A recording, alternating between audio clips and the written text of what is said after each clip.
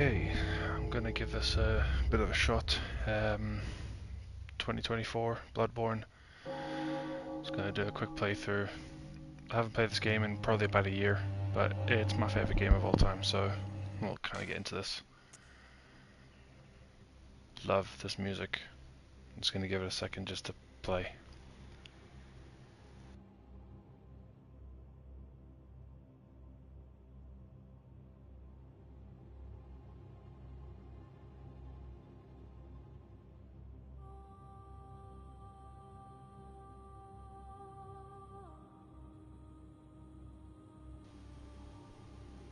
The music in this game is one of the best aspects of it, by an absolute mile. That and the lore.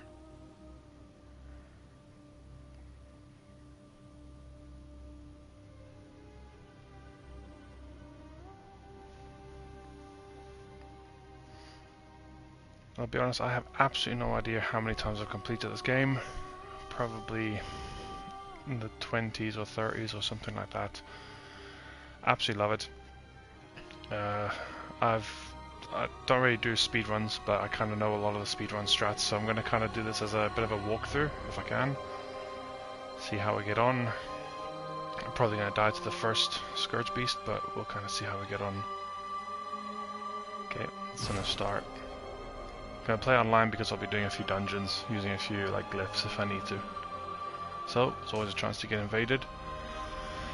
I am absolutely hopeless at the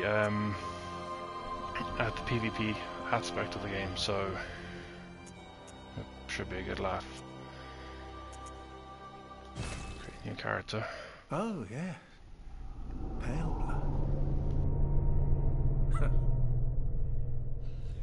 Well, you've come to the right place. Yharnam is the home of blood ministration. You need only unravel its mystery.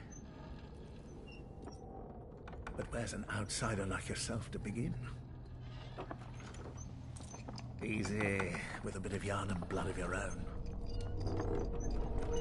But first, you'll need a contract.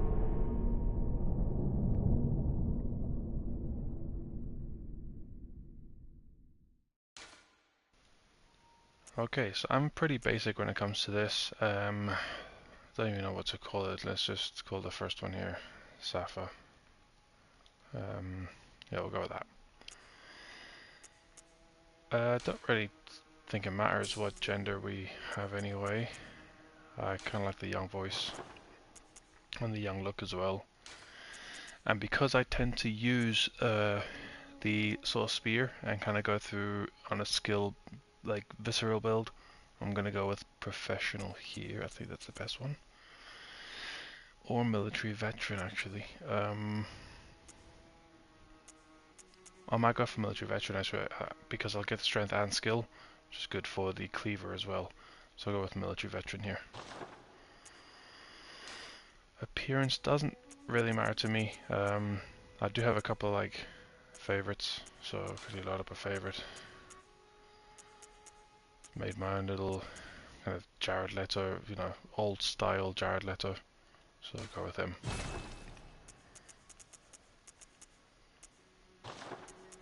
God, I'm so rusty at this. This feels weird. At both the game and the streaming, so yeah, let's see how we get on.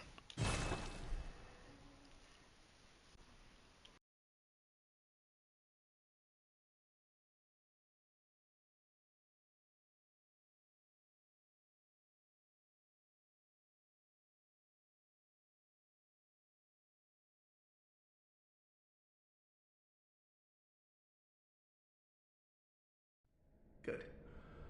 All signed and sealed. Now, let's begin the transfusion. Oh, don't you worry. Whatever happens, you may think it all a mere bad dream.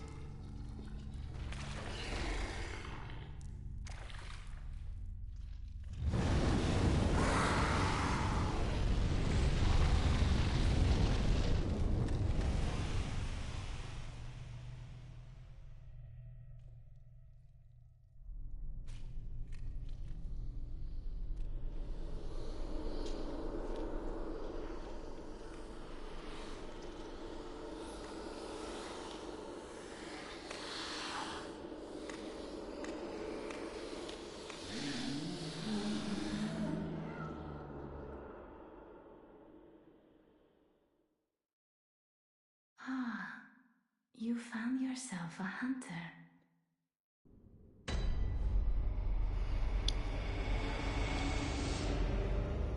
Gonna need to get myself used to the controls again.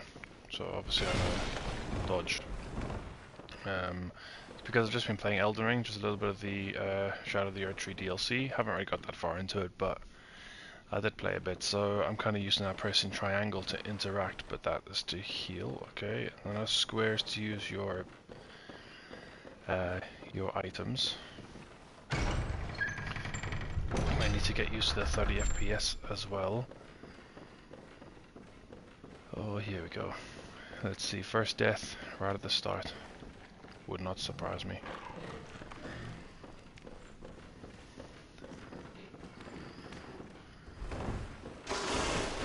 Maybe not.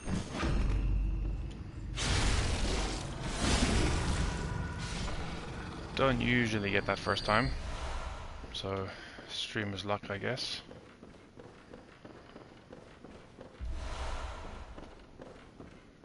I'm not gonna try not skip as many cutscenes as I can. There probably might be a few that I'll skip, but a lot of them I'll try to keep in the game.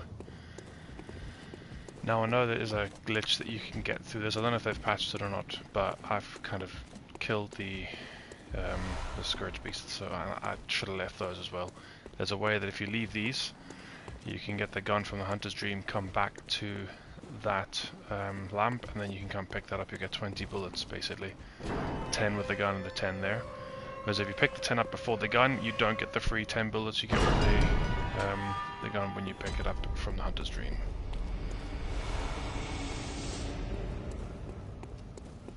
I'm just gonna ignore this guy. Oh man, jeez.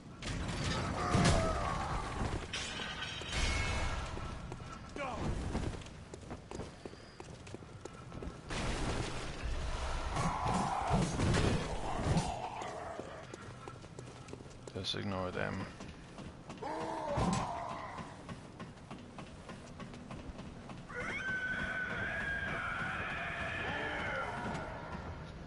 Cleric beast waiting for us.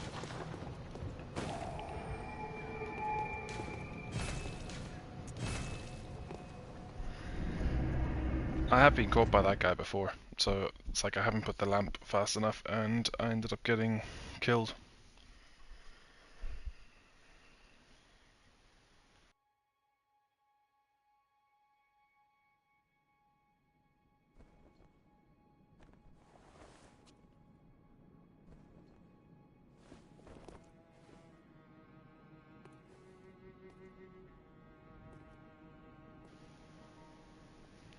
The only Souls games I've actually played are Dark Souls 1, the Bloodborne, and Elden Ring. I haven't actually played any of the other ones. My best friend who got me into this actually has played them all, so I will eventually get to them, but for the meantime, I kind of just like coming back to this one all the time.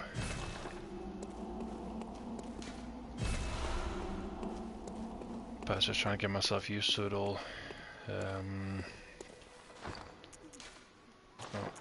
no. There we go.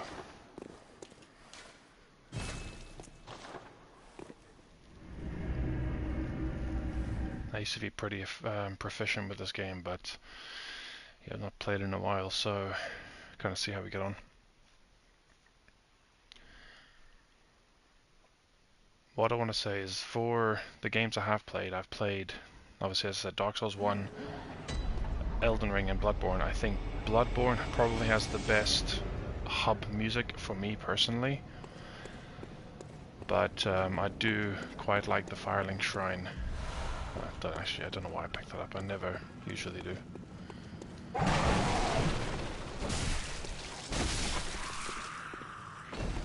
Never drops anything.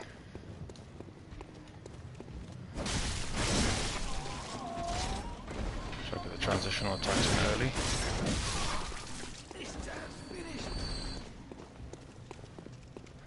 And the annoying thing is I do have a habit of trying to clear like the entire area. Don't need to, I just enjoy doing it. Kind of max out your blood echoes early on. That was a bit awkward.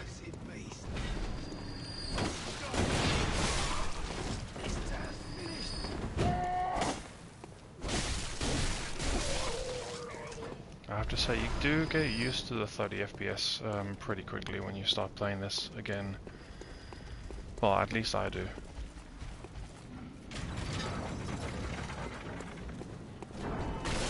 Don't need to kill this guy, but you do have a chance of getting a gem, which would be nice early on. I think he's seen me, has he? Yes, he has seen me. Okay, I'm gonna try something because there's a way I can normally get him. Let's see if I can kind of de-aggro him, get him back to where he was.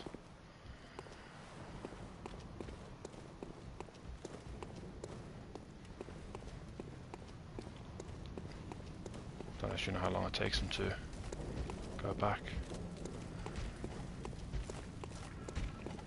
Sometimes it works, sometimes it doesn't.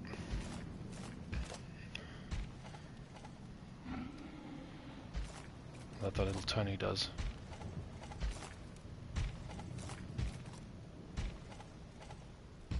Yep, yeah, it didn't work. Okay. That's the first hit we've taken.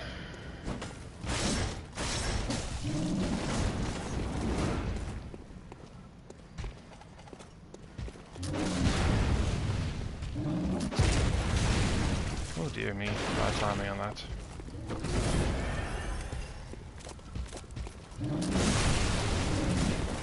I'm not dying to you, I'm sorry. Come on, just do a good attack. A good attack, come on. That's better.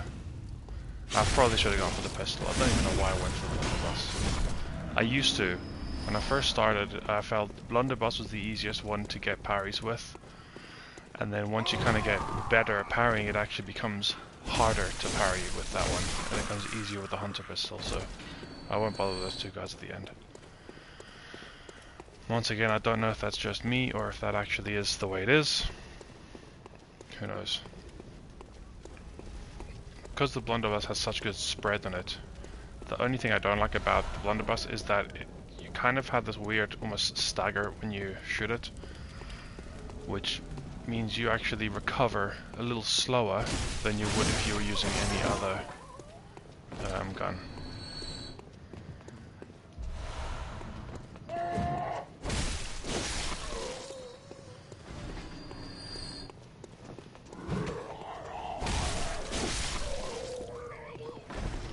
I do not like this area that much because of how many enemies there are.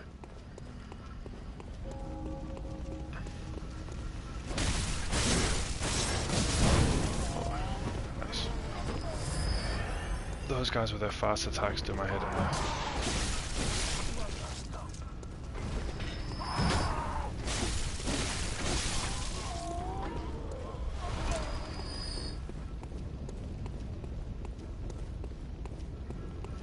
Come back.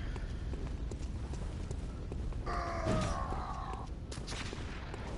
already got those guys shooting at me now.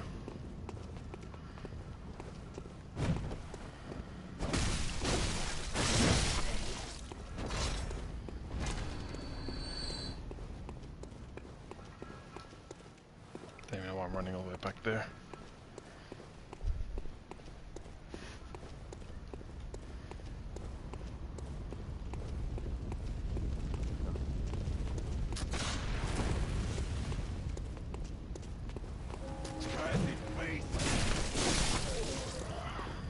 You could definitely tell the difference between the likes of this and Elden Ring with the enemies, because just standard enemies in Elden Ring literally have like 20 attack combos, which is ridiculous.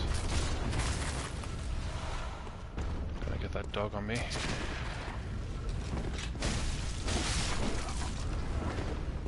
The guy hasn't seen me yet.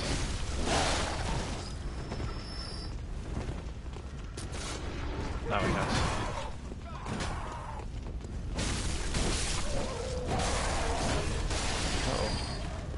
Come on. Dodge.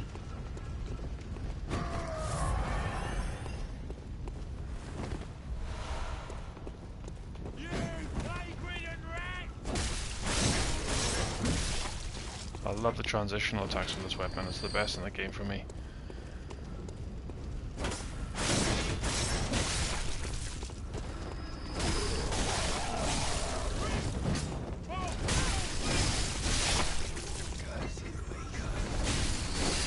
Cursed beasts.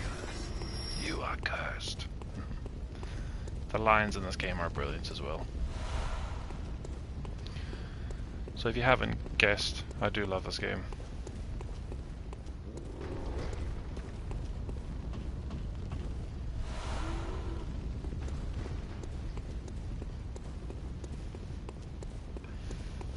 Be interesting to see when my first death will come, because I can guarantee I will die. It's definitely not one of those games that I can't die in. I feel like I've got myself pretty good at the game.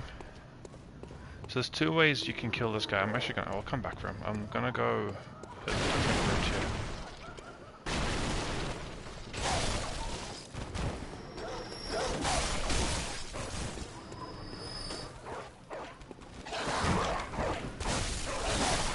When a dog attacks twice, so if they do the first lunge and then the second lunge right after, they basically go into like a stamina recovery mode, so they don't attack, and they don't try jump away.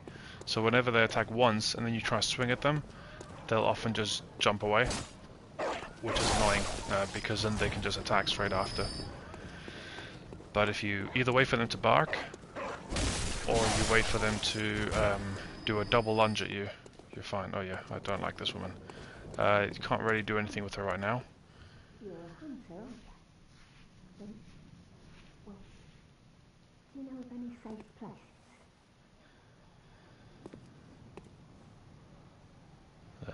Okay, I have to knock again. I've heard I have. Shutting up indoors isn't always enough. Well, if you hunters got off your arses, you wouldn't be in this mess. You're obligated to help me, you hear? So what'll it be? Are you going to tell me you're not? No. I should have known. You're good for nothing. No respect for the elderly is what that is. That lot of good you outsiders do. Go on, admit it. You think we're all mad, don't you? Well, go and stop it. I know all your tricks. So I think with her, I think you can, when you unlock, there's two places you can unlock for like a safe haven for NPCs. One is the Odin Chapel, which we'll get to after the first story boss. And the second location is actually, I can kind of get now. Actually no, I can't get now, I have to still beat this first story boss as well. But you basically go back to where you the room you first came out, that door that you walk out will be locked. So if you go to that first lamp, I think it's the first floor stock room or something like that. Travel back there, you can then go up the stairs again, speak to the person behind the closed door. And she says, well you could do that now and you'll speak to Yasefka. And Yasefka is somebody who tries to help people who have been basically. I guess the game's kind of like a plague in a way, but it's like people are turning into beasts because of blood, basically. I don't know if it's the old blood. I can't remember all the details. But basically, the Healing Church, or what. I'm losing my mind here trying to explain this. It's so convoluted, but basically when you speak to the imposter version of Yasefka after you kill Gascoigne, the first boss, she will then tell you to send people to her. But then she ends up experimenting on them and turning them into celestial emissaries, which is like little small blue alien guys. Which for some people is a good idea to send them there. This woman, I send her there because she's just really irritating, but if you send her the other way, you can get sedatives, I believe it is. And I guess it's just an easy way to get sedatives. I don't really use sedatives that often, except for later areas of the game. So she's not that important. The most important ones for me, NPC-wise, are Ariana, mainly for... before I speak to her. Ariana mainly for the umbilical cord that she can give you. You don't need it, but that's one thing. It's for unlocking a secret boss at the end of the game. I guess Adela, but she just becomes a bit of a murdering psychopath near the end. And you also have a guy that, if you send him there, you get a... he basically starts to eat a lot of the people that you send there. And eventually you can fight him, and he turns into a beast. You find him in the Forbidden Woods later on. He's tough. He's really tough, especially if you don't know what you're doing. So you can actually send him, instead of sending him to the Odin Chapel, send him to Yosefka's clinic, and then later on when you go to that area, you can actually just get the Beast Rune, which is what drops from him, from there. So that's one way to do it. And I think Adela drops either Odin Wraith or it's one of the Odin Carol runes. I can't remember exactly which one. I'm pretty sure it's Odin Wraith, one of the levels of it.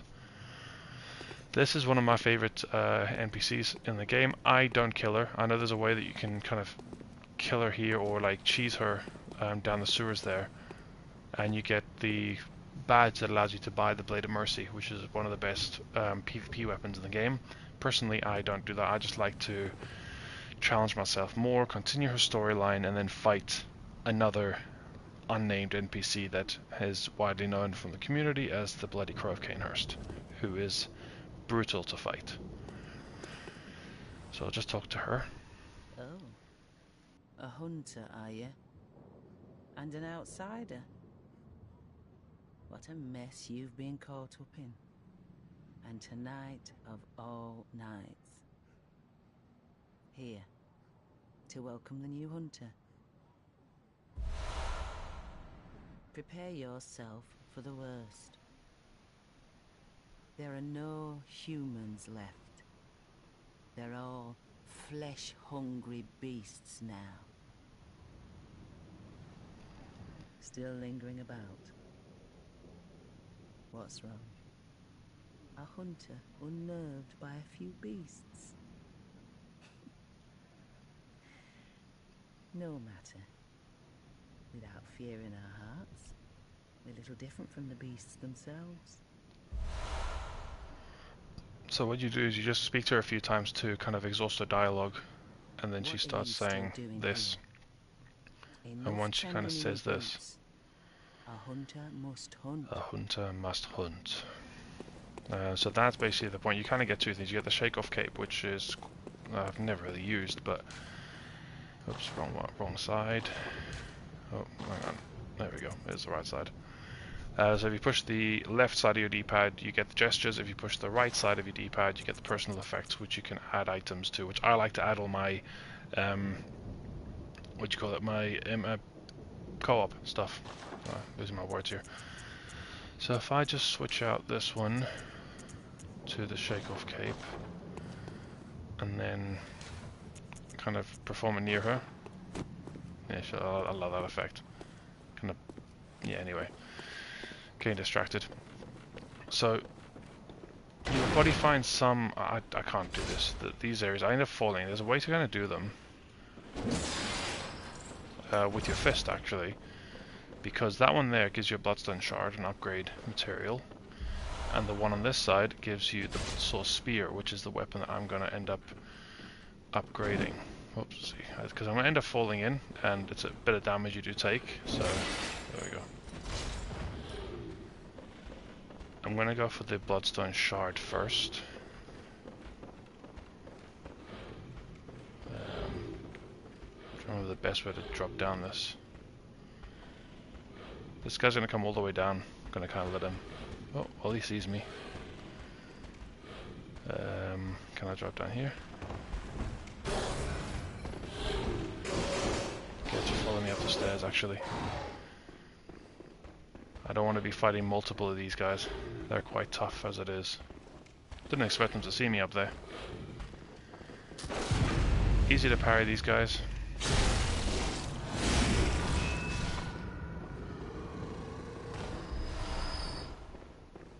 I'm going to go the long way here, because there is a...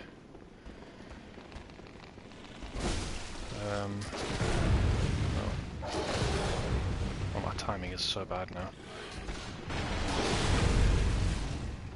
Yeah, there's a gunman, which I need to kill.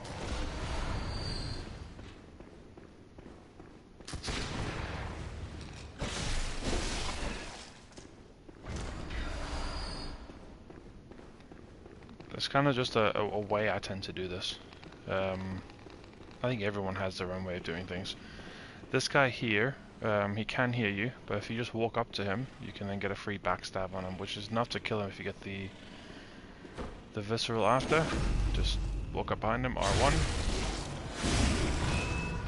This is different to the likes of your Elden Ring and your Souls games, because you have to charge the R2 instead of just tapping the tapping R1 behind them. So if you use charge R2, then you would be able to kind of stagger them. There's two gunmen up here which I need to kill before I go. There's one of these guys as well, these big guys.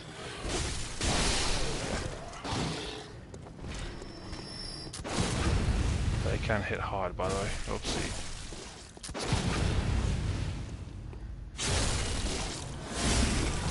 Like recovery time with trying to get forward for a visceral there on the blunderbuss is so much slower than I remember.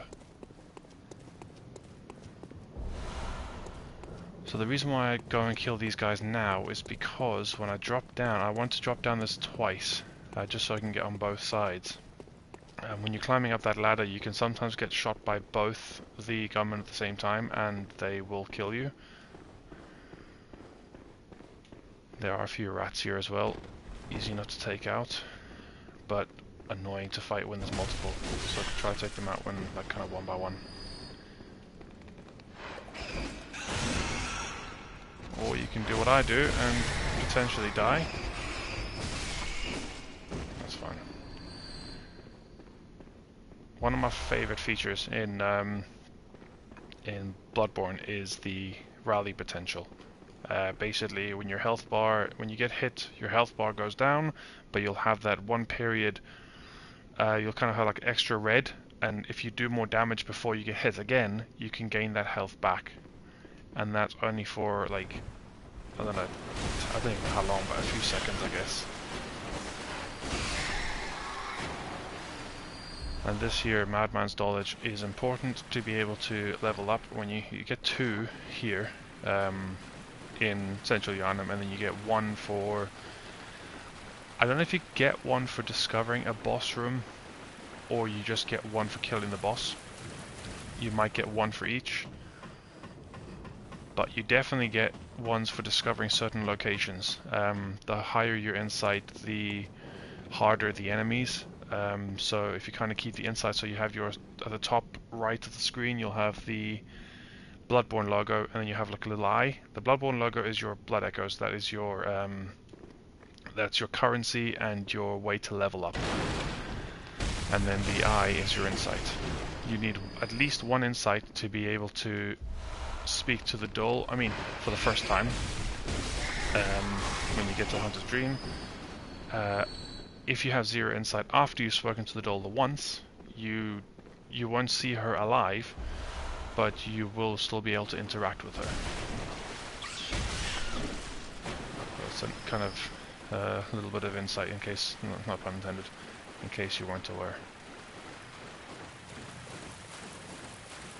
So that's all I need for this area. I don't even know why I'm still climbing up here. I think there's just a couple extra pickups I can get up here as well. You could actually walk around this area instead of all the way around that if you wanted to, because you kind of have to go around that bridge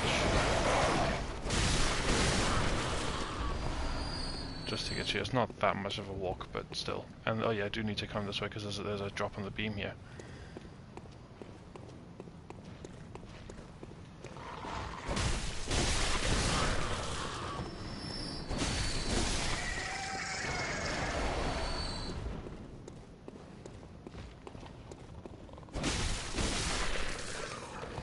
Let's see if I can get this first time. Which one is it? This one here. Yeah, sometimes I really struggle with that drop. So now I don't really need to go back up. I will need to go up this way though. This is to get the music box and a shortcut. Because we're going to come back down there soon when we come that secret way there.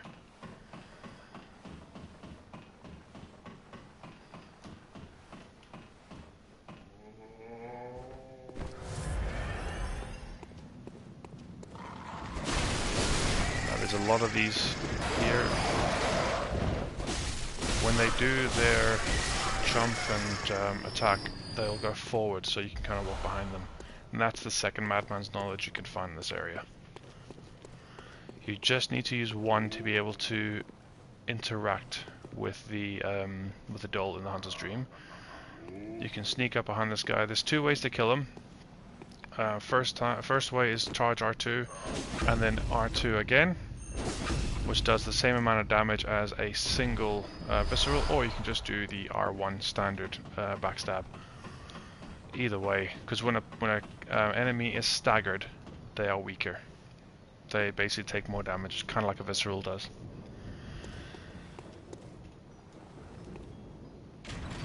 What I'll do is I'm just going to mute for a second. I'm just going to let you listen to this sound that's playing here after the gate opens and closes.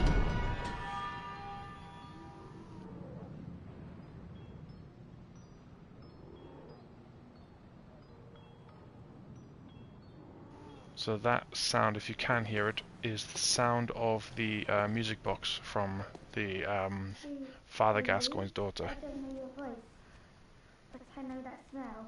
Are you a hunter? Maybe it's where you look for my mum. Daddy never came back from the hunt, and she went to find him, but now she's gone too. I'm all alone and scared. Really? Oh, thank you. My Mum wears a red jeweled brooch. It's so big and beautiful. You won't miss it. Oh, I mustn't forget. If you find my mum, give her this music box. It plays one of Daddy's favourite songs. And when Daddy forgets us, we play it for him so he remembers. Mum's so silly running off without it. My mum wears a red... Okay, so basically this is Gascoigne's daughter. Gascoigne's the first major boss that we'll get to. And she gives you this music box, and the music box can be used to basically stagger, in a way, Gascoigne. It kind of makes him vulnerable to attacks. However, if you use it, I think it's twice in his first form, and you can use it once in his second form. It's either twice or three times in his first form, I'm not entirely sure, but it can help. If you use it too many times too quickly, it will force him into a second phase too quickly, so use it kind of wisely. He technically has three forms. So he has his first form, which is just attacking you normally, then his second form is a transformed hunter axe that he uses, and then his third form is his beast form, which is the hardest form to fight, and it's usually where it tends to end for a lot of casuals in this game. It definitely nearly ended for me when I first started playing Bloodborne many years ago.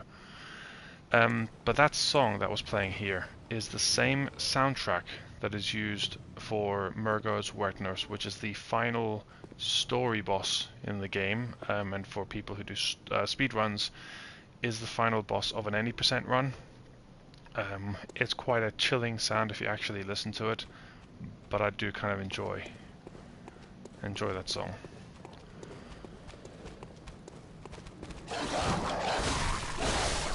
Okay, so I need to actually, just before I go up there, I need to get this guy.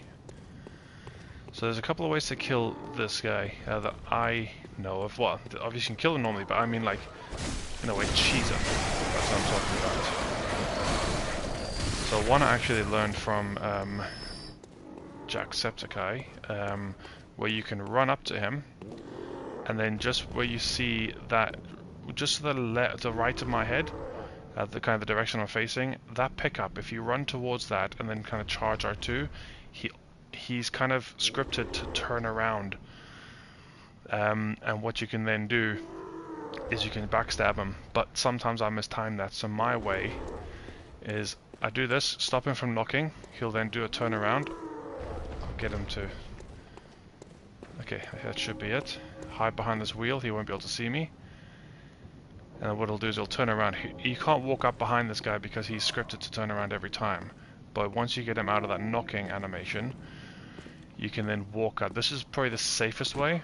You can then walk up to him and then backstab. You can either do the 2 R2s or the R2 R1. It's up to you what you want to do. But the other way is kind of like you would have to kind of sprint down here, and as soon as he turns around, you kind of charge R2 and then go behind him. And if you can't really time that well, you're putting yourself in a bit of trouble. So try that method. Run up. As soon as you kind of about this area, you'll probably see his animation slightly change when he's knocking on the door. You can then run, just hide behind this wheel. He'll face you. He'll then turn around and just kind of walk slowly. That's the way I do it. Obviously, you can just run up and then just attack him and properly fight him if you wanted to. I hate this dog. This is my least favorite dog here. I've lost runs, no hit runs here before. Not saying I tend to do no hit runs that often, but when I do, I lose them to this stupid dog.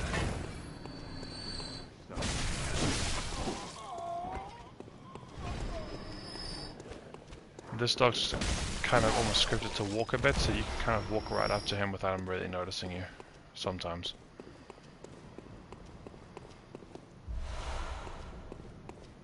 And now, obviously, as I was doing before, when you get that guy knocking, that was the guy knocking on the door earlier. This is the way we went when we went to the dogs and spoke to that like really rude woman. Broke down here. So very, very cool world design. We've kind of just gone around in a circle. There is a pickup around here as well that I don't want to miss, because this is just some extra blood echoes to level up.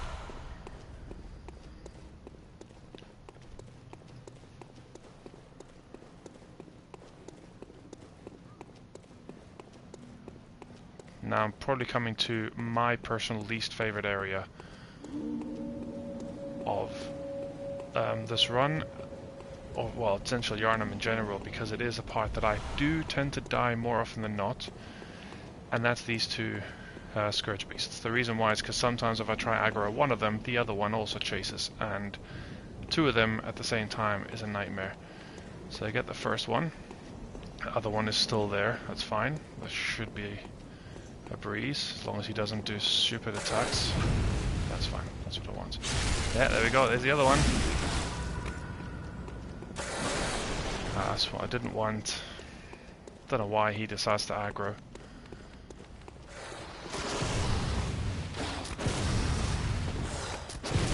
There we go, that's what I wanted to see.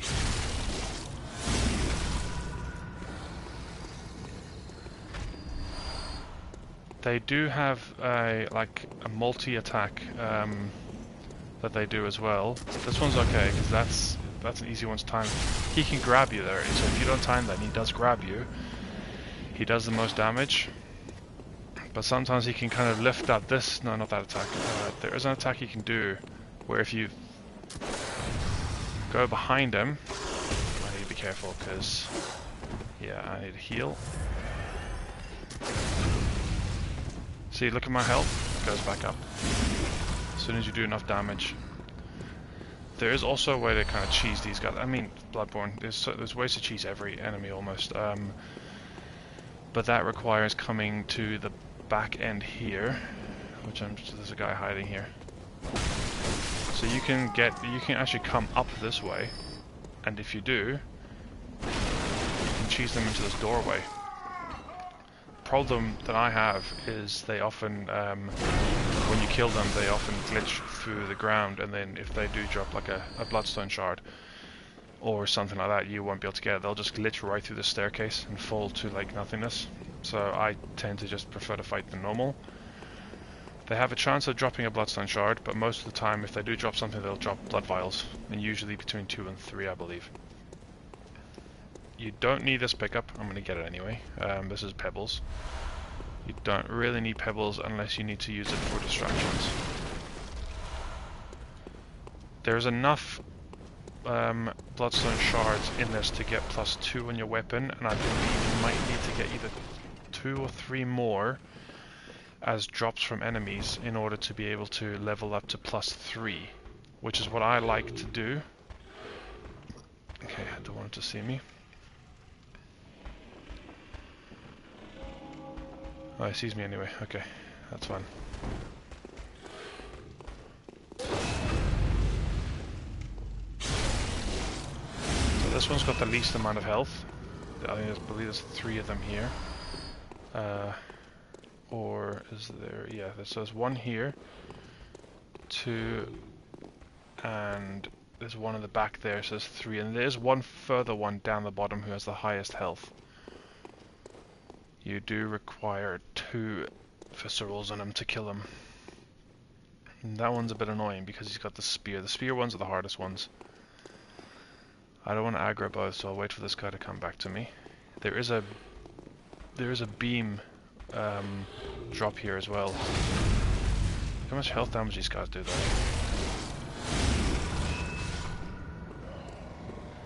Now what I can do is I can get myself some blood bullets. Pressing up on the D-pad will give you the blood bullets. Oh, I did actually get that. Didn't realise I got that. No, it's too far away. Oh, dearie me. He's just so far away all the time. The fact that I keep on getting the visceral is brilliant though.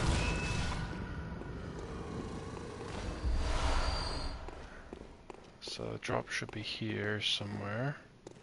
That's there.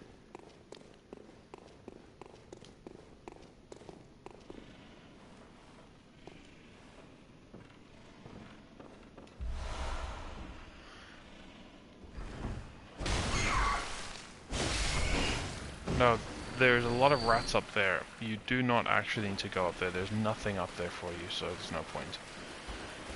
This guy's double the health, so here's the 1. Not quite double, but it's a lot more health. Oh. And the 2. And this is probably one of the best outfits in the game, early on at least. You can get better ones.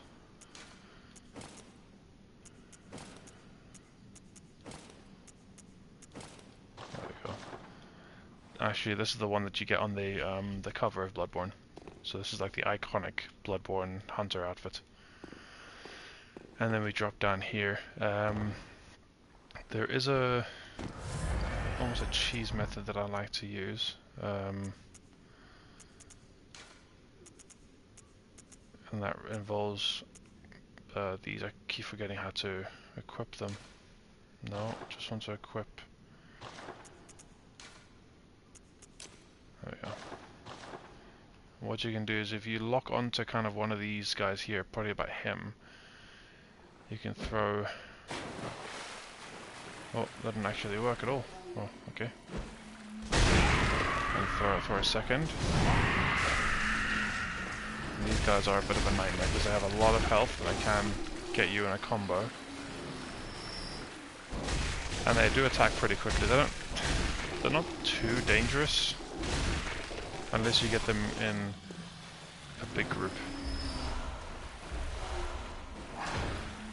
There's still one left. And they can spin around as well. But just because you're behind them doesn't mean they can't hit you.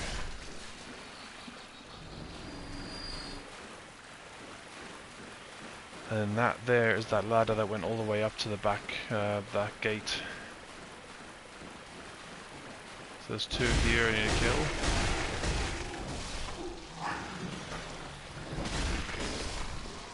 Now usually I do Gascoigne and then I'll leave Cleric Beast till like late in the game to make it a pretty trivial fight. However, I'm gonna fight Cleric Beast first this time around. This guy is always sleeping, so there's a free hit.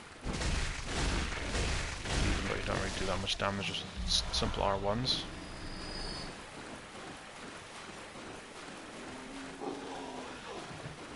There's 3 of them together here. Oh, I missed the first one.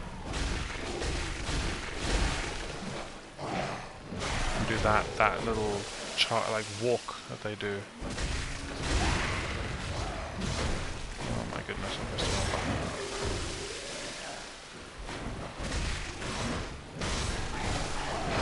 Oh dear me. Trying to be too brave here.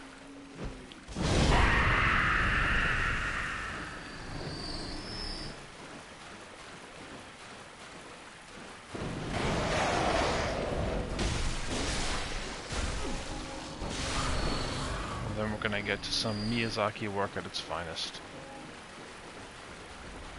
Some unpleasant most of this.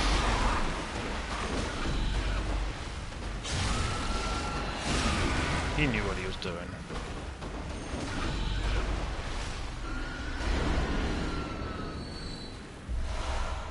Now later on you can come down here, and I believe it's one of the areas here you will find the...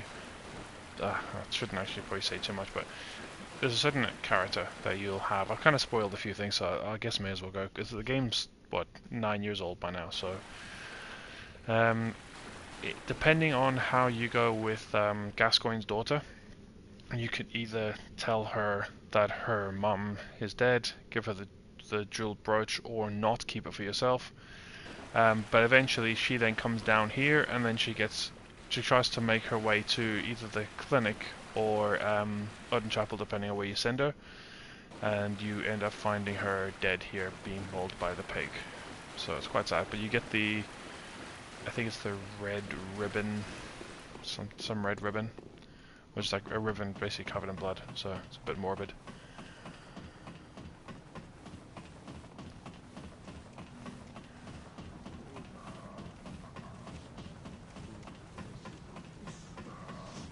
I know I haven't opened the shortcut yet. We'll get the shortcut to Gascoigne now. And I didn't get the glitch, unfortunately. This guy can sometimes be bounced back, and he drops down to like 1 HP. At least on New Game. On New Game Plus, it doesn't really do any damage to him.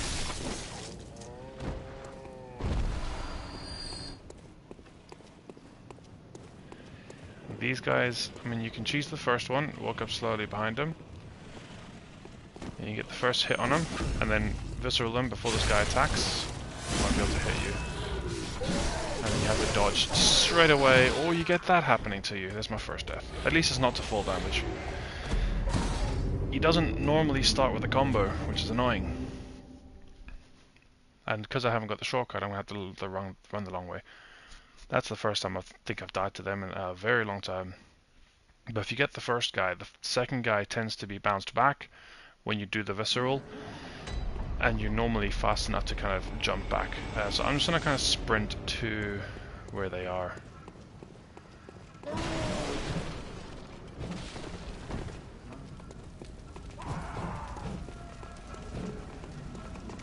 And then get my echoes, and then we're going to get that shortcut as soon as I can.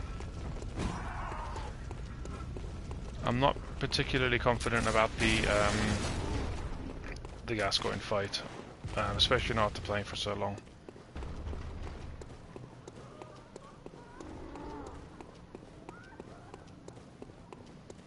I will go the pig way though, just because I don't like running across that bridge.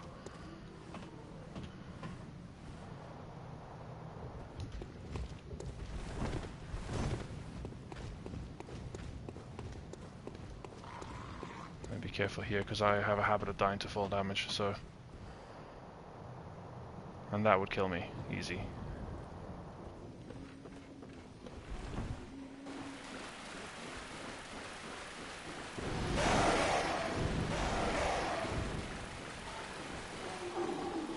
My goal isn't really to not die, because I know it's going to happen. But what I would like to have is not dying to a boss. Oh, too late? Oh, no, I thought I wasn't going to be looking up there.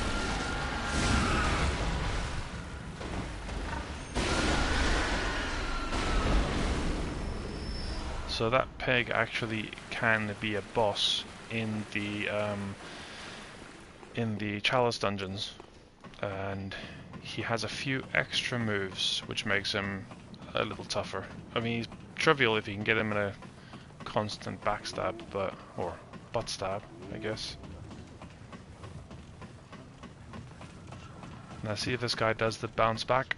He does, there we go. Sometimes you get that, sometimes you don't, he's just a one hit. And that ball goes and basically kills everybody there. Okay, let's see if I can do this again.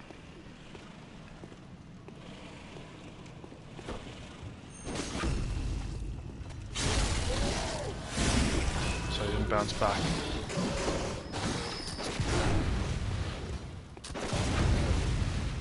Not gonna let you kill me twice. Not that stupid.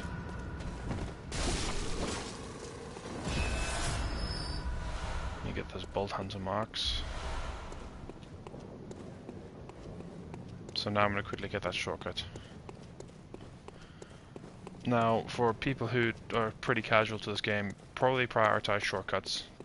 I've been playing this game a long time, that was just a silly mistake I made. And I do die a lot, so usually, as I say, usually to full damage. It's my worst enemy.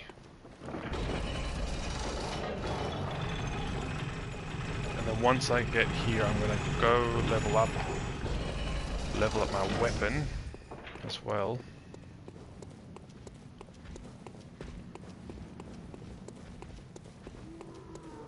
There's some extra vials here. Not vials, sorry, yeah, honeydew. Cold blood dew. Honeydew is a street I grew up in when I was younger.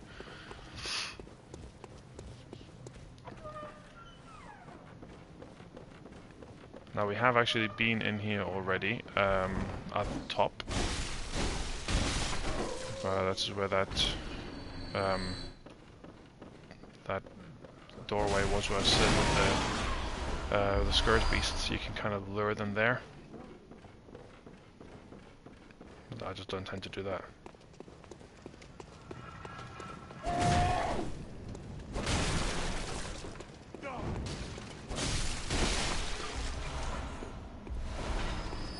Don't even know how many of those I've actually got, to be honest. I've got 11. Okay, so not quite enough to get myself. I need to get to 16, so I need another 5. I can get that in Central.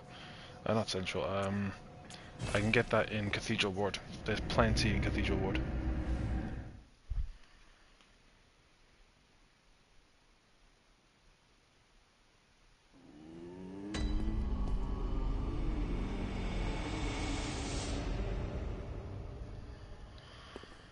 Okay, okay, I need to go back.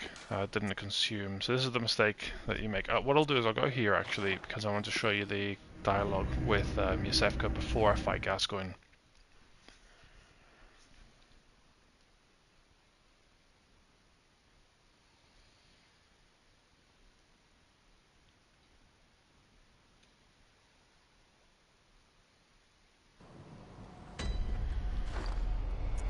So what I'll do first, I will consume one of these. Now if you run up here, you see this door is closed. This is the room that you started in. If you just sneak a peek through the door, you'll see somebody standing there.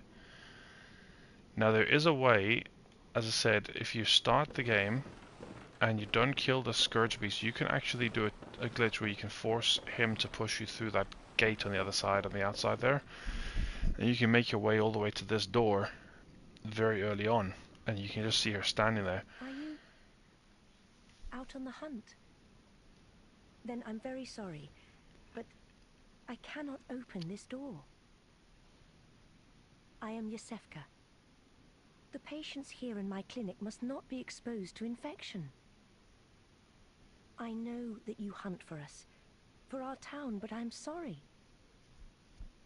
Please. This is all that I can do.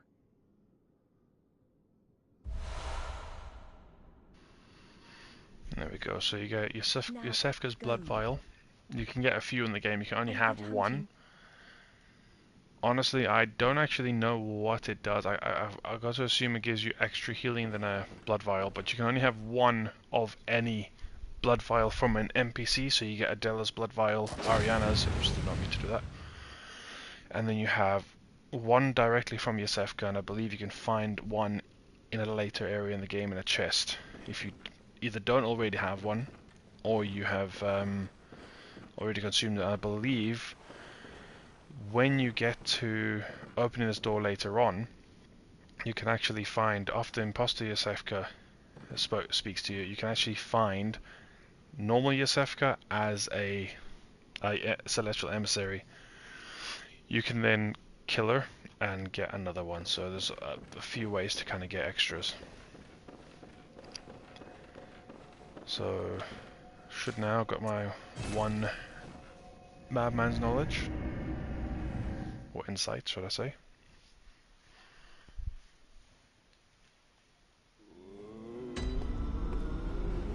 Okay, so now I can just speak to Hello, good hunter.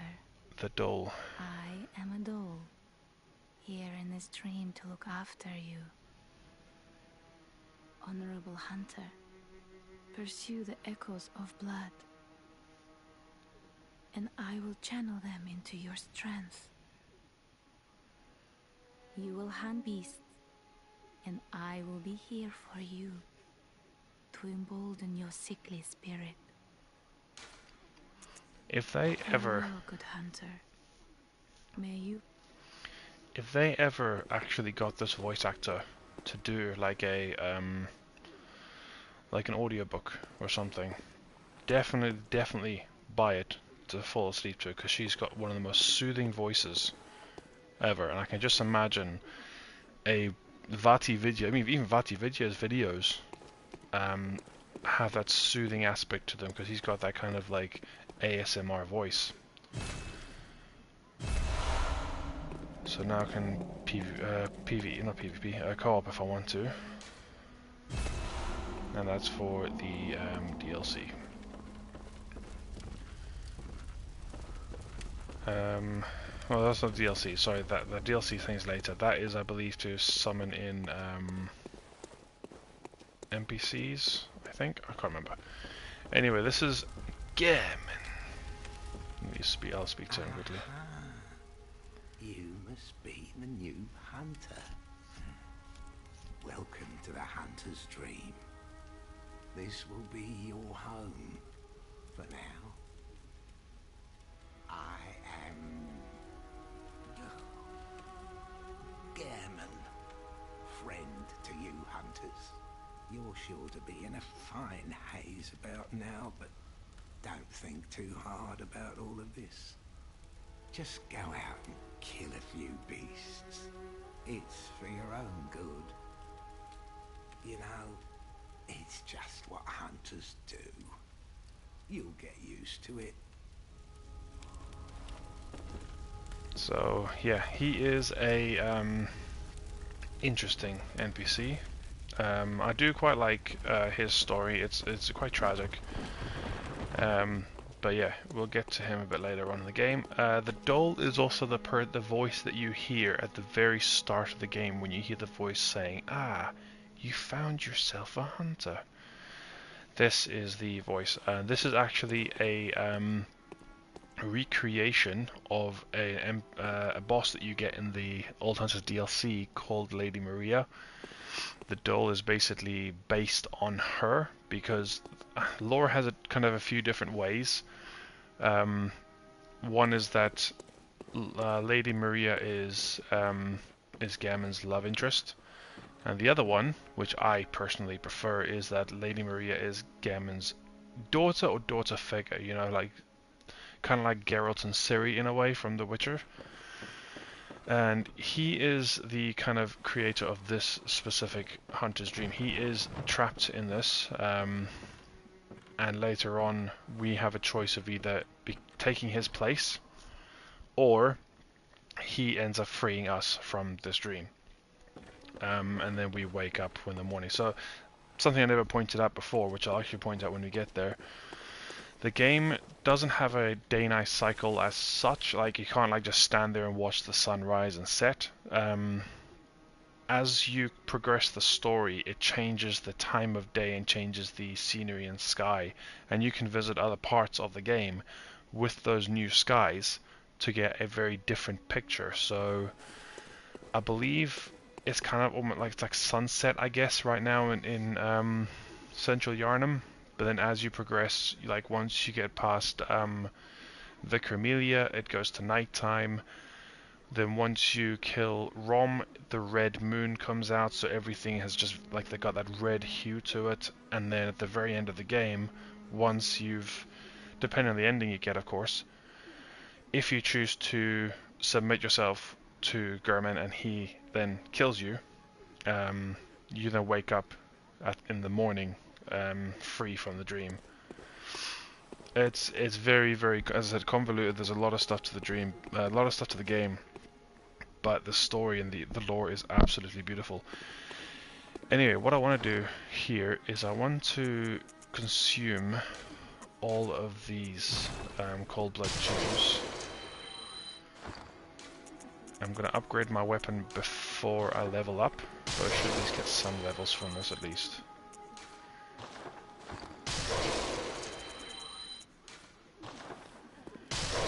There we go. Okay, so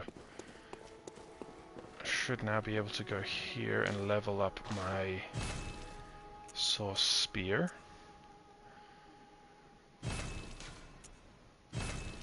There we go. So I just need 5 more to get me to +3 on that. Make sure I actually equip it though. Now, ideally for me, right, because of the way I tend to play this game, is I tend to go through... I utilize something in the game. Oh, you have Trials Dungeons, right? Which once you beat a certain boss we're going to get to soon, you will be able to unlock these altars and you'll be able to do Chalice Dungeons. And once you've kind of completed a few of them, you should be able to start using what are known as false depth dungeons. They're not actually supposed to be used. They're not like legit or anything like that. It's like save editor dungeons where you get like the hardest dungeons, but you don't need to advance through the story ones. So I guess it's, in a way, it is cheating depending on how you look at it. You can use it to level up fast. You can use it to get weapons that are like in these later dungeons a lot earlier, which are lost and uncanny versions of these. And the weapon I prefer to use for the majority, I believe, is the uncanny saw spear. And the reason for that is because if I show my weapon here, a weapon right above where it says physical attack, that middle box, you've got those 3. One is like grey, the other one two are like a dark grey color. First one has like almost like a coronavirus, I guess is probably the best way I could describe it. Coronavirus shape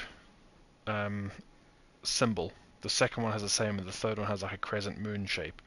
So those are gem slots, and the gems that you can get in the game later on you can put in those slots.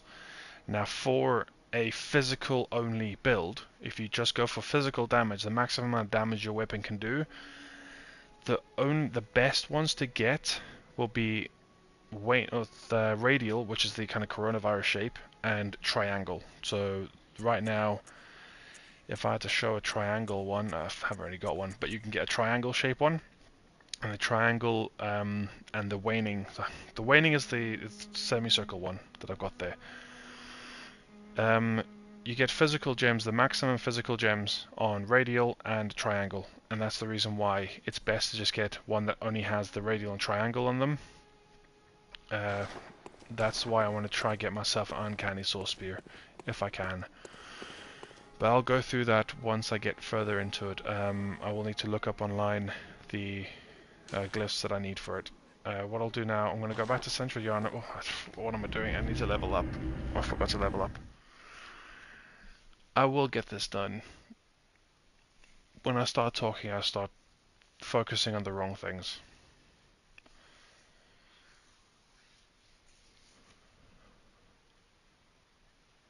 So now I have to sit through a loading screen, because I am playing this on my PS5, but I am playing it from a PS4 hard drive, so I have got PS4 load times, which is annoying, but I don't want to be deleting games from my PS5 because the PS5 hard drive storage is shocking. For a console released in 2020, you'd expect them to have at least gone for at least a terabyte, you know. The fact that they went for 825 gigabytes is a bit of a joke. How many levels can I get? 9. I'm gonna go 20 in, that's 26, 126, that's 125. I'm gonna put them all into skill. I'm gonna get the extra 1 point of damage, I suppose, but it's something. Okay, now gonna head back to Centurionum. Definitely, 100%. Nothing else. Maybe. So the price of these is the cheapest now, but as you progress the game, they do get a lot more expensive. Well, not a lot more. They do get more expensive. So how many do I have? I've got 23 bullets. I'm just gonna spend the rest of this on bullets. Just 2 bullets. Oh well. Buy the extra 2 bullets. Why not?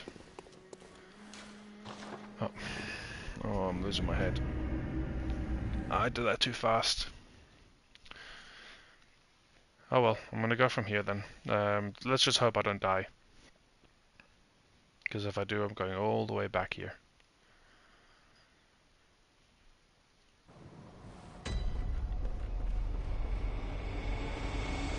Probably the only idiot that's gonna run all the way from this lamp to the first boss.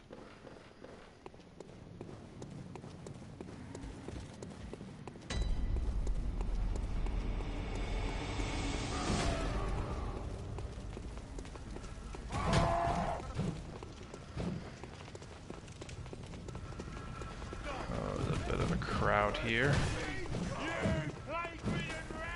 I do wish they gave you the ability to open that stupid door, that big door that Troll is knocking on. But unfortunately, they don't. I'm going the long way. I know. I probably should. Yeah, we should be smart about this. Oh dear me. And the troll's gonna come as well. Yeah, I should have been a lot smarter about this. I should now be able to go past them. So that's a hunter you can summon if you want assistance in this area. I don't need the assistance. Although I nearly died there, which is quite embarrassing. So let's hope I kill this guy first time, otherwise I'm probably going to embarrass myself even more, because I'm going to have to run all the way back. If I die, I will travel to the correct lamp. Just run past these guys. Now there's a cheeky way. I can't actually do it unfortunately with the gun I've got, but that's fine. So this here is Cleric Beast.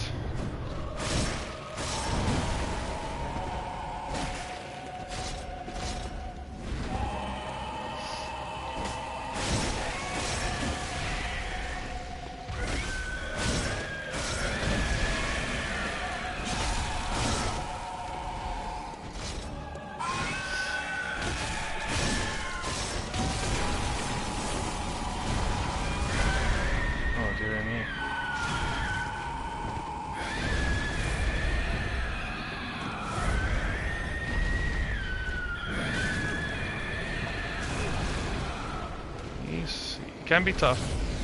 Just when you fight him for the first time, he's a bit of a nightmare. It took me 7.5 minutes on my first kill of him to get his health bar to 0.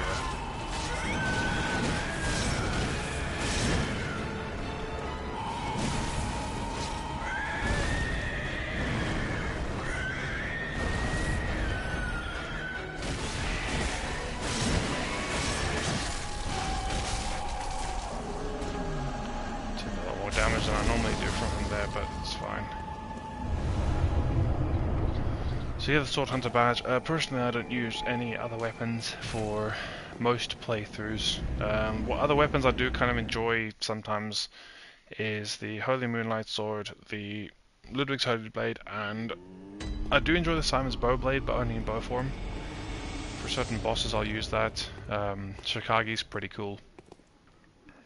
The Rakuyo, I don't tend to use the Rakuyo. I think I've maybe used it once and I wasn't a massive fan, but it's a very popular weapon. Rakuyo is a DLC weapon, and so is the Bloodletter as well. It's another good weapon to get. Okay, so I'm gonna. Okay, so now I've got 5 insight, as you can see. So I would have got some from killing, so from possibly discovering the boss room, and then for killing the boss. So I'm assuming you got 1 for. I don't know. I would need to look at the footage again. You possibly just get 1 for discovering and then 3 for killing, or you get 2 and 2. I'm not entirely sure, but yeah, we've got 5 insight now. I like to keep my insight as low as possible, but yeah, that's fine. So I'm going to use the rest to level up here. Very well, let me. Just the 1 level, that's fine. Extra damage. Now what I'm going to do is I'm going to set the music box there, and then I'm going to set the Molotovs. That's all I really need for Gascoigne. For Gascoigne. So I'm gonna make sure I go here. Don't mess that up.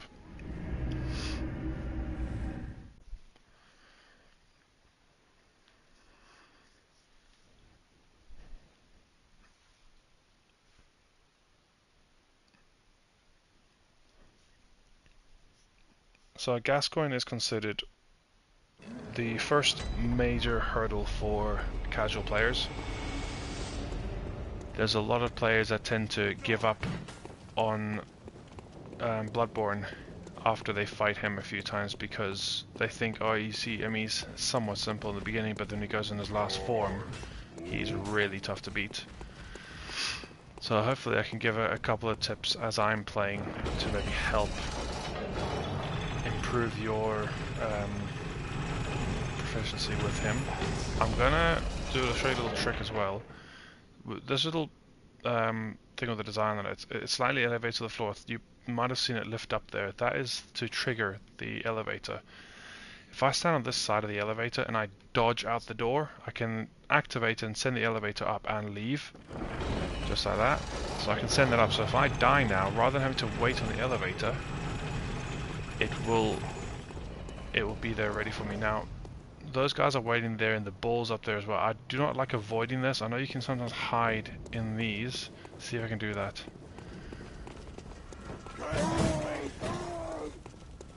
Or you just wait for them to set it off, which that takes it forever. Get some free echoes here. Oh, what's he dropped? Blood vial. Blood vial or shining coins. Hate the fact they drop shining coins. Okay, so here we go. Second boss. Let's see if I can get him first time as well. So I have a way of fighting him. Let's watch his cutscene first.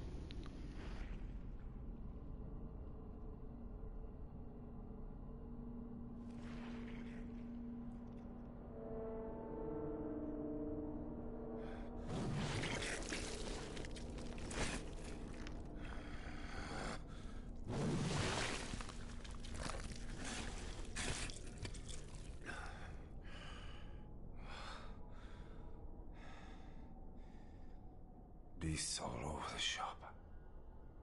You'll be one of them, sooner or later.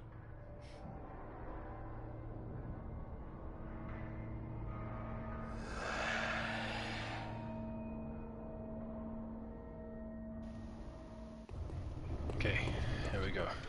So he can shoot you quite easily, and he does pack a punch, so I'm gonna lead him up these stairs, because I like fighting. I prefer fighting him up here. There's a lot less traffic, I guess. And he does that gun a lot. So just literally parry him when he attacks.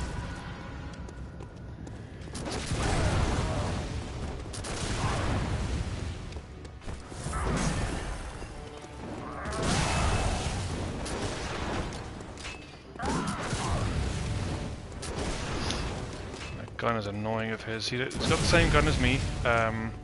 His just does a lot more damage than mine. What's that smell? The sweet blood. Oh, it sings to me.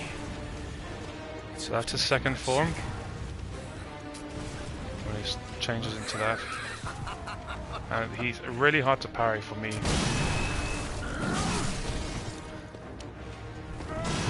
If he fired his gun there, I was dead.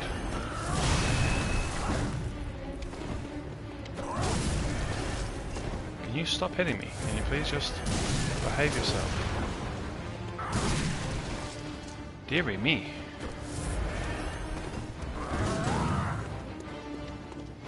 Yeah, he doesn't play nice.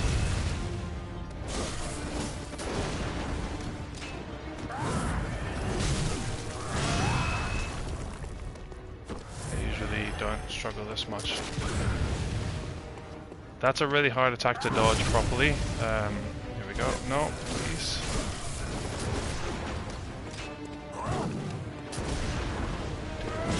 It's really making things a bit complicated for me.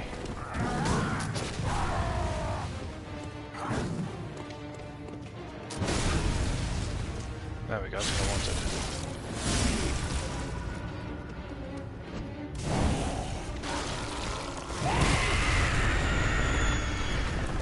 Okay, I've got him weak, so I can use this, possibly, if he reacts to it. And then just, normally you'd backstab him, but he was weak enough. So, 0 death so far. Cleric Beast done, and Gascoigne done. So that's the ritual brooch, and this, unfortunately, is his wife and the little girl's mother. She didn't survive. Basically, Gascoigne is, he's a hunter like you, but he has basically succumbed to the scourge, so he is also a beast. And the music box was used to calm him down. So the idea was that every time his wife would go looking for him when he was out on the hunt, she would take the music box to calm him, but she forgot to take it, so it cost her life. And that's the reason why the little girl gives it to us. And then we use it on him, that's why he kind of reacts. So you can use it earlier on. If you use it earlier on in him, he just kind of shakes a bit, but he's still kind of in a weak phase. And as I said, if you use it too many times too quickly, it'll just force him into his beast phase faster. So your best bet is just to either use it once or twice, maybe at a push, when he's about half health, and then maybe just use it the only time that you need to use it in his final form. If you use it more than once in his final form, he will only react to it the first time.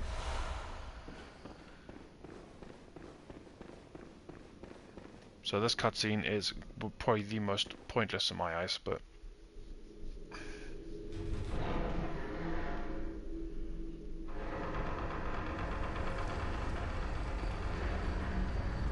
and what I forgot to mention there as well, what we just picked up on that chest is the ability to use blood gems on our weapon.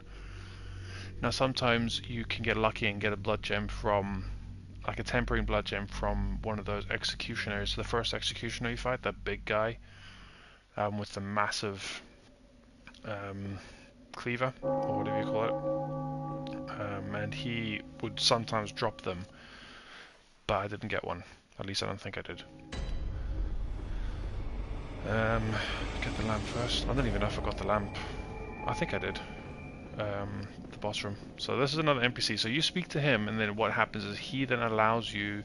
He basically unlocks the ability to bring NPCs here, which some of the NPCs you need to bring here are like Ariana, if you want to get that extra umbilical cord, and the blood of Ariana, which is just like the Yosefka's blood vial.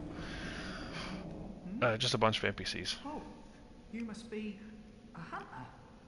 Very sorry. The incense must have masked your scent. Good, good. I've been waiting for one of your ilk. These hunts have everyone all locked up inside, waiting for it to end. It always does, always has, you know, since forever. But it won't end nicely, not this time. Even and some folks hiding inside are going bad. The screams of women folk, the stench of blood, the snarls of beasts, none of them's too uncommon now. Yarnum's done for, tell ya. But if you spot anyone with their wits about 'em, tell 'em about this here Erden Chapel. They'll be safe here. The incense wards off the beasts. Spread the word. Tell 'em to come on over, if you wouldn't mind.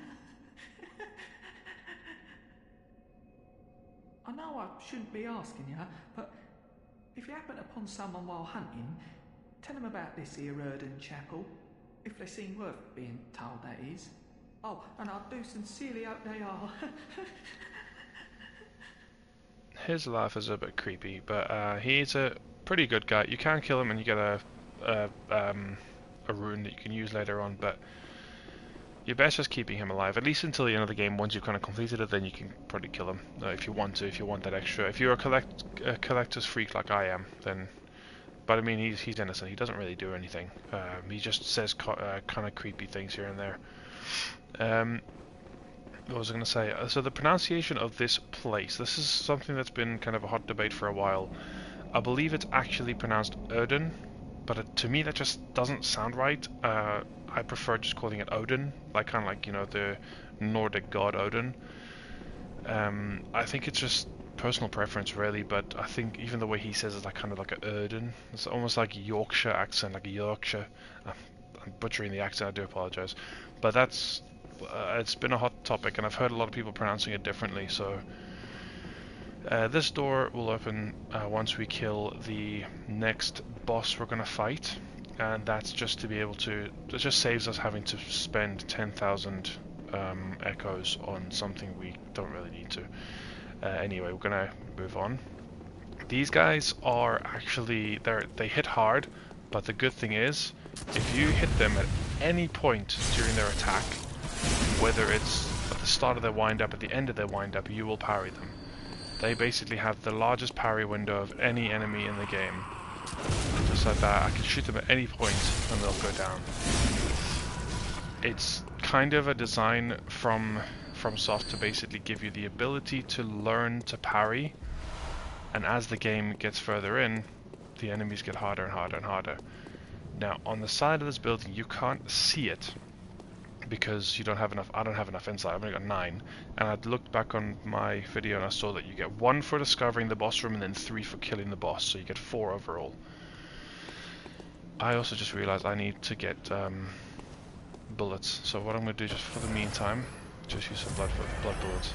So if I go and pick this up, if I stand there, there will be like this weird kind of thing that comes and tries to pick you up.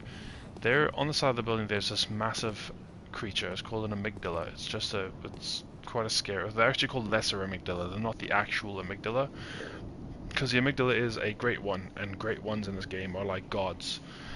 And no two great ones are the same, but you get loads of these. You get them in different areas of the game. But the reason why they're called lesser amygdala is because they're not the actual god. So they're not great ones, these ones. But you can only see them once you hit, I think it's 40 insight. Then they start becoming visible, and then once you reach the, I guess, midpoint of the game and you kill a certain boss later on, and the blood red moon appears, they all become visible, no matter what your insight. So I'm going to run, pick this up. It's just another thing. You'll see this. There it goes. That is the hand of this massive creature that you just cannot see. But the more insight you gain, the more of an outline they start to gain. So I'm not gonna go. I mean, no, I guess I'll go up here just to get the blood vials. Not blood vials, so bloodstone shards. These guys pack a punch. But sometimes when they do a slam, they'll have a little thing on their knee pop out. Kind of like that. He had a bone pop out of his knee there. You couldn't see it very well there, but... Oh, Jesus, okay, yeah. I tried to dodge in there. Went to do the slam. Can you try and not smack me, please? So swipe there. But I believe his knee did... Yeah, the bone was exposed there for a second. If you hit that bone, it basically knocks him down. There we go, that's what I wanted. And then you can walk up to them here and get the power on them. So that bone that pops out their leg is a very, very, very weak spot. And if you hit it, you will get a stagger like I just got there. But your best bet for the majority is just to kind of avoid them if you can. You can't walk up behind him because one, you've got this guy here, and two, you've got a bunch of crows there as well. I've tried many, many times to figure out a way of walking behind it. Oh, I faced the wrong way. Why am I facing that way? Oh, I wasn't locked on them. And they kind of give up the search for you once you reach a certain point.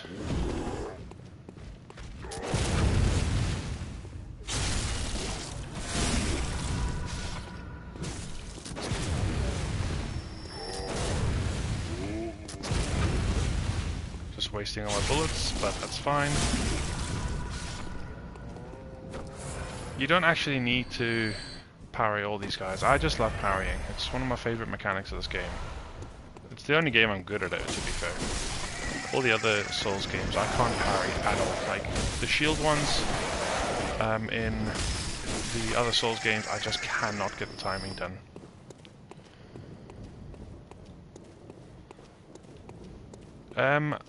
I don't think I will, because I actually had a weird bug on my PlayStation with Snooker 19. Unfortunately, when I was playing it, I tried to close the game and then my console kind of froze, so I pushed a couple of buttons trying to move it, and what it's done is, well, trying to get rid of the screen, and what it's done is it's actually like almost deleted my game, but it says it's installed, but I can't find it anywhere on my console, and I can't even go into the menu to try uninstall it. So I think there's a way that you can do it, but I haven't gotten around to it, but I might get back to it at some stage. I was trying to go for the platinum trophy on it, which is tough. Especially when you have to play like 50 online tournaments or win 50 online tournaments or something. This guy is annoying, so I'm going to run past him. Get this thing if I can before he kills me. Okay, I'm going to de-aggro him if I can. Get a free blood gem down here, which we're going to use for our next boss fight.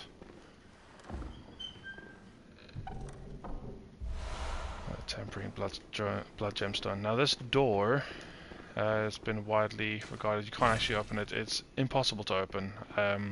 This door is where the Great Bridge, which is the bridge that you fight the cleric beast on, this is where that door leads.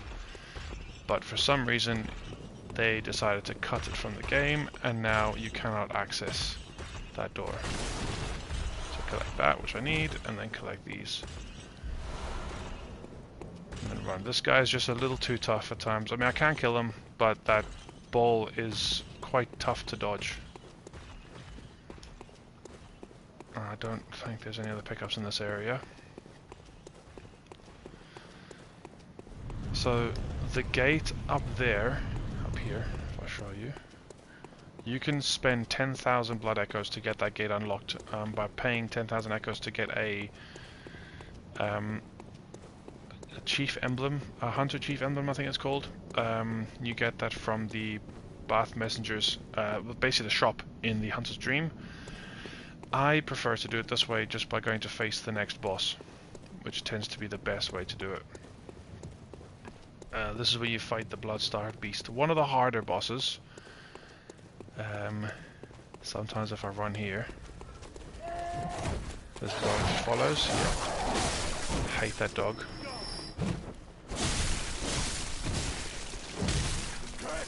Don't die to Yonomites, whatever you do, Jesus. So the one thing I can say is that I have kept a record going for some time that I haven't died. I don't know how I wasn't hitting him there. I haven't died to a Yarnamite, which is these guys that you find in Central Yarnam. I haven't found him, so I haven't died to one of these types of guys for some time, so I want to keep that streak going.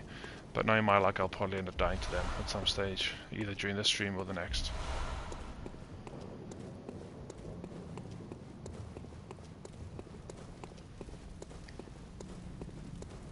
So there are two dogs that come down here, and there's a guy that shoots at you. But sometimes if you just run up, aggro the two dogs, and then run back here, you can kill them. Okay, well only one. Oh, the other dog did come down. Okay. There we go. That is, believe it or not, that is a no-hit run strat. I don't do it too cleanly, but I watch a lot of no-hit runs, and that tends to be the best way to kill those two dogs. And this guy just dodges bullet in time and kill him. I have tried to do no-hit runs in this game. The furthest I think I've ever gotten, I think, was just beyond Gascoigne, and then I ended up being hit, so not nice. It's not an easy game to no-hit. You're a beast hunter, aren't you? I knew it. That's precisely how I started out. Oh, beg pardon. You may call me Alfred, protege of Master Ligurius, hunter of vile bloods. So, what say you? Our prey might differ, but we are hunters, the both of us. Why not cooperate and discuss the things we've learned? Oh, very good. Very good indeed. Take this to celebrate our acquaintance. Beast hunting is a sacred practice. May the... Sorry, I didn't mean to skip that dialogue there. So he can give you a bit of kind of knowledge on the game if you want. Oodles for us to share. Oodles. Go on. Just tell me what piques your interest. So you can ask about these if you want to. You just kind of find out a bit of like lore and stuff like that. I bid you farewell. May the good blood guide your way. I just love his voice. So he does have a storyline that you can kind of follow. I'll try see if I can follow it as I'm playing through this. Sometimes there will be storylines I do forget. The one I tend to focus on the most is the Bloody Crow one, just because I do like the challenge of fighting the Crow. He is very difficult as a boss. Not even a boss. Kind of a mini-boss in a way. Because his Shikage does a ridiculous amount of damage. There's a little trick that you can do with this. I didn't do it there, but you can actually run. It's almost, I think it's a speedrun strat, where when you run here, you can actually pick it up at the same time as dropping off. There's a guy that will sneak up on you here as well. Soul style, you know. From Soft Love, their secret hidden enemies. And there's another gemstone here as well. Once you reach +3 on your weapon, you can then add a second gem onto your weapon. And once you hit +6, you can then add a third gem slot on your weapon. There's apparently a strat. I want to see if I can try it, right? If I run up to this guy, I don't know if I think I need to be... If you run up to him, and he does an attack on you, well, this attack, I don't like this attack, because that last attack always locks onto you. Okay. Yeah, I don't like attacking. I like just waiting for him to do this attack. If he does that, you can just walk up behind him and then backstab. I actually thought I missed that. If you get grabbed by that, he will do, I think, the most damage because he basically chews on you.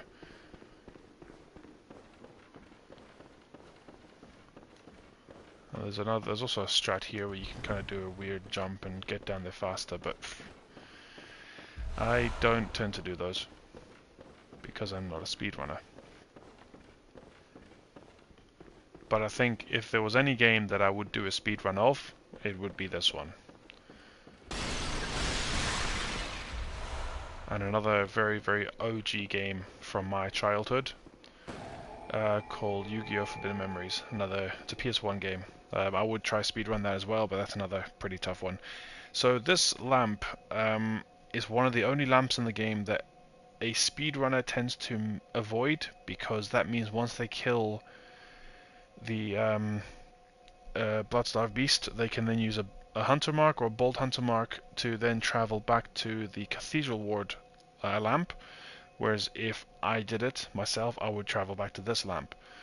But if you die, obviously if they die, they just restart the run, but if you die and not pick this lamp, you're going to have to go all the way back from the Cathedral Ward lamp. So if you're just doing a casual run, obviously get every lamp you can.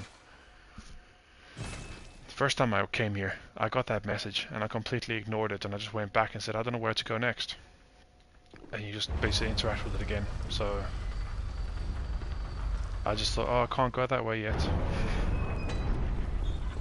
I like this guy's voice as well. Hunter! Didn't you see the warning? Turn back at once.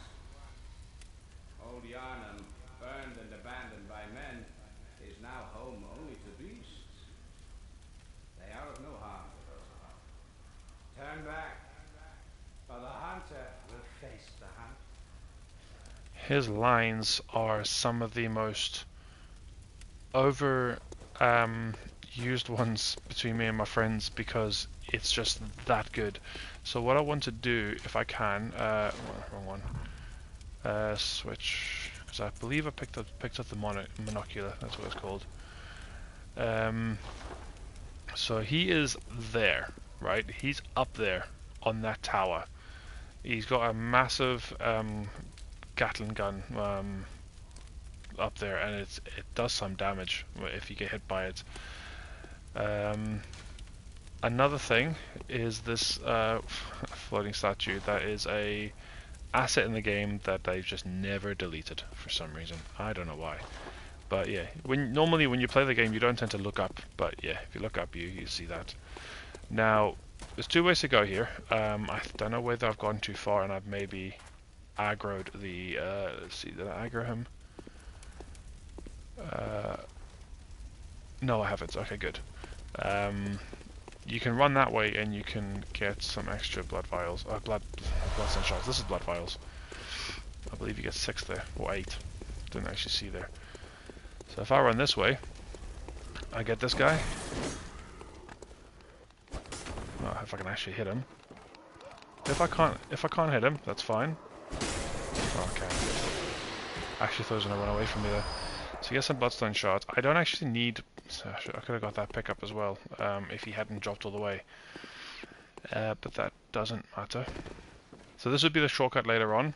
You get a hunter's torch here as well, which I think just does more damage than a standard torch, to be honest. A couple of enemies here, and you get slow poison like me, because I just stand there and take it like a idiot. I'm gonna die to this guy, aren't I?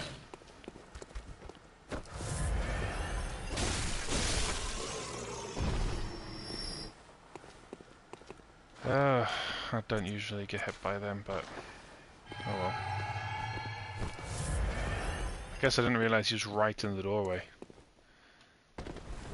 So here's the shortcut. You can't get it now. You have to come the other side, which we will get. But just run back up here. I'll leave that pickup. Or should I? I actually can't remember what it is. That one that I, on the ledge that I dropped too far down for. I'll leave it for now. I don't think it's important. Obviously, if anyone remembers what it is, just let me know, and I'll get it if it's important. Yeah, that one down there. Because otherwise it just means it's an extra run. So some of these guys can be quite tough. I'm not going to go kill every one in this area, just because of the guy with his stupid gun. So there's one that runs out to you here, through the smoke. Because, you know, why wouldn't they? You also have another one against the wall here, which looks up at you quite creepily if you actually see him. Oh, Jesus. I actually look like a noob. I do apologize about my performance. So what you can do with those guys, actually, I'll just quickly show you something. You could use any sort of torch. Well, it's on this hand. But if I do this, I don't know if it works on these guys. I think it does. So if I hold the torch up to them, okay, maybe it doesn't work on him, does it? No, I think it's just the beast guys.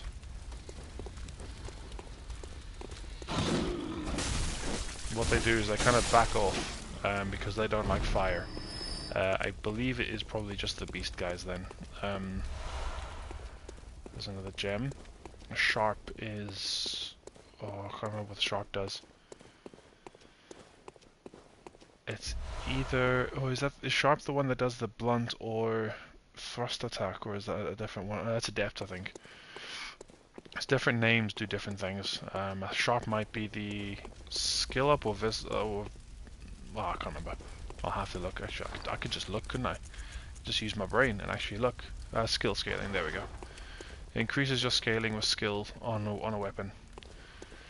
So you'll get some more dialogue in a second here. But that's for this guy here. So let's see if I can just do it here. Hold this up, right? He should kind of... Come on. Maybe not.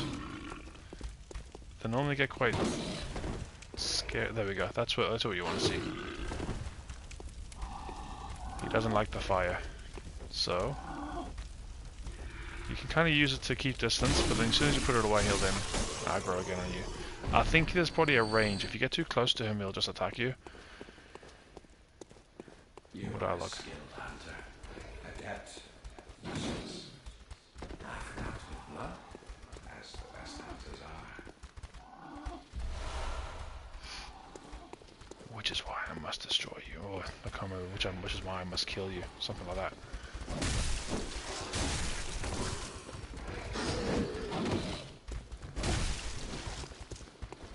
Get them out of here. So I didn't take the stairs, and a lot of people tend to take the stairs. You can drop down that little ledge just before the stairs, and you kind of almost avoid the gunshots straight away. Which is why I must stop. Which is why I must stop you. There we go. That's the line. So yeah, you can drop down this little ledge, or you can walk down the stairs, which is right above my head, and it comes all the way down here. But you become a target because you can get hit. I don't know, I want to be careful because he can shoot through that gap there. You can see the gun start shooting.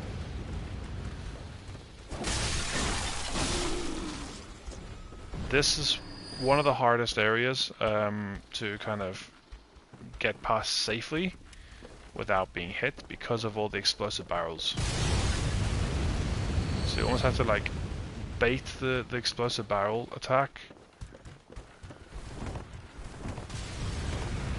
He's just destroying all of those barrels for me. Because he shoots them anyway. Like it's supposed to kind of catch you. He'll shoot for a short time, then he'll stop. And you got these barrels as well. You need to be careful with. So that should be all the barrels done.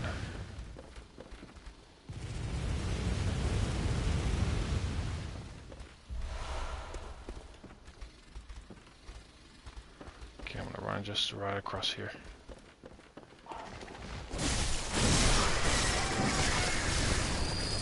Stupid crow. Not even paying attention to my health. I probably could have easily died there if I did get hit by the gun. You can actually get hit by the gun here. So he's up there. You can see him now, but clearer. But if I run to get this fire paper here, sometimes he can hit you. Now you can befriend him later. Or kill him later, depending on what you want to do. You can do both. You can befriend him and kill him, which is, I guess, the cheeky way to do it, because you kind of get every reward you can only get from him.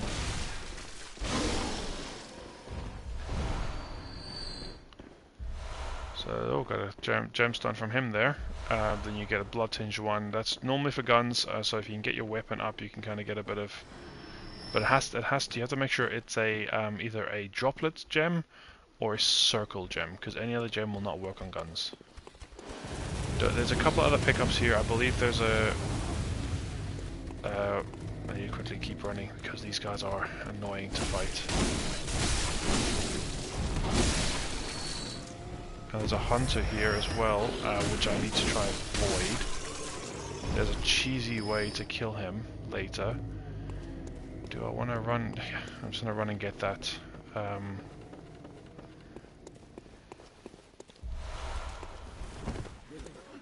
just going to run back in here just so I don't get shot. You see all the guys dying. That's probably dying to his gunshots, to be honest.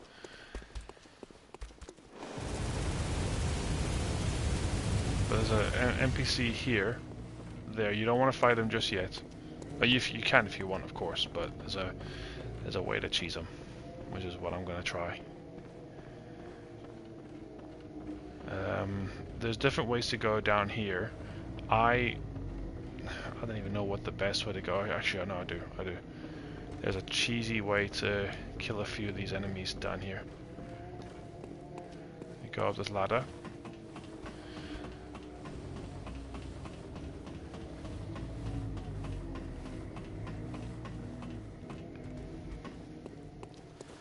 So up here, all the way up to the top here, is the is to speak to that guy at the very, very top. I'm trying to remember what his name is now. It'll come to me. But you can go all the way up there and you can speak to him. But actually, to be fair, if you go up there now, he will just attack you. So don't bother, unless you want to fight him and kill him. Jura, that's his name. So Jura is up there. He's the one that shoots at you. If you want to try kill him now, that means you don't have to worry about getting shot again. But if you wait till later on, there's a certain optional boss you can kill called Dark Beast Parl.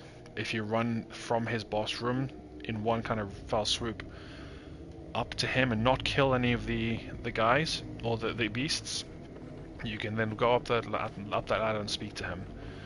Here, if you break this, it will drop a fire thing down there and it will set them all ablaze. I think I only got 3 of them there. This is nerve-wracking because this is very difficult to navigate and not fall off of, because I fall off a lot on these. You don't really need to come this way unless you want to get every pickup. But there's pickups here that I don't think I've ever really gotten because of the run I normally do. So you can drop down here and get that pickup if you want, or you can go down here and get I think it's a ribbon. This is a tough jump.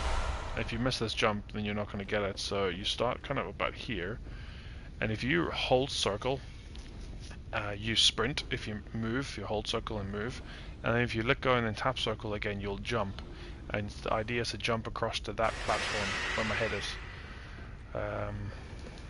like that. Sometimes you don't get it and you just roll instead. You get that hat badge thing that basically gives all the little ghosty guys that you see coming out the ground, give them a little design, which is quite funny. And now I can drop down here. There are going to be guys here, so careful. Collect that. That there is chalice ritual material that you need to be able to create a chalice.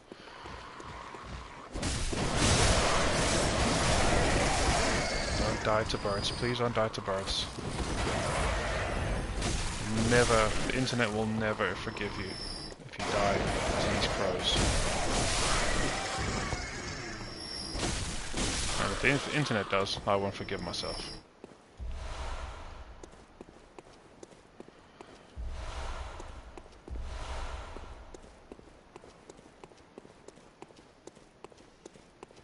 Now I could just run and do the boss if I want to, which I might do. I'm going to use the kind of speed run method that I know I'm probably mess it up, knowing me. So you go up this ladder, get the shortcut. That's that gate quite close to that NPC. So you open this, and what you do, watch me mess this up. You go up here, you aggro this guy, wherever he is, there he is. And what you do, go on the ladder, drop down to about here. And sometimes what he'll do is he'll run after you. Will he come down? There he goes. Whee! That's so funny. It really is. All you get from him is bone marrow ash. I always mess that up. Bone marrow ash, which just powers your gunshots if you want to. It's good for gun builds. Secret little hiding bugger in there.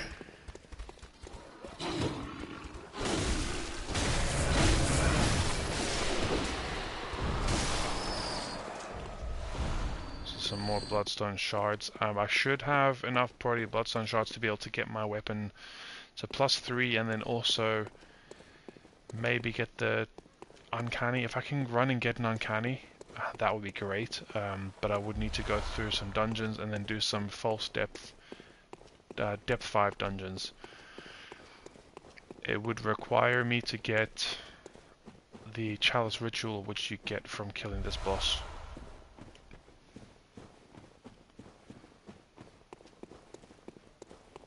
It's the quickest way. You don't actually have to do it this way. You could do the legit way. Oh crap. That's what to do. See this? If I can actually turn around, which I can't right now because I've got these guys on me. I could die here. See that door back there? That door is Darkbeast Pearl. So you would run from that door all the way to... Okay, now these guys are really chasing me.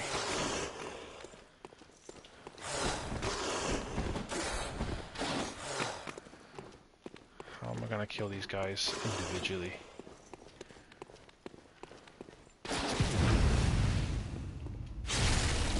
One is gonna be slow aggro to me. Killed him in one hit though.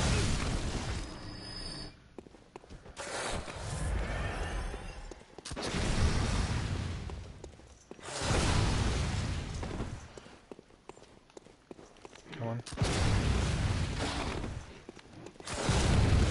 What are you doing? That was a bit more complicated than it should have been.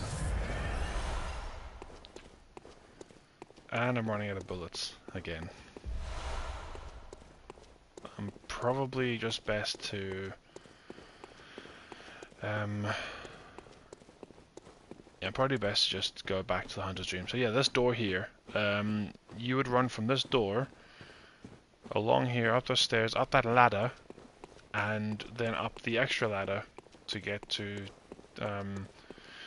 Jura. But what to do is don't kill any of the beasts here, because if you kill any of the beasts, he will just be aggro again. He is a friend of the beasts. Basically, this entire area, everyone here used to be human, so what he's trying to say is don't kill the beasts because they are just like you. They're humans that have gone into beast form. Oh, dear me. I normally get backstab on him, but I'm just that rusty right now. Now, I am playing directly from the PlayStation, so I don't have a way of like adding like a counter and stuff, but my death counter right now is just 1 so far.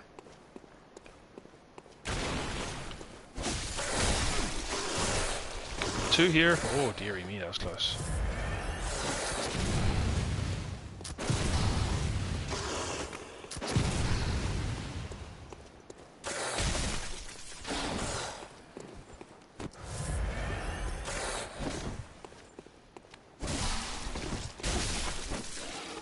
I do pretty much a lot of damage, so I can pretty much kill him in a couple of hits.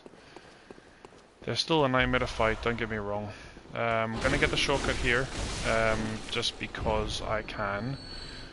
And what I will do is I will go back to the dream, level up before I fight, kind of like how people tend to do it. And then I'll get that pickup on the way back. So there's a fire paper here, and then the gate is here, so that's the shortcut now unlocked. That's that gate that I showed you when we first entered this area. And there's an area here, but there's a guy subtly hiding here, so just be careful. Otherwise he will get you. I'm not trying to do this at any crazy pace, I'm just wanting to kind of take my time to get used to it all again. Like, according to the PlayStation page, I've clocked in between 500 and 600 hours in this game. Not as much as some other people, but I think one of my characters in particular has achieved more than most characters. I wonder if I should get all the areas. If I go here, this guy, it was normally an easy backstab, but I did not time the backstab at all. There's a red-eyed black dragon. No, sorry. There's a red-eyed guy here. He can poison you if he hits you too many times, so just be careful with him. And he's got a little bit more health than the others. Get a couple extra bullets here. And there's a bolt hunter mark up here as well. There's a couple extra pickups further down. I want to get this guy.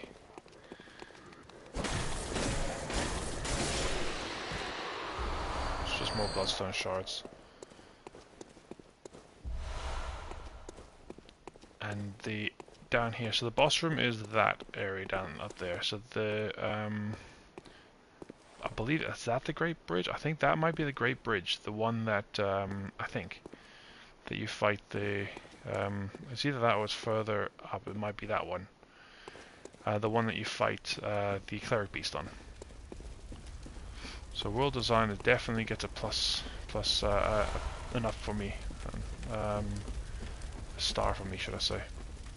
So there'll be a few guys in here. I'm just gonna ignore them.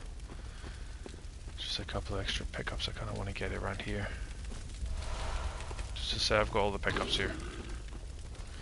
Another NPC that you can use to summon to help you with this boss fight. Just bear in mind when you do use an NPC, is there another pickup there that I've missed? No. If you do use the NPC, it will increase the health of the boss because it will treat it as a co-op. With two people, it just increases the boss health and the boss's resistances, I think. Either that was just the health, I'm not sure. But now, what I'll do, I'm not going to waste a Bold Hunter mark. I'm just going to run it. You can only just Bold Hunter mark out of here. Keep all your echoes. If you just use the Hunter mark, it will take away all of your echoes, so just be careful. And you will lose them for good. You won't be able to go back and collect them. So Bold Hunter mark basically allows you to keep it. If I had to use, I'm trying to remember from Dark Souls, there's equivalents in Dark Souls. The Homeward Bone. Basically, you treat it like the Homeward Bone. The Bold Hunter marks like the Homeward Bone, but I'm sure there's something like the Homeward Bone, but it's once you use it, you lose all your souls. I can't remember, but it's the same idea. The Hunter mark loses your souls, the Bold Hunter mark keeps your souls. I'm just covered in blood right now. So, decent amount of echoes there. Use it to level up.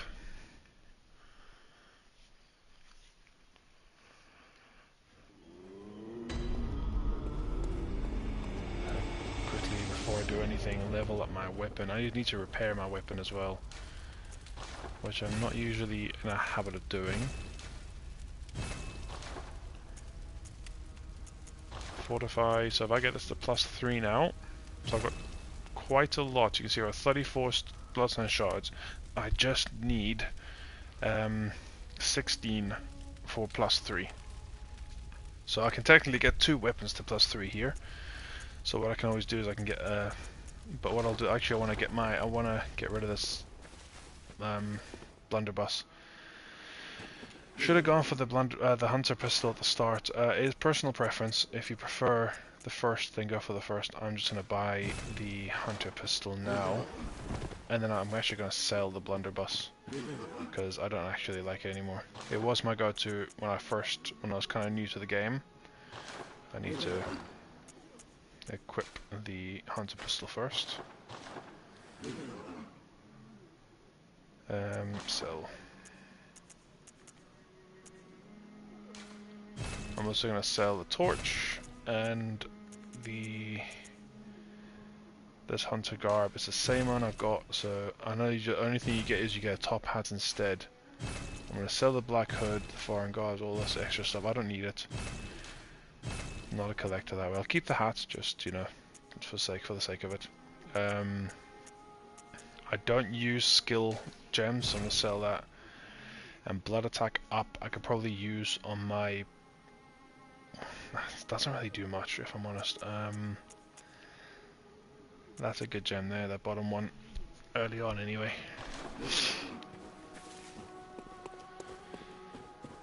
So now I'm gonna get this to +3.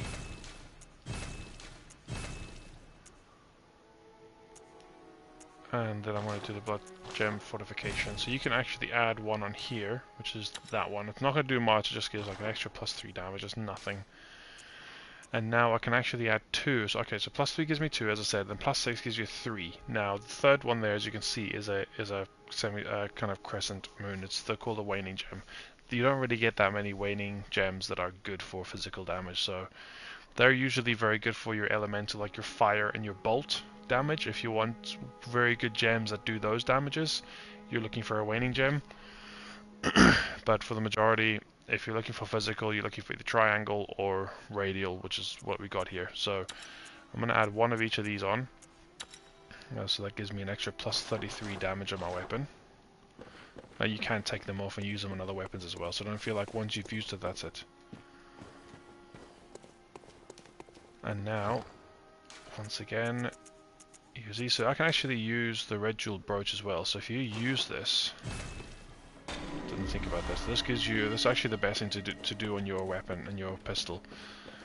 So you can either give it to the girl, or you can keep it for yourself.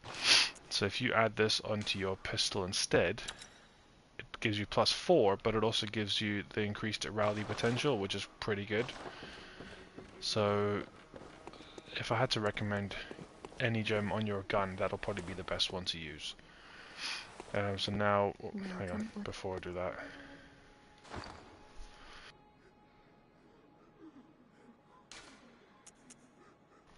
I'm gonna just use these.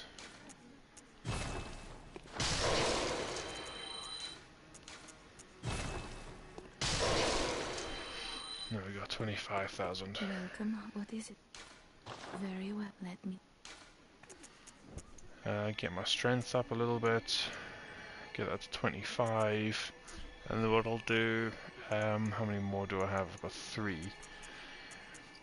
I'll put it into health.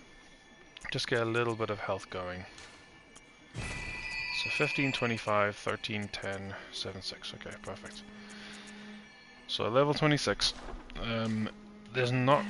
I don't even know if there's a kind of recommended level that you need to be to get to these later bosses. What do I want to spend the rest of my vials on? So you can get the other new weapons here that you can get, which is the Kirk Hammer, and you can actually buy the Saw Spear instead of getting it from the game. I believe that's when you get the Saw Hunter badge.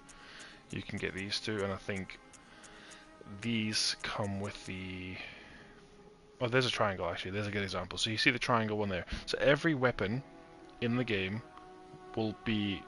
Every main weapon, not gun included, every main weapon that's not a gun, so what is it, left hand? Right hand? Anyway, right hand, there it says at the top. Every right hand weapon has at least one radial. Most have 2. Some will have 1 radial, 1 triangle, and 1 waning, which is 1 of each. Those are some of the kind of very unique weapons that are good with those. I think one of those weapons that's very good for that is a weapon that does all attack up.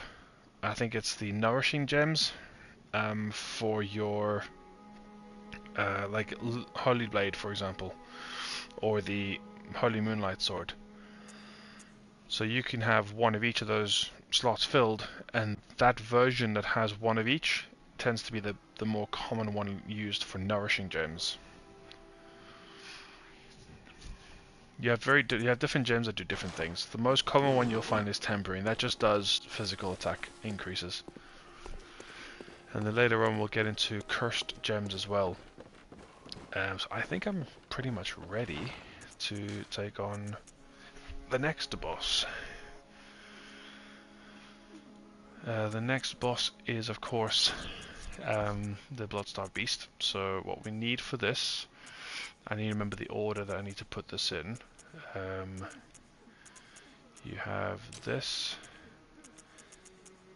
Then you have the fire paper, and then you have the pungent, and then we'll have the antidote at the end. That should be all that we need. Let's double check. Yeah, okay. So what it is, Beast Blood Pellet, what it does is when you consume it for the next so long, I don't actually know how long it is, every hit that you do increases your damage output for the next hit, but at the same time it also decreases your resistances. So the more damage you're doing, the more damage you can take. Fire Paper obviously adds a buff to your weapon, increases the damage output on certain enemies. Only certain weapons can have this as well. So the Soul Spear is one, as certain enemies are very weak to fire. And the reason why this works so well against the Bloodstarved Beast is because the Bloodstarved Beast is weak to fire. It is also very weak to serrated weapons. So as you can see on my weapon here, it's got like a serration on it. Now it's got serration in this form and in this form. So this actually is basically turns into a spear, as you can tell.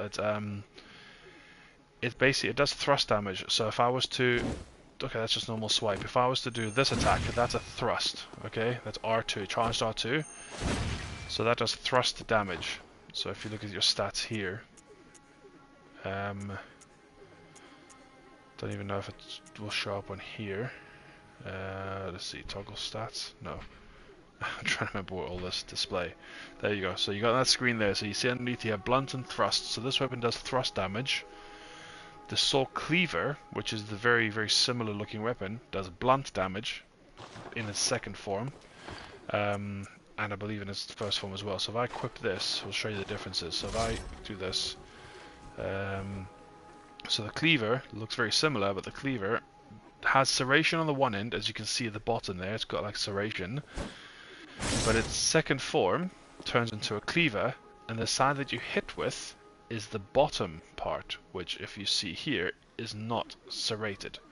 So this doesn't have serration in both forms, which means when you're actually doing damage to a beast, which all beasts in the game are weak to serration, you're doing damage, serration damage, which is, I don't know how much, I think it's like the extra 20% damage or something, on their normal attacks, but as soon as you transition and you do these attacks, so you go one, and then transition, transition, transition, which is what we're going to be doing, the transition attacks will not do the serration damage, whereas if you use this weapon, they will. So that's the reason why we picked the Soul Spear over the Cleaver. The Cleaver also scales better with skill, as opposed to strength, which is the reason why we're putting all of our points into skill. So if you look there, we've got a lot more in skill, but strength does work with it as well. And the Pungent Blood Cocktails, these here, they act as a distraction. So we're going to use it to kind of distract Bloodstarved Beast, and she will focus on that, giving us a free couple of hits. And the antidote is there just in case we get hit, because knowing me, I'll probably get hit, and I'll probably die to it as well. And you're supposed to kind of take them in that order. So we will see how this goes first time, see if we can get it first time. But that is the reason why I prefer the Soul Spear over the Soul Cleaver. So okay, it's a Bloodstone Shard, so that's we should have gone for that earlier.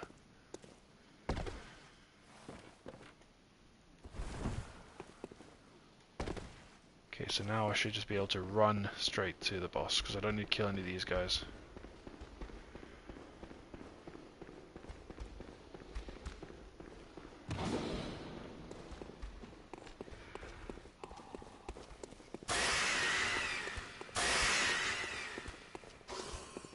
If I had to take a stab at who I think my first death will come to, boss-wise, I'm not actually too sure. It could be this, to be fair.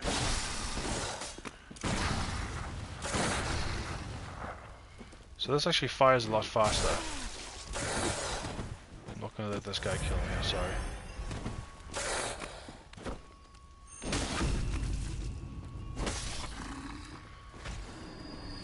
Okay, it might be this one, but we'll see. I don't tend to die to her very often now, You can see her in the distance there. Now we are in her boss room, so if you die, you will come here. This is where the boss fog gate will be. But that's the thing with these bosses in Bloodborne, is you have an open area, and you'll sometimes set up a cutscene. Now she doesn't have a cutscene, but I believe once you hit that third pillar, so you got 1, 2, and 3, that's what activates her. So what I'll do, I'll get to here, take that one, then take that, and then what I'll do, I'll run here, I'll probably take that a bit early, throw that against the wall, and I'll just do transitional attacks on her.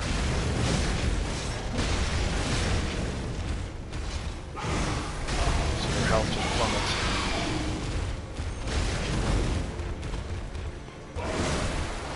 And there's a slow poison damage, that's not what I wanted.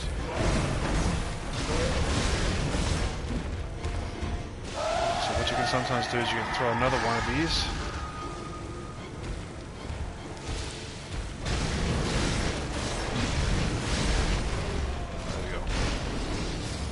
And then heal before the poison gets me.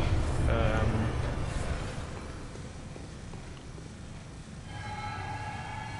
we go. So the Chimera Chalice, that's what we kind of wanted to get from her, and also the fact that we now get that extra gate. That was a little messy, I will be honest. I wasn't particularly pleased with even being hit from her, because sometimes I can go without being hit. But it is what it is.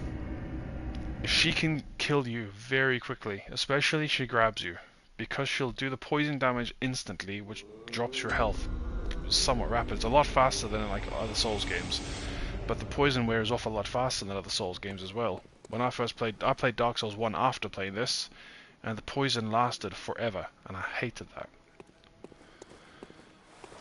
So now that we've got that, I can activate a Chimera Chalice. I'd just quickly activate one. So you go here and you activate. I don't actually know if you need to activate this or if I can just do glyphs. I'm not entirely sure. So I'll show you a famous glyph. You probably can't see my screen except for the chalice. So I don't know if it's this. I think it might be this. Off memory. There we go. This is this is what they call a they call the Come Dungeon. But if I just activate that, I'm not going to use it right now. I'll probably end up using it just in a bit, because you know it's my playthrough, my game. I can do what I want. You can activate the chalice by selecting the actual chalice itself, and then it'll give you a screen here, which you can select whichever one of these. If you want to search for the glyph, you can search for them. If you want to do the chalice, you can actually search for a specific dungeon. It's not very often used. You don't get this option if you're playing offline, so the only thing you can do is place a chalice, I believe. Actually, I don't even know if you can. You might be able to. So do Chimera Chalice. All you need is ritual blood, which we found in Old Yarnum, which we picked up from that big room with all those beasts in it. So you just need that. You activate it, and this is a story one. So you go through these, and you need to kind of complete the depth 1 all the way to depth 5 for a trophy in Bloodborne. But that's if you're going for the trophies. If not, then you don't really need to. Unless you want to get all the hard dungeons. You need to complete all levels and all the way to the final story boss of the dungeons to be able to unlock what they call Root Chalice dungeons, which is where you get all the best gems and stuff like that. So what I'm going to do, I don't think I can level up. I don't think I have enough. Oh, I do. Okay, have a level for one more. Okay.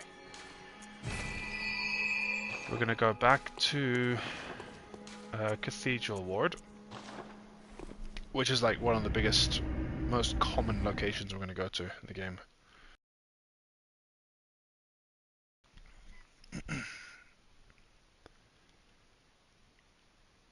If anything I say doesn't make any sense to anybody, then I'll try elaborate, but I do rattle on quite a lot and I do apologize.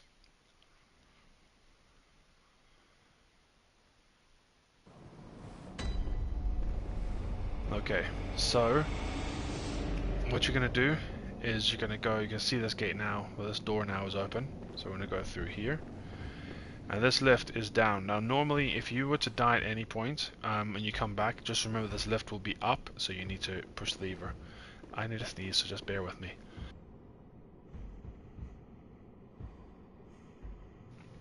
Hay fever is a nightmare.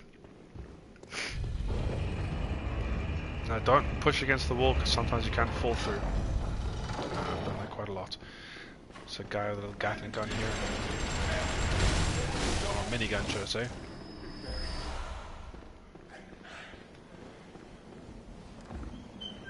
And this is your first rune that you can find. Now you can't use runes yet, you can only use it when you get to a certain boss in the game, which we'll get to soon. You don't need to go up that way. I don't need to kill this guy, but I'm gonna. You run around here. I believe this is the first twin bloodstone shards that you can get in the game. If I can actually hit this thing.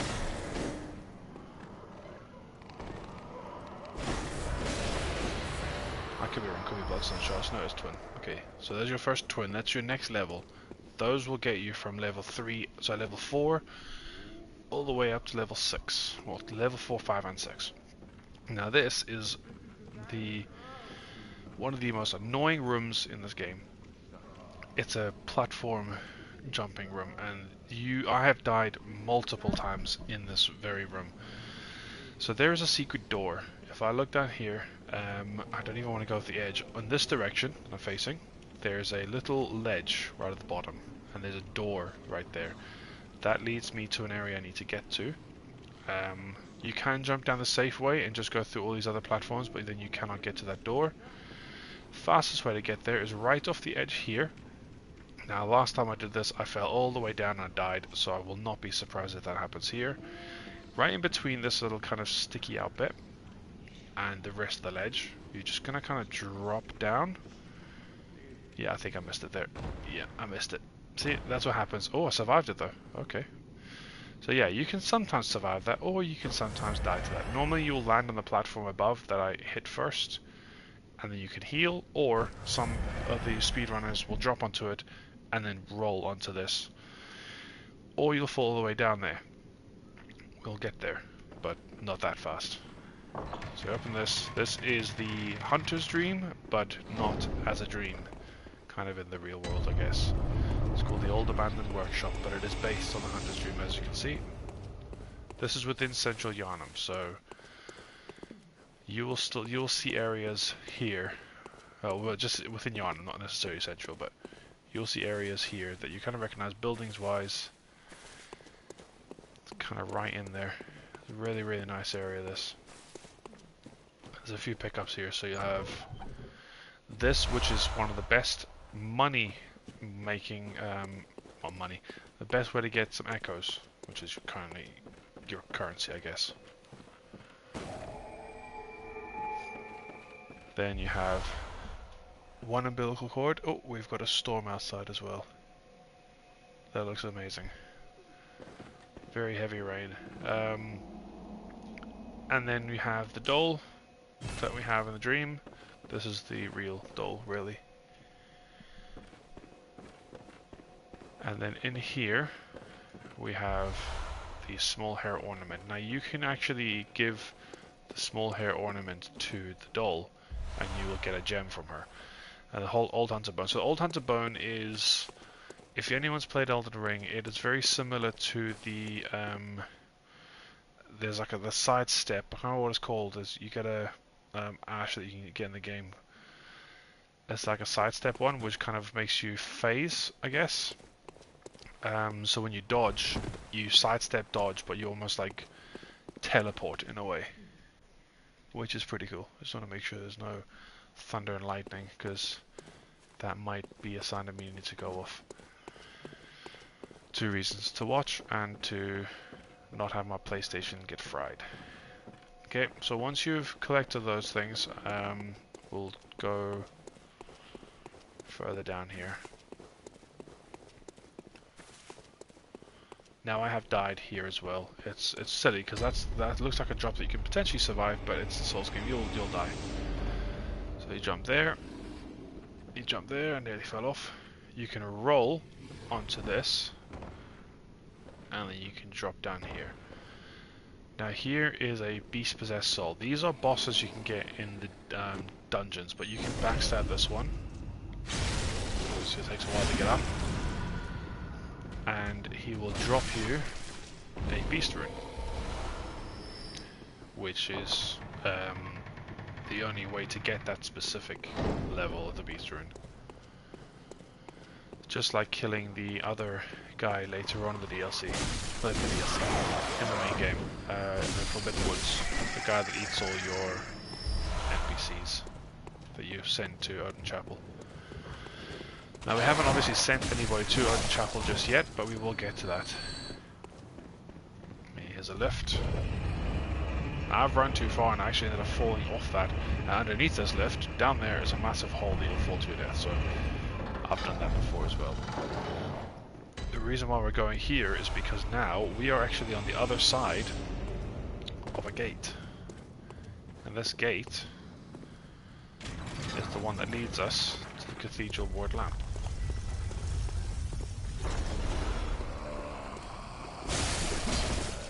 As I said, these guys do pack a punch.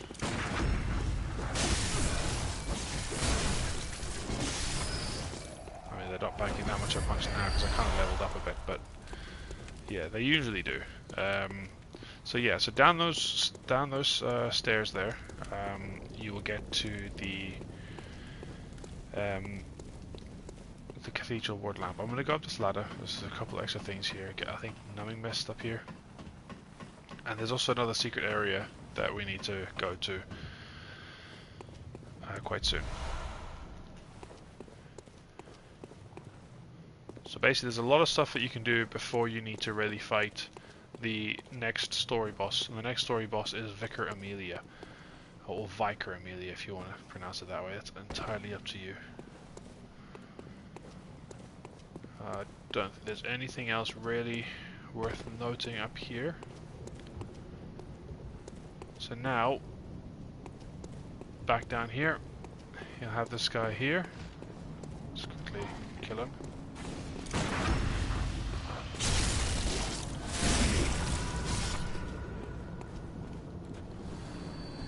He doesn't drop anything good. So the secret area that I was telling you about that we need to go to next involves this guy. Now I'm not going to get him right now. He will be there. Here, this little section, you'll have that lady from earlier, a hunter. She will appear there. Her name is Eileen, and what she will do is you'll be able to progress her story. So what we're going to do is what you need to do to get her there though is you need to open the main gate, which we will do once we've leveled up here. So I'm going to sell that doll outfit that we collected. So you can see the price, right? So these here are 30 and 60. 7,000 just for these pieces and 14,000 for the clothes. So this is going to give you a lot of echoes. Not that's going to matter to me because I'm going to use that stupid dungeon just because of the kind of person I am when I play this game. I like leveling up really fast. Don't need to do it. I'll probably leave. I'll see how far I get. I mean, I'll probably just get bored of playing it the way I am. So what we'll do, give her the ornaments. I can't remember. Not a thing, only I feel a yearning, something I never felt before. What's happening to me? Tell me, Hunter. Could this be joy?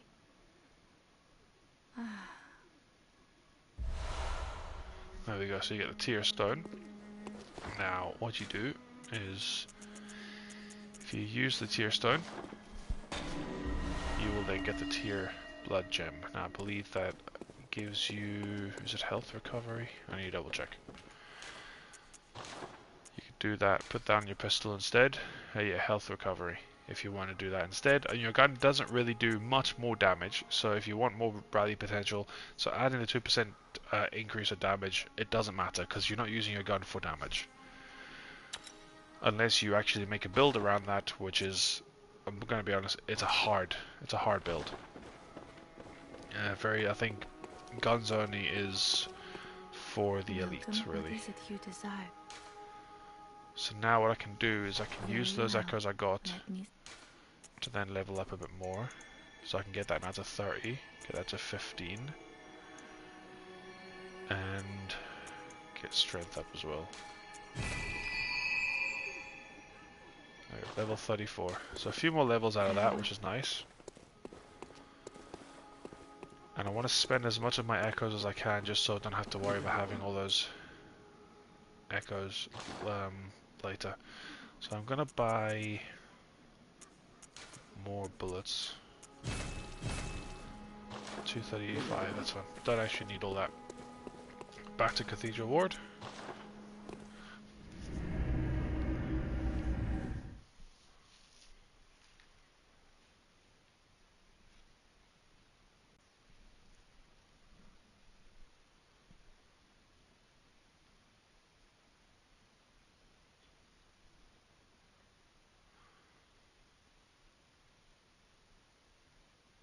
Once it loads, my goodness, the loading screens. I think for the next stream I will probably just move this onto my PS5.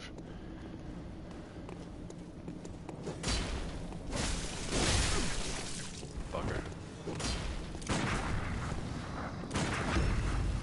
Don't actually need to parry him, it's just a waste of bullets. Wasted 2 bullets. Okay, so now what you do is you just let this guy kill you. Nearly. What I'll do is I'll actually just pick this up.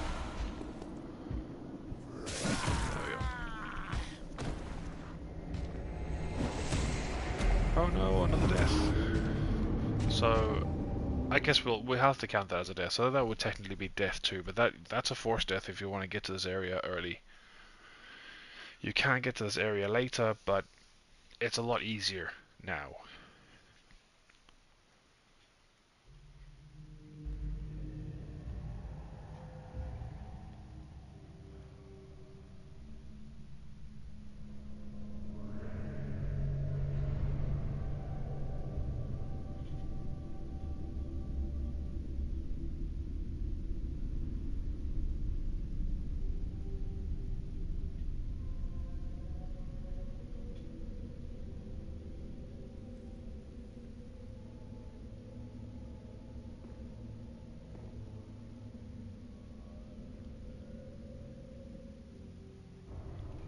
So yeah, so this is Yargul, the Unseen Village, but this is the Hypogean Jail.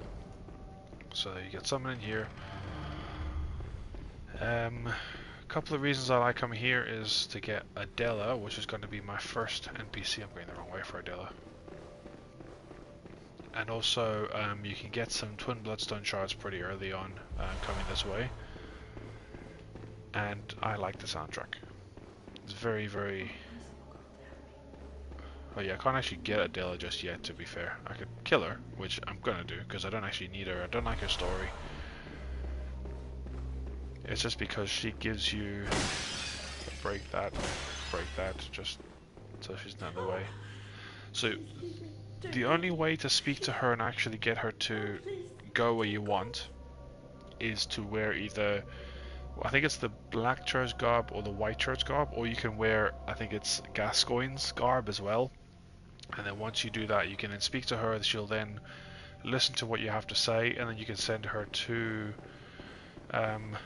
Odin Chapel. But what happens is, as the story progresses, you'll have her and another one called Ariana, and she's creepy. If you ever get a chance to watch Vati videos on her, she basically stares at you every single time you speak to Ariana, and she gets very jealous, and to the point where she tries to kill you. I think she goes like crazy or something. But if you kill her, which I'm gonna do, just because I don't like her story.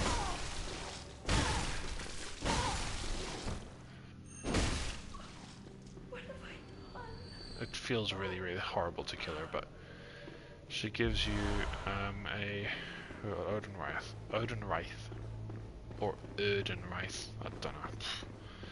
Odin sounds cooler. Erden just sounds like you're from Yorkshire. So now we're just going to progress to this area. This area is actually quite tough. It feels more like a late game area. There is a little wandering madness here.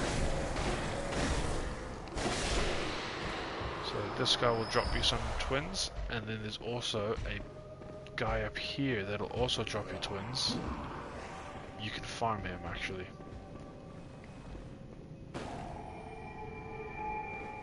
So this is the guy that I just passed, I believe. So you can actually farm him. He has a chance of either dropping bloodstone shards or twin bloodstone shards. That's the most pointless attack ever, by the way. It only really works if he is if there's enemies near you, and it actually makes it harder. Yeah, now he's going to be tough to hit. Now he's going to be tough to kill because he's going to be quick. He runs now, you know.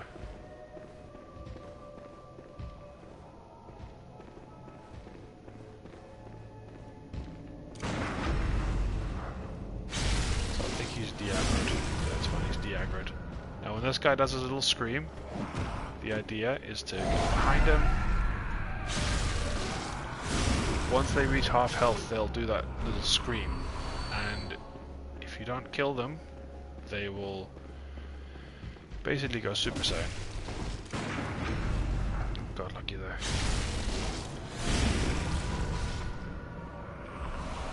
The Moon Rune.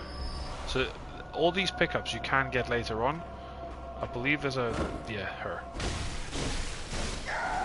The Witch of Hamwick. It's an awful scream.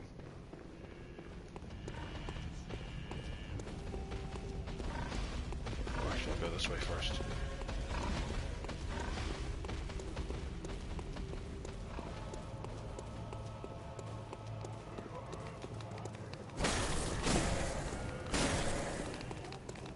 So you see how much damage I'm doing to this thing as well. So it's definitely like a late area, late game area, as opposed to for my current level. So I am braving it coming here this early, but I mean this is kind of, because if you advance too far in the story, you can't visit the area like this. It actually becomes quite a bit harder, actually. This is after, it'll be after the Blood Red Moon stage. And there's one of those boars from earlier. These dogs are a nightmare.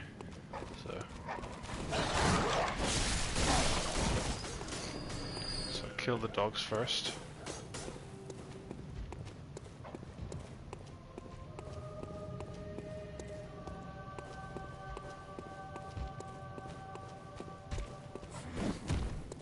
Or I'll just kill this guy first. Whichever one comes first. Look how much damage he does though. Like he just does about 80% of my health bar.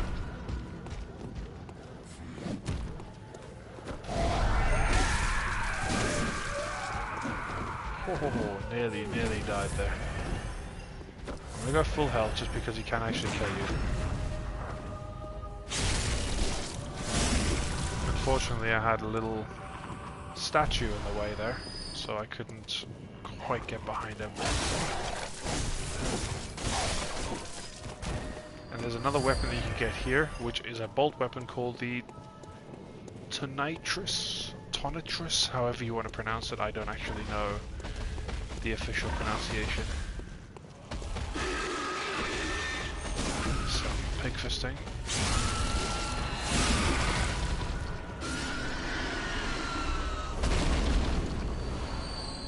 Now these pigs get replaced by something a bit more horrifying later on. So make the most of the pigs while they last.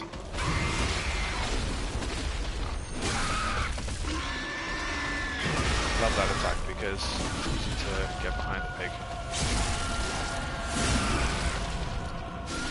Bolt paper, I think. Yeah.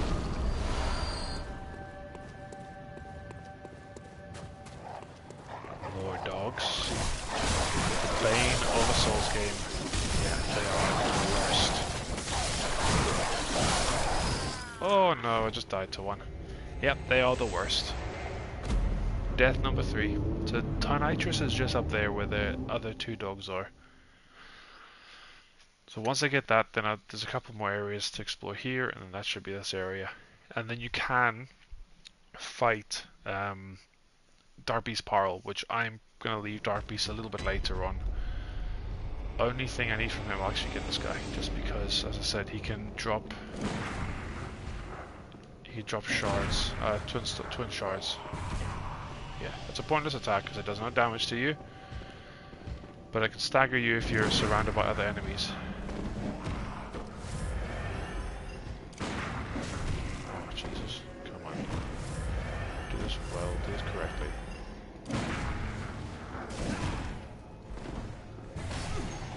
Goodness me.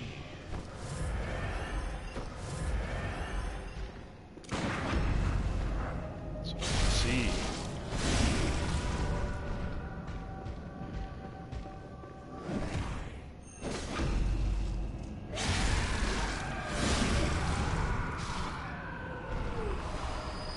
More bloodstone shards. I've got far too many of them. Maybe this guy as well.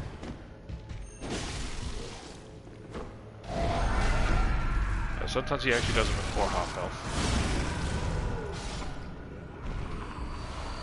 More bloodstone shards.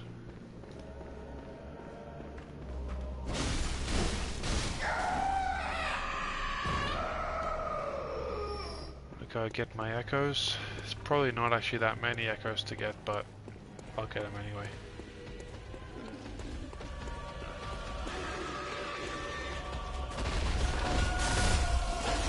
Oh, nearly got taken out there.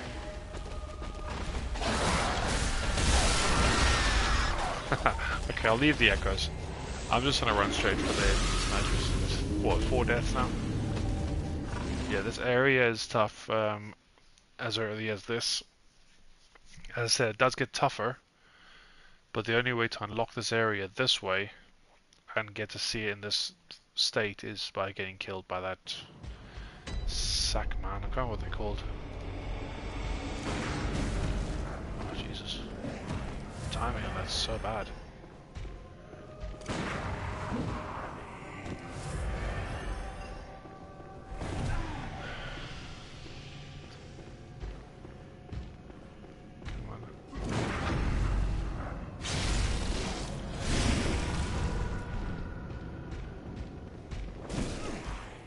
How has he hit me there? It's behind him. Just got the rally potential in time. So I promise these guys do drop twin bloodstone shards, but it seems like my luck right now is not good with them. Come on. Bloody timing on that. The Elden Ring attacks, man. The loading, like the wind-ups.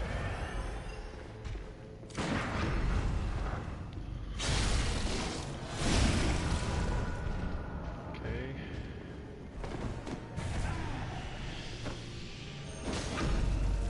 Easy target. You get a lot of these guys in the dungeons, so more bloodstone shards. My goodness. I'm just gonna run past this girl, this woman.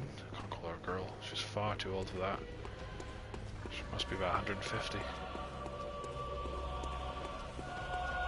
Run this way so the pig doesn't see me, hopefully. Oh, he saw me. Oh, he saw me, for sure. Run faster. There's a lot of dogs after me right now. Yeah, that's what you don't want it to be doing that attack.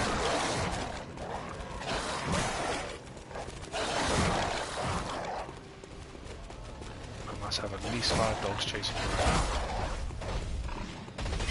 And I've got a pig chasing me as well. I'm going to get 2 pigs chasing me in a second.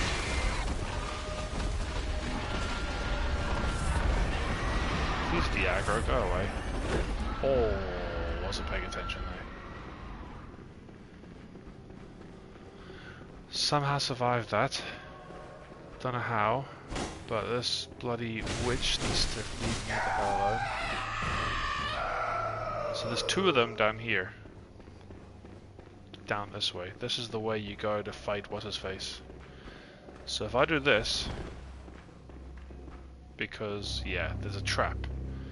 They're gonna try and grab you like that, see? That's what I didn't want. But they somehow lock on you. They do some crazy damage, man. Oh, that's ridiculous. That's ridiculous. The second one hit me. So that's a trap. So basically when you normally walk through, they'll catch you. But even if you dodge, it's like they lock on you. So, yeah, it's going to be tough. But I'm going to try to get myself through it. Because every time I die, I get to fight these guys again.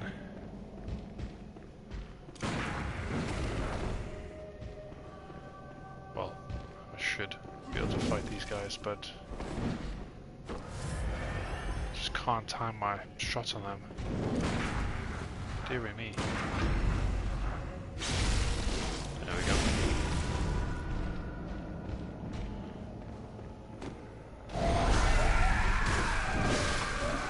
Yeah, his back was not facing me, which is annoying. Come on, drop some bloody twins. I don't know if they maybe don't drop twins this early, or should be able to theoretically. Okay, let's see if I can get behind this guy without being hit.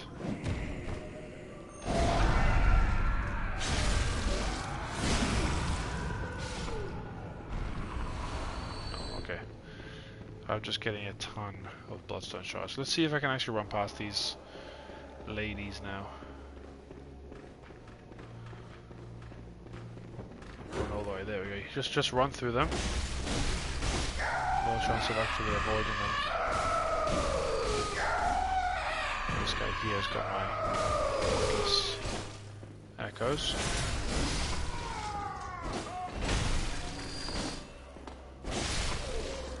And there's two more of these guys in here. Now later on you will find, I believe, either one of them or two of them, both of them dead, against the wall, and you'll get some bloodstone chunks from them, which is the third level,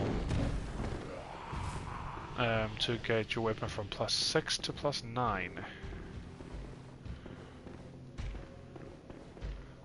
These guys are slow, man, but they're fast when they want to be. That's the scary part.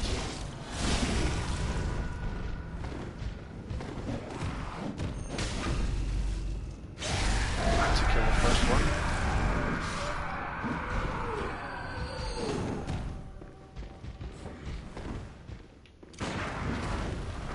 He's already kind of transformed. And you can't shoot them when they've got their foot up in the air. They've got 90 toes out my face. There's a twin, that's what I wanted. So they do drop twins, just very rare. If you get an eye rune, which is a rune that gives you kind of better discovery, which means that you get better drops, then yeah, so if you go this way you get the next boss, which I'm not going to do right now. If you get the eye rune, it increases your drop chance, so it's always worth looking into doing that. Okay, it doesn't open for this side.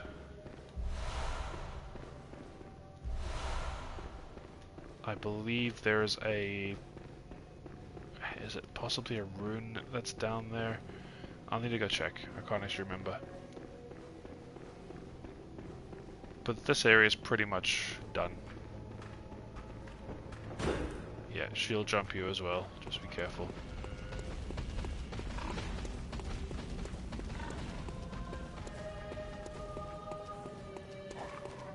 So get these dogs out the way. So one. So if they do one. Okay, yeah, see, as soon as I do one attack, there's a two. So now they won't be able to dodge. Well, because I hit him, kicked him out of it. But if they do the two bite attacks, they won't instantly dodge your attack when you attack them. Whereas if they just do the one, also the barking, when they do the barking, that's a good time to attack them as well. I was too far away from that one. So that's one. That's one. So we'll always do that back dodge.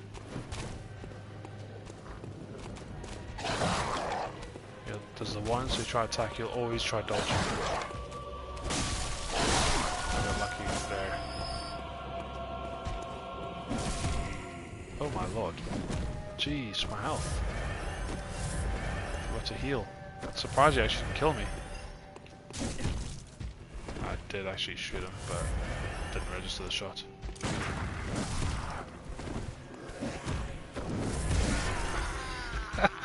Oh my god, I'm doing bad now. I think that's like 5 deaths or 6 deaths. We'll say 5. Just for the sake of my sanity, I guess.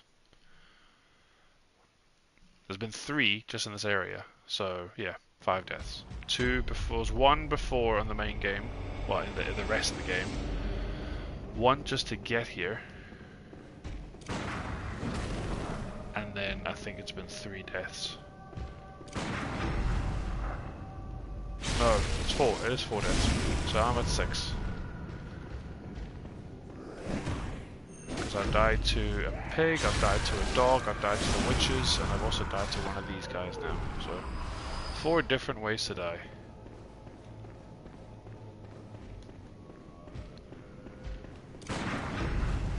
Give me a twin.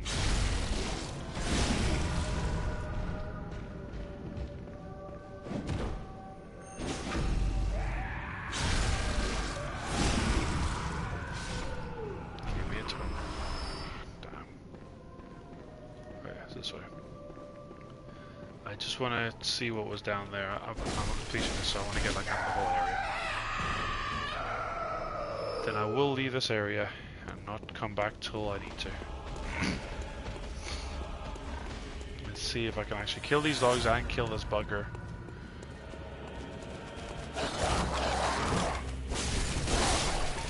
So 1 dog dead. 2 dogs dead, it's just him left.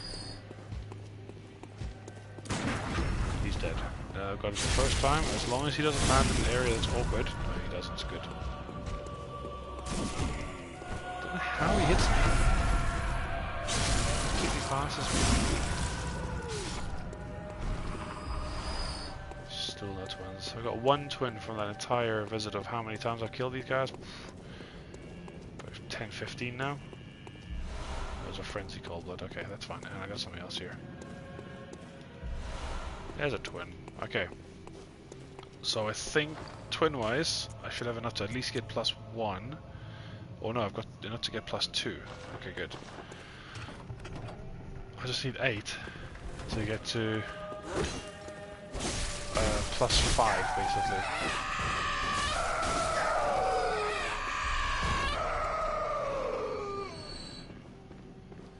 But I'm not going to get the +5 on this weapon. I'm going to do a dungeon to show you kind of what the dungeons look like, and then I'm going to go and try collect the uncanny just because of the gems. I need to look up the actual dungeon that I need, like the glyph.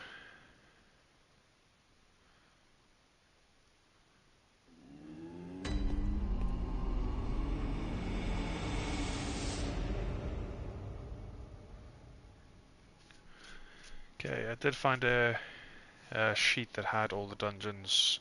Okay, here's one here. So I need this uncanny source spear. Okay. I should be able to get this dungeon. I'm just going to double check to make sure I can. Because I don't know if it needs to be in a different one.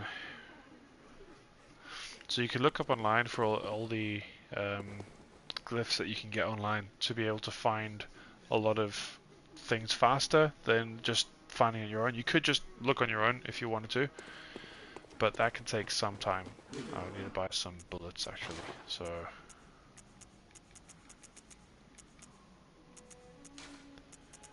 oh, don't want to buy that many. Buy maybe 30. There we go. Let's go into storage. So there is a There's one. Oh, 1 second. There's a Chalice dungeon Google Docs that you can find online. That will give you all the locations that you can find, all the weapons and stuff like that that you can get. There's actually quite a few of them, to be honest.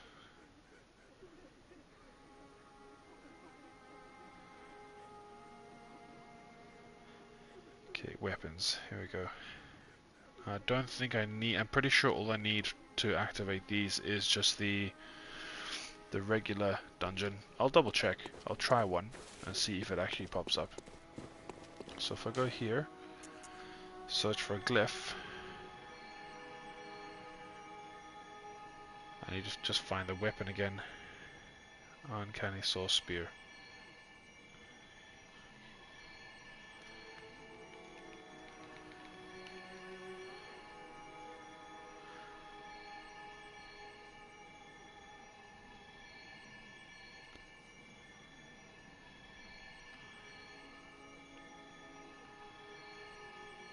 So this one apparently has it. Let's see if it works. No, okay. So I will, for that one, I will need to get the higher dungeon. So I need to start use some false depth dungeons. I'm just gonna rest my controller down here somewhere.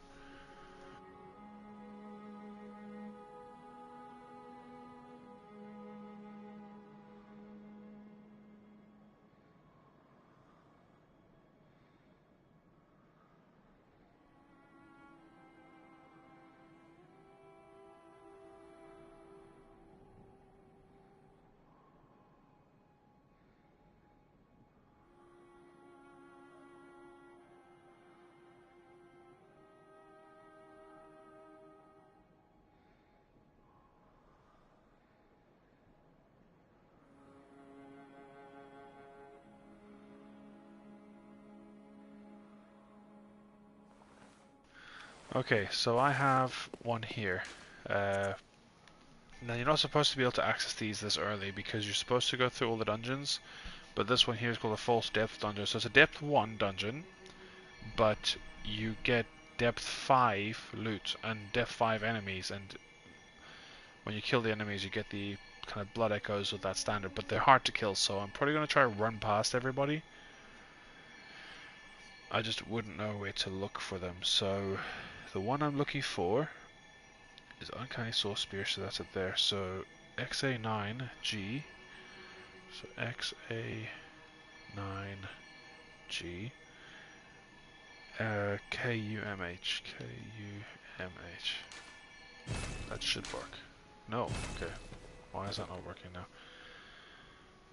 Oh, it's because I need to get the. Oh no, I know why. Okay, I need to go through this dungeon first. I need to get to a certain boss on here because I need to get the root dungeon. So if I get the root chalice for it, I should then be able to summon it. That's the reason why it's not working.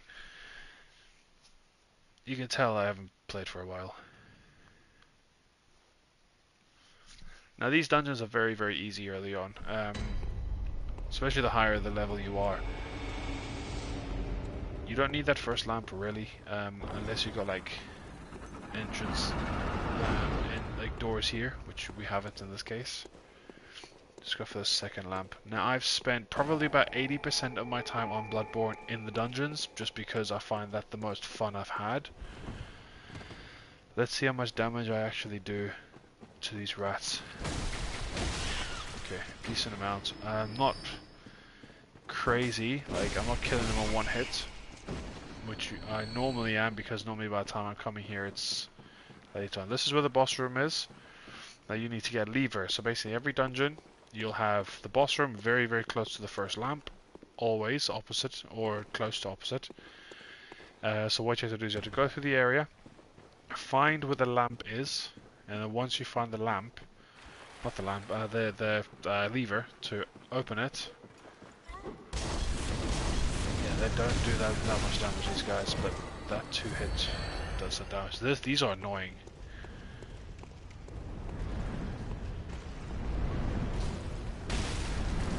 Oh, that was close. So this woman up here, bell ringing woman, she summons these guys.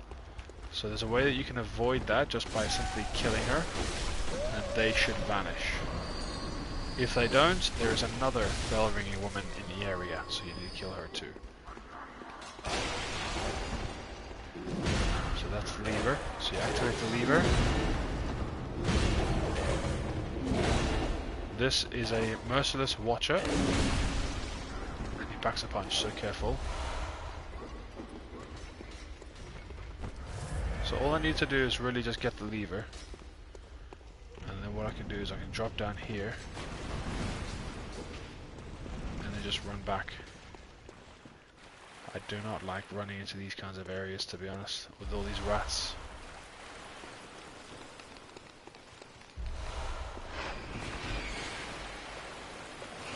You get a few pickups here and there that you can get if you want, but they're not that important. Especially when you get stuck like that.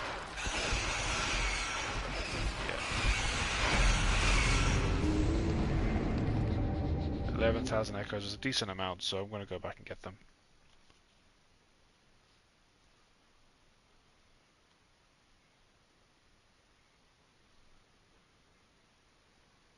Okay, we're at death 7 now. Hard to keep a mental note of how many deaths I've had.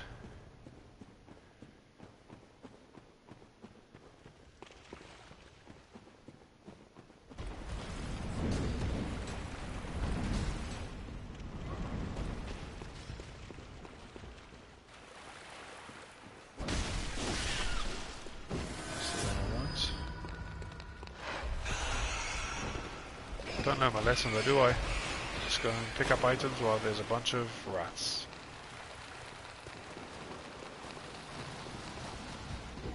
So I can run back through here, avoid that guy.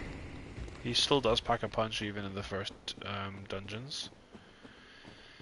Now, I can't remember the bosses in this story. I want to say the first boss is the Merciless Watchers, but I could be wrong. I think it's the Merciless Watchers and Undead Giant. I think. We'll find out. Okay, so Undead Giant first. This guy can pack a punch, so just be careful with him like that, yeah. Especially early on. If you've not got a lot of health. If you're trying to fight this as early as I am, he will pose a threat. But most of the time, when you're playing this, you don't tend to do. He gets angry. He's the easiest undead giant, but he's not particularly easy. There's one that actually has. You can see if I can get him down. Yeah, there's one that has chains, and the one that has chains is an absolute nightmare to fight. I'm gonna use fire paper for the rest of this. Okay, that's what you want.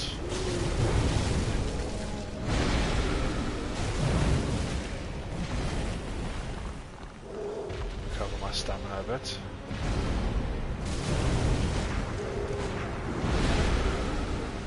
Attack is brutal. The one that has a chain is the hardest to fight, for sure. Why am I shooting? Rivers of Blood. I'm too used to using Rivers of Blood right now.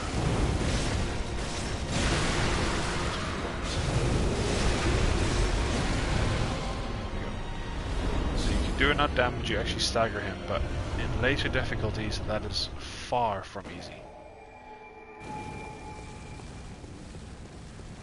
But he's usually an absolute breeze if you're like over level 70 or beyond, you know, when you've got your weapons like +6, +9, +10, you could pretty much hit him in like 3 hits. So the dungeons don't level scale with the game, so you could be new game +7 or new game +6, which is the max difficulty in the main game, and you'll still kill these guys in 1 hit in this dungeon.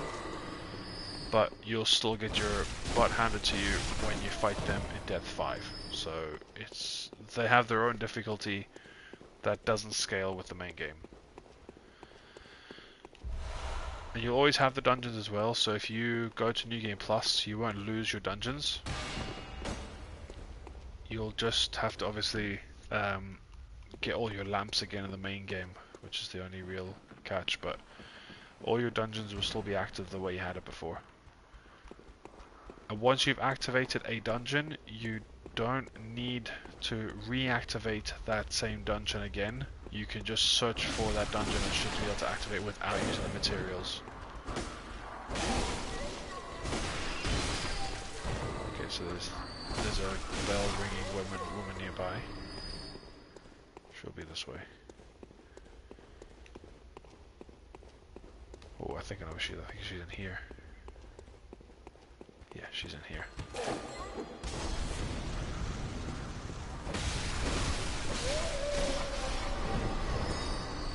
Now, sometimes, as I said, you will find that these guys don't die. If they don't, it's because there's another one around.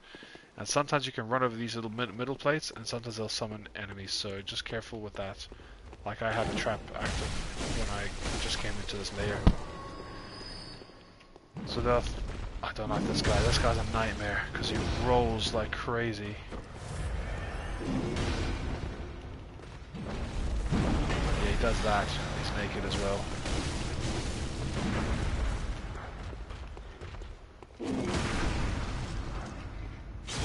Don't need to kill him, I'm just gonna, just because he's a nightmare. In later difficulties, like in Death 5 Cursed Dungeons, he is the worst. Death 5 Cursed Dungeons is literally the pinnacle of Bloodborne in my opinion.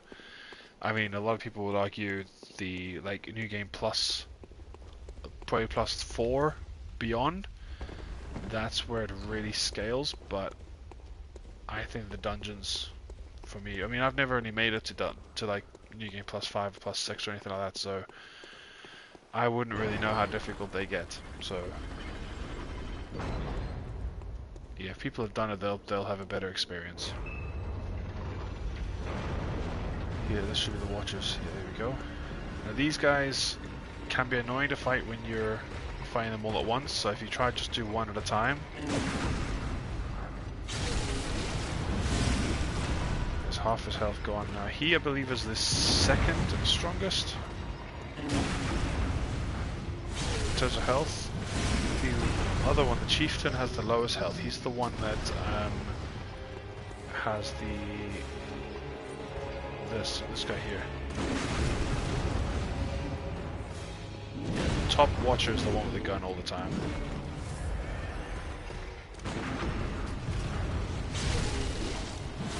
You can see how much health I take off with one hit with him. So he's got slightly less health.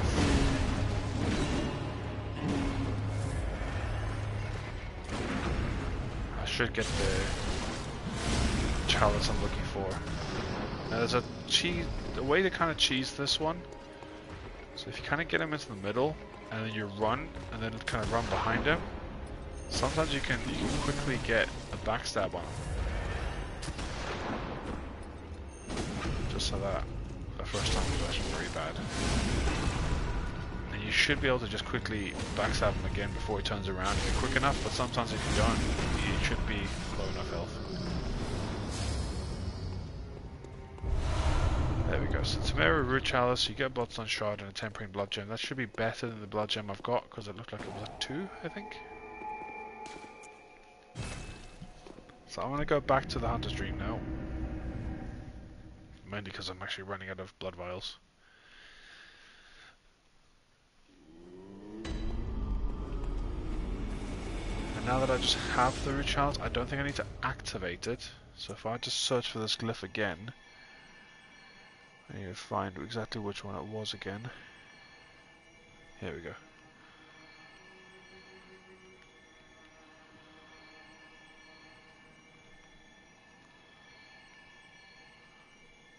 Let's see if it works this time. There we go. Okay, so I don't even need to activate it. So this is a false depth dungeon. So it's a depth 1. However, everything inside is the same difficulty as a depth 5. It's not recommended to use these if you want to kind of fool the jet playthrough, but this is kind of a I guess, an exploit in the game. People have figured out. They haven't patched it or anything like that because I don't know whether they know how to, or if it's just because the game is now 9 years old. There's not really any point. And what I do fear is that if they do, because I like using these dungeons. One, it's a good challenge early on, and two, you get a lot of kind of good stuff that you can use in the game, like different variations of the same weapon. The weapon is exactly the same. So the sword cleaver sword spear that I'm going to get is exactly the same as the one I've got. The only difference being the gem slots, which is what I'm looking for. Now I can't remember where it is. Now these guys will hit hard, so I need to be very careful because I will probably end up dying. So I wonder if it's worth me just leveling up with what I've got, or buy my, maybe not level up. I'll probably just use these to buy my blood vials because I'm not looking good right now.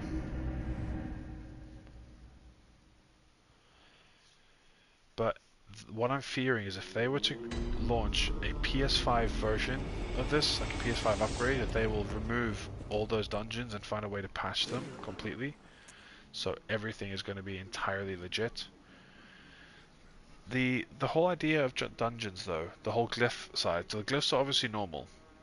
Whenever you create a new dungeon, they will have a unique glyph that you can give to somebody else. If you publicize it or publish it, you can give somebody else that glyph. They can then use that glyph and see the same dungeon that you had, same pickup, same everything.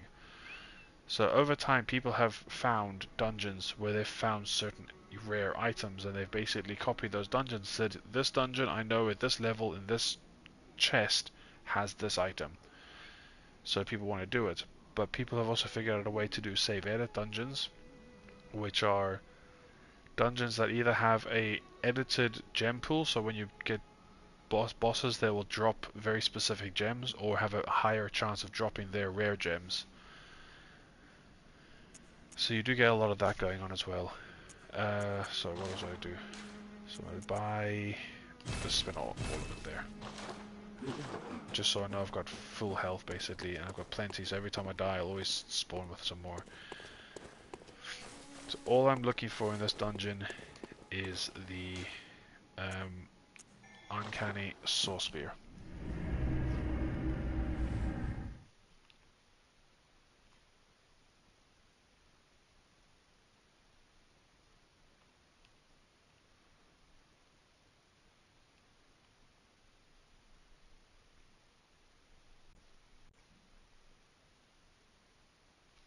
These loading screens are quite long. So I will probably end up getting one shot by most enemies in this game. Let's just see how long it takes me. If I hit this guy, oh, he's quite weak. So this might not be a death fight. No, look at the damage I'm doing. It's minimal. So this one might just be a death one, but it'll have what I'm looking for. It'll have the sword spear, which is what I'm looking for. So I'm gonna see if I can find it. I actually cannot remember for the life of me where it is. So I'm just gonna kind of run around until I get it. This is the, so if you go through one of these early doors before the second lamp, these will be, oh that was close. Yeah, this should be hopefully the sword cleaver, a sword spear. If it's not, it'll be a threaded cane, I think. Okay, so the sword spear will probably be layer 1 after the first lamp.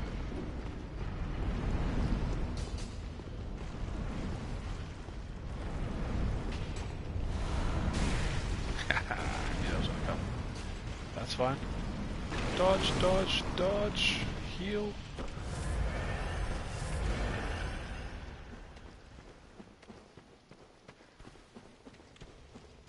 Okay, so it'll be there'll be a secret room in the main area.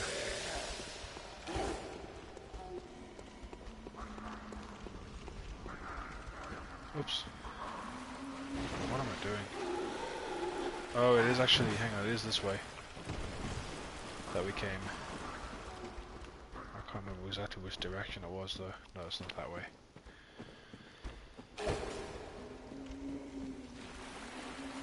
It's up here. 2 rats are a giveaway.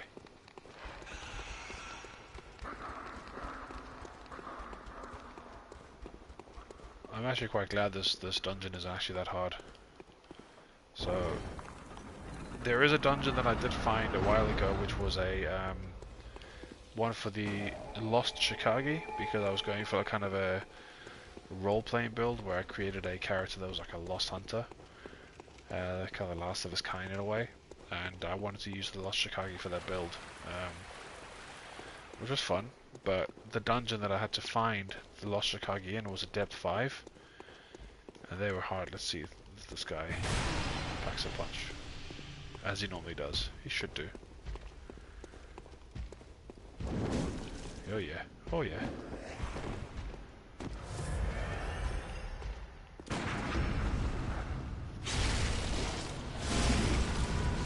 But I can one-shot him, which is good.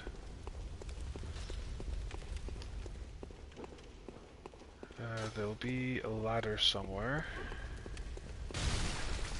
There it is.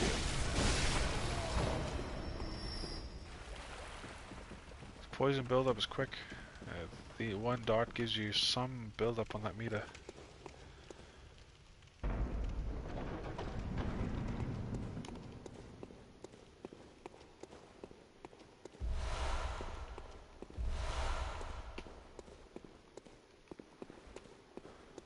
Okay, so is there 2 doors here? It's just the one. Okay.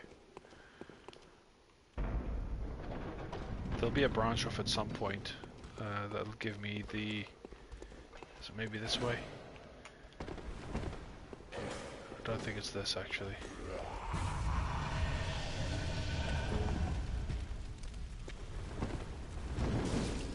Yeah, I'm going to need to get out of here because I'm not looking good for my health.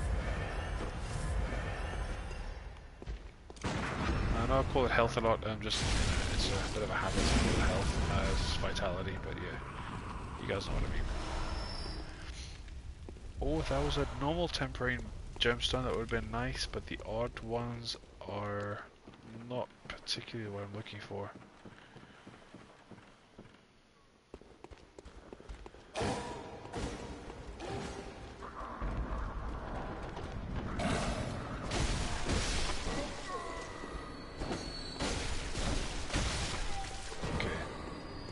So this should be the lever here, and I think there will be an extra room. Nice.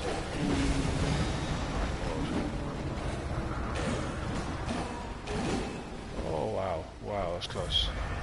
I should have died. I could still die.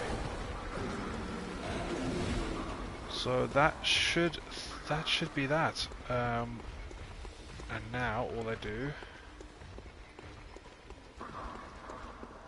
is go to the boss room, which is usually opposite or close to it, so it might be around. No.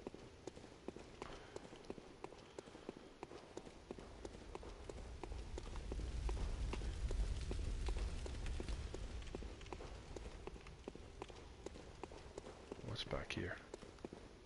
Oh, it's just that, okay. Yeah, been there, done that already. Oh, I think I know where it is. It is back in that room, because there was a... Yeah, it was one of these kinds of rooms. Perhaps it's this way, actually. I wonder that's the... No, actually, that's fine. I'll go... I think it's in the extra room here. It's been so long since I've done this dungeon, so I don't actually remember. Yeah, so the lost soul spear should be in here, in the treasure room in this area.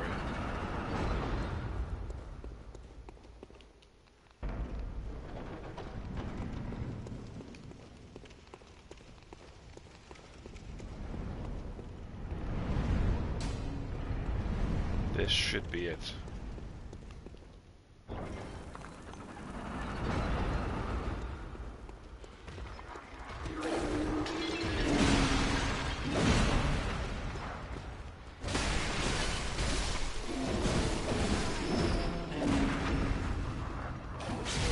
Get the big guy first.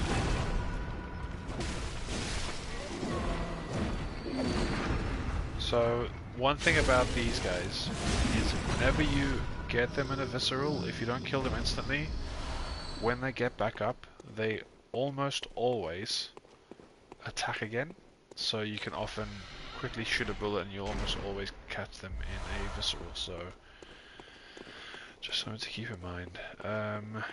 Quickly get these little small chests first with some extra bits and pieces, and then I'll get the soul spear. This should be the soul spear in here. I can't see why it wouldn't be. That's it. Uncanny soul spear. Perfect. So that's the weapon that I'm going to be using for the rest of this.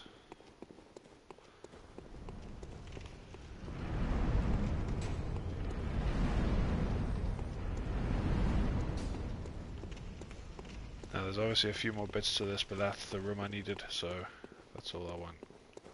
What I'll do is I'll fight the boss, just for the sake of fighting the boss. Don't even know who the boss is.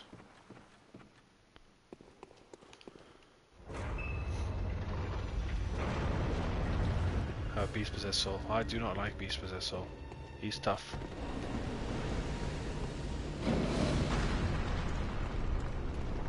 Because he can actually catch you in a combo. So yeah, that combo there. Yeah, that's a slower version of the combo.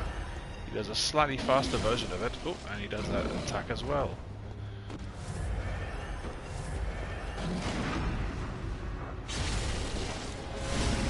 God, look at the damage. And he'll always do that back pedal.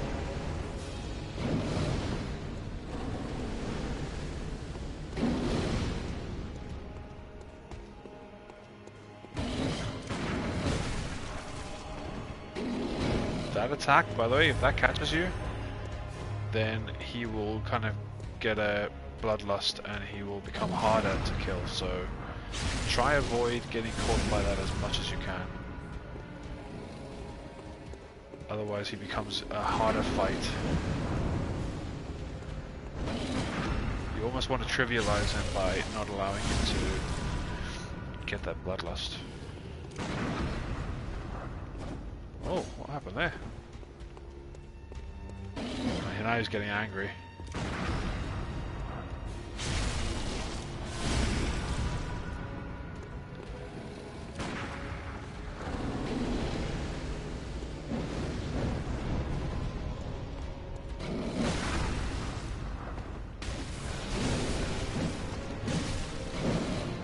Oh my lord, I nearly died to my first boss.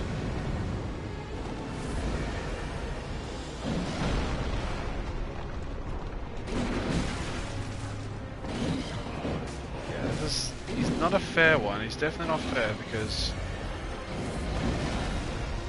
Okay, I need to get this done now. There we go. That should hopefully be enough. Yeah. Yeah, he's tough because those attacks, if he catches you in them, he almost always gets you. Right? It's very difficult to actually dodge your way out of that. I don't need to continue the rest. As long as I got that soul spear, I should be able to now get it to +5.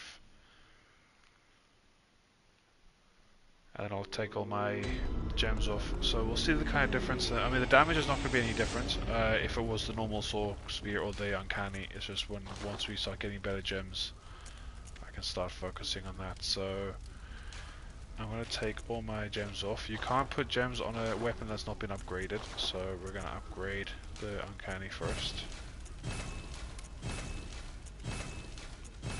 There we go, so now we need 6 more of these, and then we can get it to +6, and then we can utilize the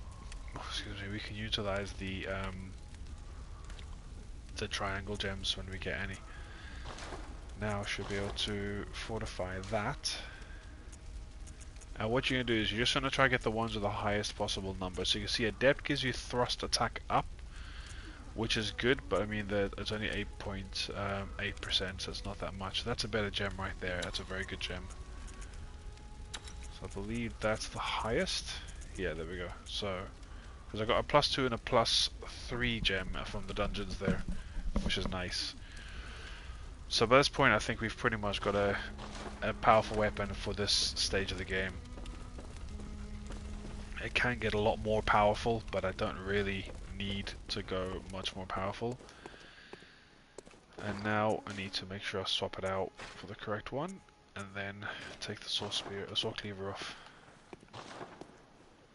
So now, as you know, as I said, it's exactly the same weapon. There's no difference to it.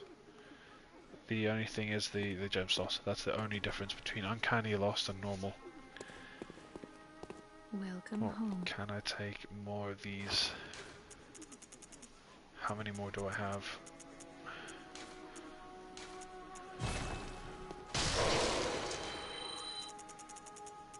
So maybe some extra leveling.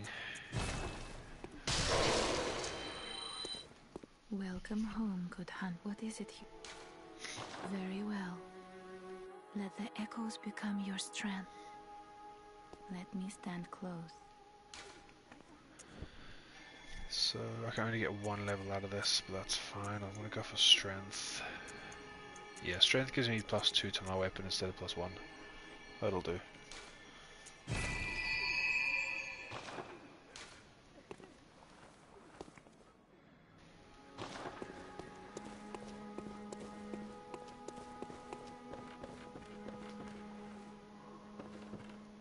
I really want to do the Jacksepticeye thing, but I feel bad. Okay, what is next? So, done those. I mean, I could show you how broken this dungeon is. Like, genuinely how broken it is. It is... So the Dole outfit gives me... I'll show you. I'll show you once. I'll just do it the once. Welcome home. What is it you desire? So, the current level up for me, actually, for my next level, 7,000, okay? Now, the Dole outfit gave me 35,000, which probably would have given me at the time maybe 4 or 5 levels. This dungeon gives you enough echoes for that and more. So I'm going to just show you the one run, just because I don't really kind of want to utilize it too much. Also, once you get further into the game, this dungeon's useless. It really is. The amount of echoes that you end up getting from enemies, like, is so much better than this. Even with like max moon runes, which gives you like the most echoes, and you get up to 158,000 or something. So it's a normal dungeon, but if you look at my health, I literally have like how much health do I have? I've got 10 HP. That's 682. So it's like 97%. Now if I run out this door, if I look to the side here, you'll see a health bar disappearing. Now apparently there's an enemy, an NPC enemy, that is standing basically on a bridge. He spawns on a bridge and he falls, he gets hit and he dies, and we get the echoes for it. Look at that, 83,000 from one single enemy dying. And we can do the Bold Hunter mark over and over and over again, and just keep doing that to get a ton of echoes. Really, really easy. So yeah, so I said I'll do the once. I'm not going to do any more than that. Very well. Let me stand. But it's very easy to kind of abuse. So that gives me another 9 levels just from that one run of that. So you see what I mean by how broken it is. So I'll do the... Let's leave that at 30. What if I put that to 26? Okay, that's 235.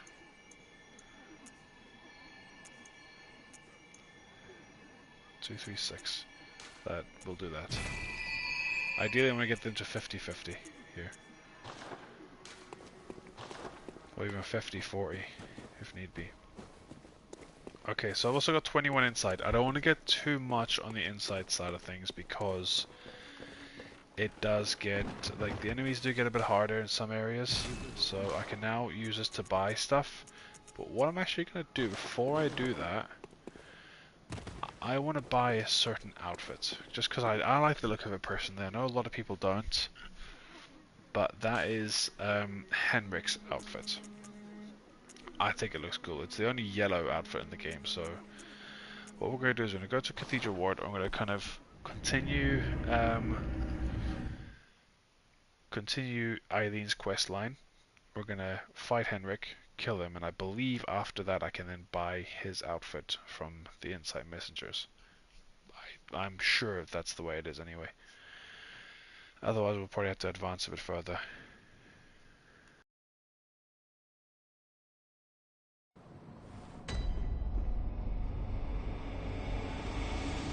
Okay, so we need to, because as you can see, she's not here. So she normally stands here, right? We obviously met her in the first game near the sewer area. She'll stand here once you open the main gate. So what I'm going to do, I'm going to go open the main gate.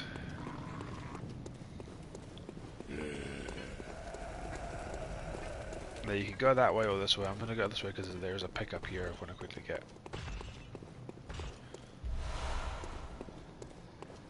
There's a guy with a scythe here, which is pretty cool.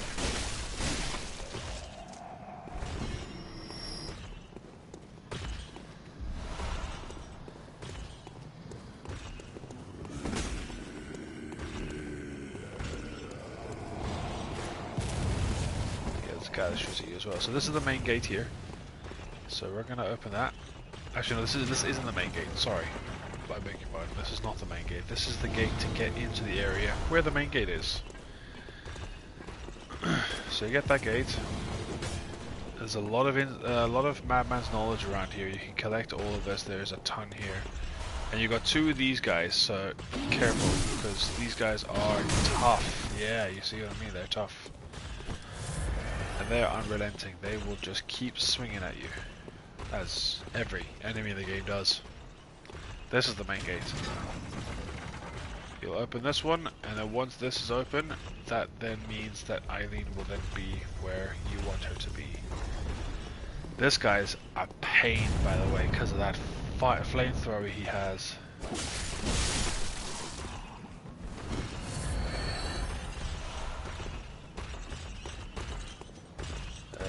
Do I want to collect the Madman's knowledge?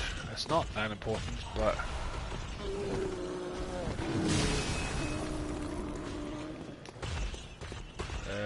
there is a very annoying enemy here. Actually, probably my least favorite enemy in the game, and that is a brain sucker. The reason for that is because if they grab you, they can actually suck the insight out of you. There's also an enemy on that side of the wall that you can sometimes hit, or is he here?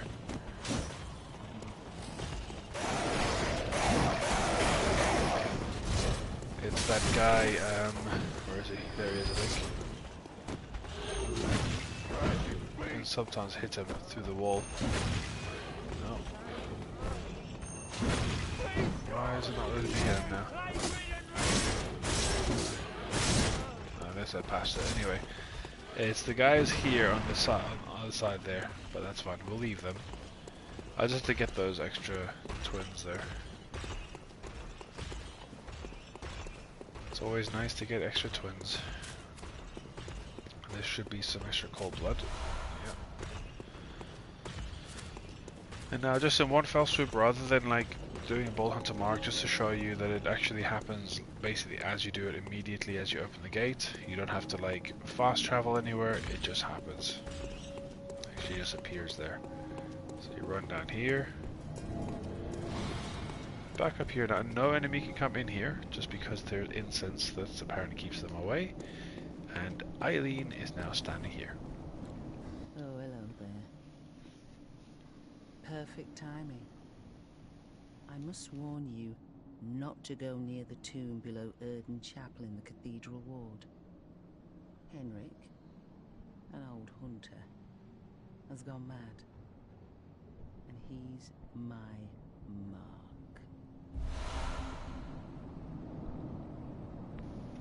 I absolutely love that. He's my mark. Don't go near the tomb below Erden Chapel.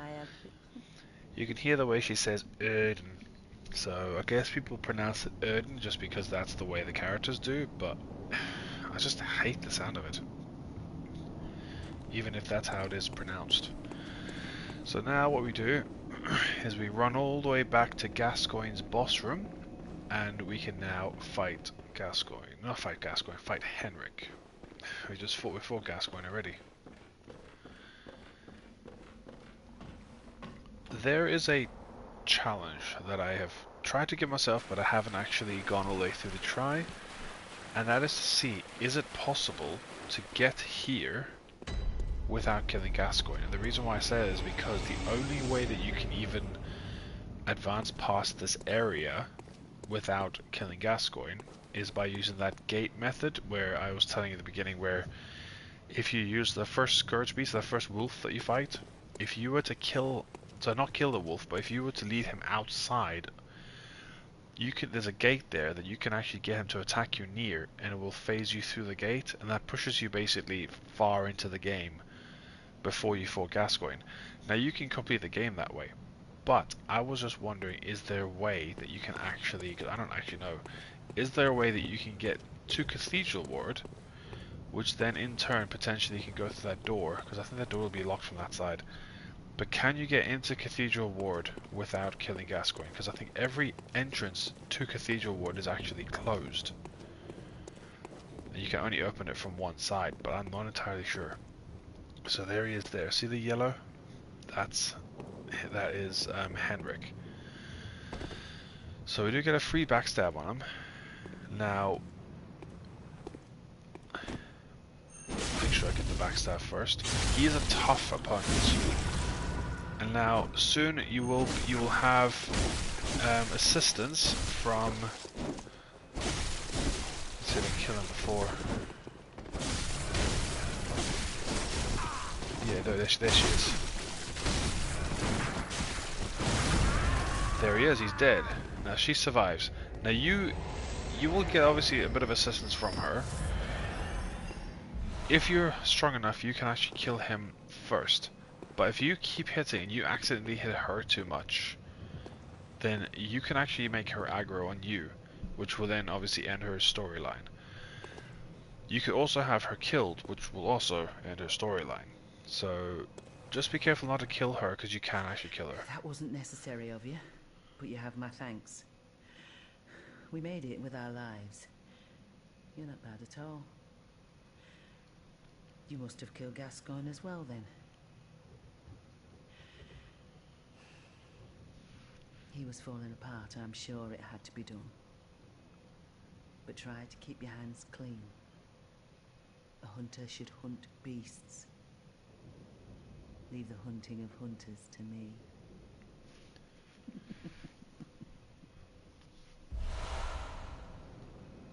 There we go. Yeah, So that's now her storyline basically done up until the point where we get to fight the big guy himself. Now if we did not do this part of the story, just to make you aware, if you don't do this story, then instead of finding the Bloody Crow of Canehurst, which is the tough enemy that we need to fight, you will actually end up fighting her in the same place you would find him.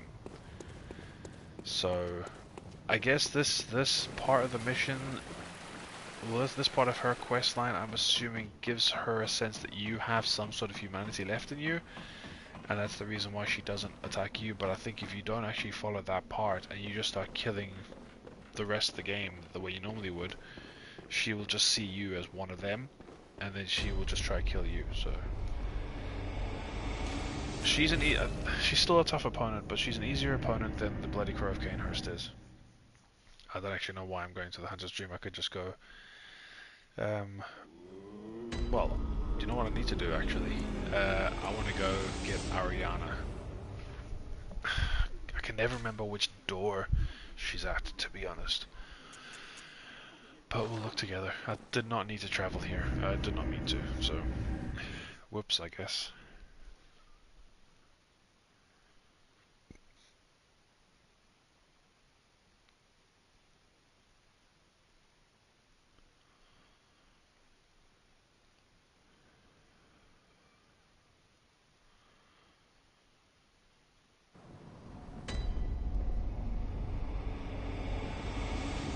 Just bear with me 1 second.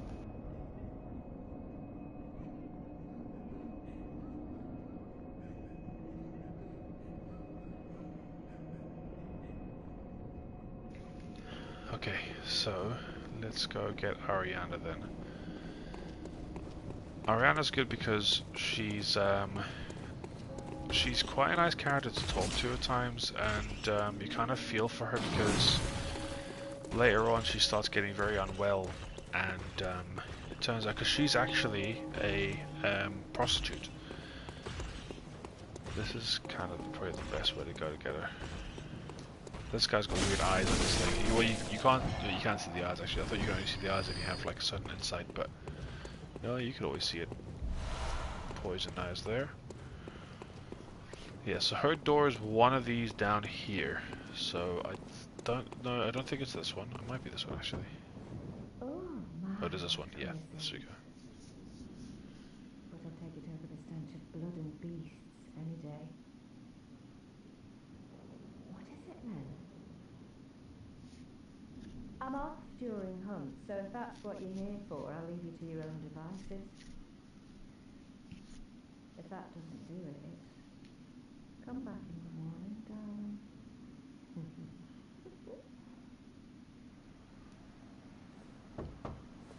Oh, thank goodness. You're a hunter, right? Might you know of a safe place? The night is long, and very little of the incense left. Please, there must be some nice place to run off to. So this is the part where you can then send her to Odin Chapel, or you can send her to Yosefka's clinic. Now, I haven't actually spoken to Imposter Yosefka yet, just the normal one. So I'm going to send her here anyway. This is where I want her to go. Otherwise, she ends up dying if you send her the other way. She ends up dying both ways throughout the game, so regardless. But anyway, more of a story on this way, so thank you, do it this way. Maybe I'll see you there.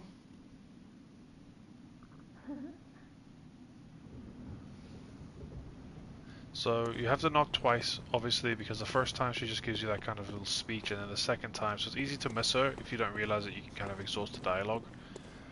And then this one here is a guy who's he's like an old grumpy man.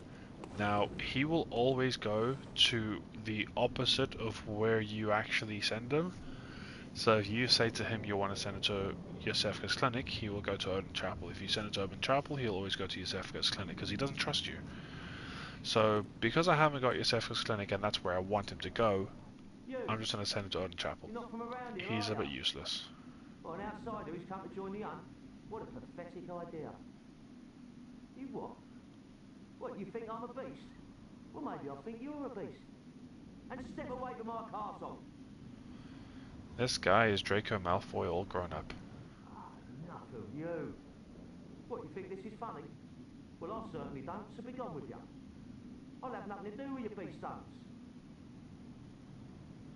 What's this two-bit nonsense you're peddling? I heard you told that wench about some shelter. Well, she's a damn fool to trust an outsider. Why? Well, her sort's probably just fixing to feed some of your coin. Alright, what crafty lies does the outsider have today? You think I'm an easy mark? Yeah? Well, give me your best shot. Yeah, sorry, too sharp for that bollocks. I know a superstition when I hear one. Outsiders. Even their lies are predictable. Yeah, so he doesn't trust you at all. You have to basically speak to him 4 times just for him to ask you where to go. So, and even then, when you tell him, he doesn't believe you. Still preying on folks with your book of lies. Yeah, fine. And that's just, yeah, so I told him that anyway. So that's fine. There's not really much up there, so I'm going to ignore that. And we'll go and I'm just wondering, what should we do next? Should we do... Well, I want to go get Henrik's outfit, and then I want to... Oh, that's not the right way, Kyle. Where are you going? This is the way. Okay. I want to also go and get the Witches, or Witch of Hemwick done, because that way we can start using Carol runes. The Witch of Hemwick is the easiest boss in the game, arguably. And what I can also do actually is I can go speak to Imposter Yosefka, because I want to send the Beast guy there. It's the easiest way to get the Beast rune. Or I could just, actually, you know what? I'll just fight him. He's a tough fight, but I'll just fight him and get the beast rune that way. So, what was it? Yes, Henrik's outfit. Should be able to buy it now. Yeah, there we go.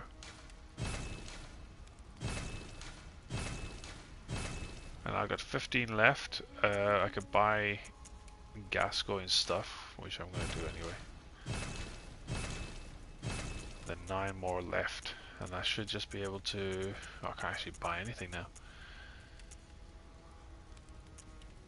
Oh, I just buy pungent blood cocktails. That's fine, I'll just do that. So I can spend them all. Okay, so what I'm going to do now, equip all of that. See, I just love the look of this. I don't know why, it's just such a cool looking outfit. At least to me it is. So for the most part, in Bloodborne, outfits are literally just cosmetic. They don't really have that much of an impact because the resistances tend to be quite negligible. So what I'm going to do, I'm going to go here. I'll just activate it anyway, just to show people who don't actually know on the conversation with Imposter Yesefka. Now you can actually discover her now, speak to her from this side of the door. Later on, when you actually get to the other side of the door, you can actually go there 2 different times. So you can see that now we're in what you call it, the original place we started, Central Yharnam. But you can already see the color feels different after beating Gascoigne. So it's almost like it's advanced to like, so we're in afternoon originally, I think now we're like evening. Then once we actually kill Amelia, you'll go to nighttime. So this is Imposter Yesefka. She looks identical, because obviously she's supposed to be exactly Yesefka. She's just sounds different. Well, hello. Splendid. Let me ask you a small kindness. You're soon off to hunt, I presume? Then, if you find any survivors, tell them to seek Yusefka's clinic. Upon my Hippocratic oath, if they are yet human, I will look after them. Perhaps even cure them. This sickness, these beasts, they are not to be feared. This time the night is long. I may be trapped here, but I should do something to help. I'll even offer a reward for your cooperation. Tempted? Well, off you go then. So yeah, so once you speak to her, that kind of activates that, but you can hear her voice is different to when you first speak to her. She sounds a lot more kind of sweet and innocent the first time, but then when you speak to her the second time, obviously because it isn't actually her, when you speak to her this time, she is a bit more cunning and conniving, so you kind of, when she says cure them, she doesn't actually mean cure them. She's basically experimenting on them, and she's turning them into alien-like creatures called celestial emissaries. So, yeah. For some people, that's what you want to do. You want to send them there. For other people, you don't. It's kind of as simple as that. So now I've got no insight, but you can see the doll is now back to this, but I can still interact with the doll and still channel my echoes if need be, which I can't obviously do now because I've not got enough. So you can still do that if you've got 0 insight. But the reason why I'm doing that is because if I go Cathedral Ward, I'm going to go fight the witches next.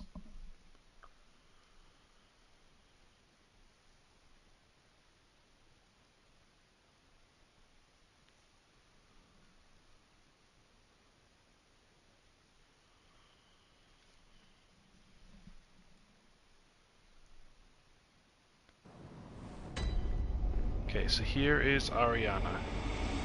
Oh, hello dear. You weren't lying.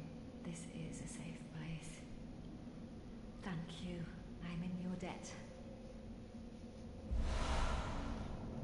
like get to a... tender my thanks, but I haven't much to offer. I didn't mean to do that.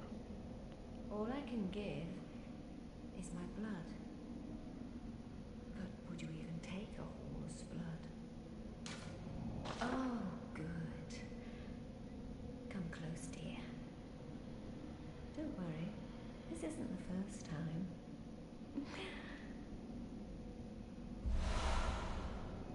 There we go. Okay, so you can only have one of either Blood of Ariana or Blood of Adela, which obviously we killed Adela early on, so that doesn't matter for us. This one heals HP and temporarily boosts your stamina recovery speed, and then this one restores a large amount of XP. So that's the difference between these. You can have one of each of these, but you cannot have more than one.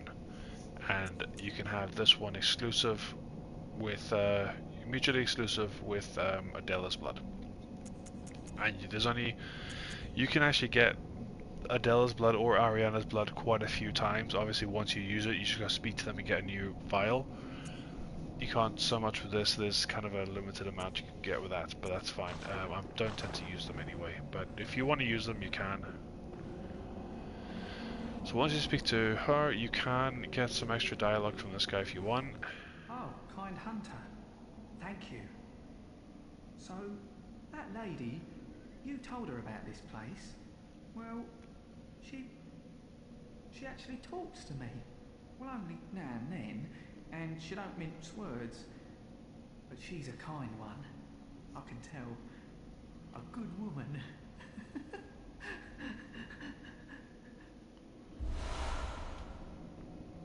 Yes, okay, so you get some extra stuff there. I also thought there's a little pickup here that I want to get. Nice quick pickup. I've made a mistake of just running off the edge here. It's just basically a fall into a void, so you don't want to do that. So when you go up here, if you walk backwards, you can walk off of a ledge here. And now you kind of see, that's that kind of central plaza area with all the madman's knowledge and the big giants. From a different perspective, that's just going down that staircase into the entrance to the cathedral ward. So this is the actual, sorry, the Odin Chapel. So this is the Odin Chapel right next to us. So we're kind of now on the roof of the Odin Chapel. So if we drop down here, there is a chest up here which has a extra pickup for us. I believe it's a rune. Yeah, Formless Odin rune. Formless Odin. And then you also have a Messenger Urn Festival. So I was actually going to show you how to get that, to use that, but I will do that once we get to the witches.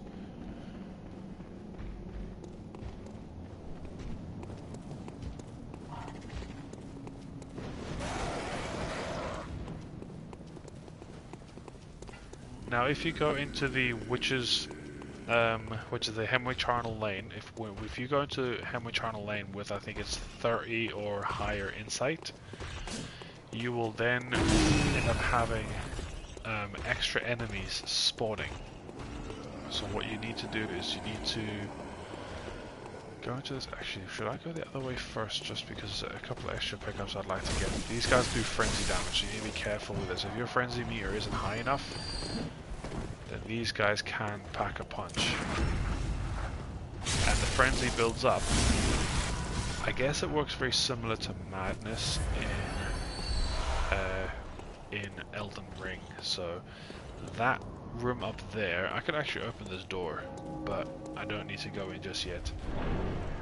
Up here is the boss, Vicar Amelia. So this is the next story boss. I don't want to necessarily do her right now, because you can see it's evening right now.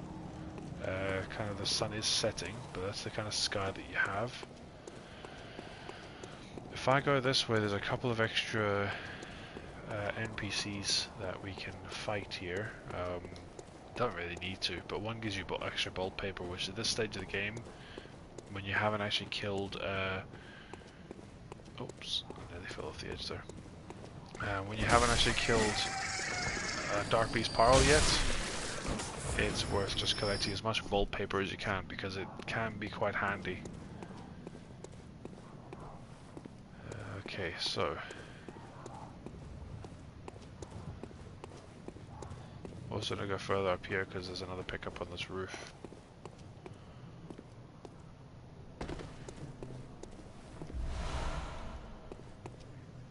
Now I can't remember if, first of all, oh yeah, there we go, this guy's already attacking.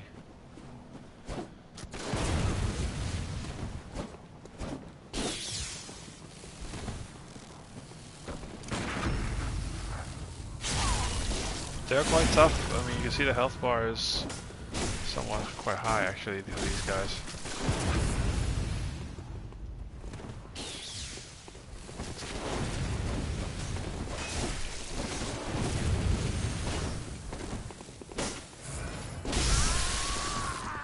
Okay, got him. This guy just stands back and shoots you from a distance. He's a bit annoying actually.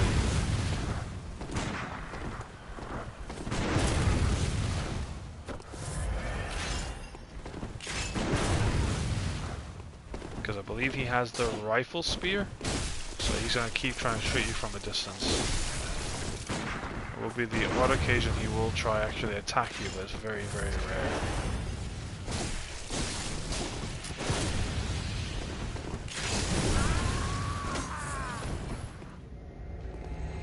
They're tough, but they're not obviously toughest NPCs. In fact, I think they're probably some of the easier, like, hunter enemies you can fight. These doors, there's nothing here, so you can't really do anything with these guys. Blood. Bless us with blood. That's all you get from them. Now, I think there's a couple more twins shards down here. I think these are twins, I don't remember. No, these are bloodstone shards, okay. But you can kind of run down here. There's actually, to be fair, there's a different path I can go. It has one of those big sack guys, which I personally do not like. I actually thought it was just that way, but unless, is there, oh, I think it's further up here, isn't it? Yeah, it's this way. It's two different ways you can go.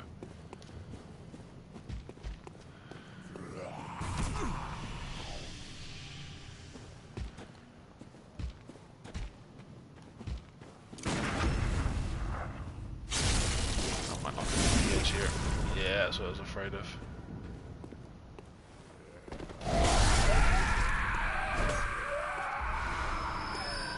Oh, go back up. There's just a couple of gunmen basically up here that I would like to kill, so we can just drop on their heads basically. So there's a twin there, which is what I like.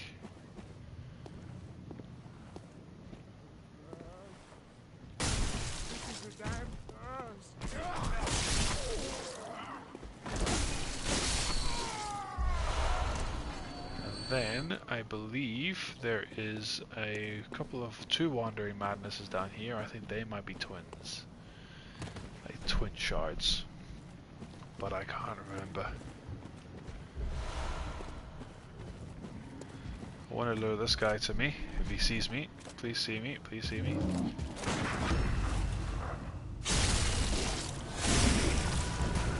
he just goes straight down. Maybe it's just the one. There's just one. Oh, there's two.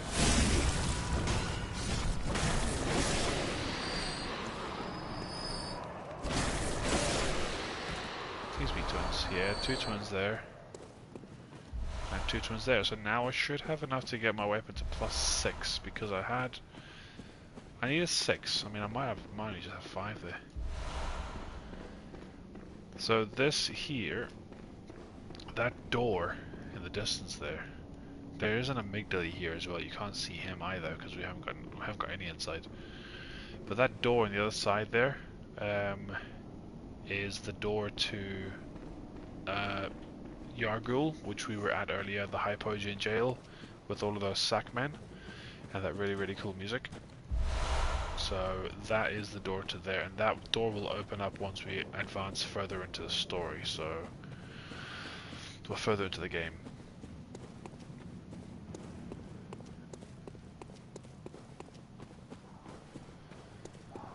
But that will be a slightly different look because it'll be the blood red moon phase of the village, and it becomes quite challenging.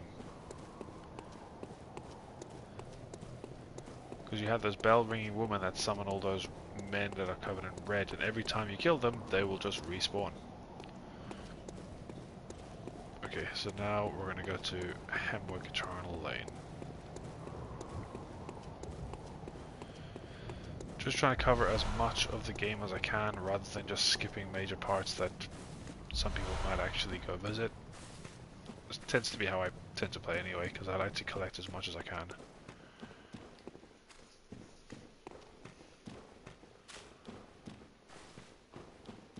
So you run through this little area. Now this area is a pain, because there's a lot of gunmen here. Like, when I say a lot, I mean a lot. And the dogs are not any better. The dogs are really, really annoying in this. So you see how many there are here, just alone.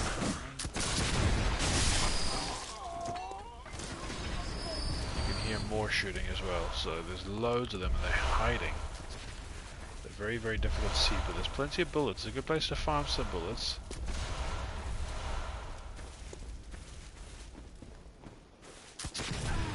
Yeah, there's one there. Cheeky bugger. Another one here.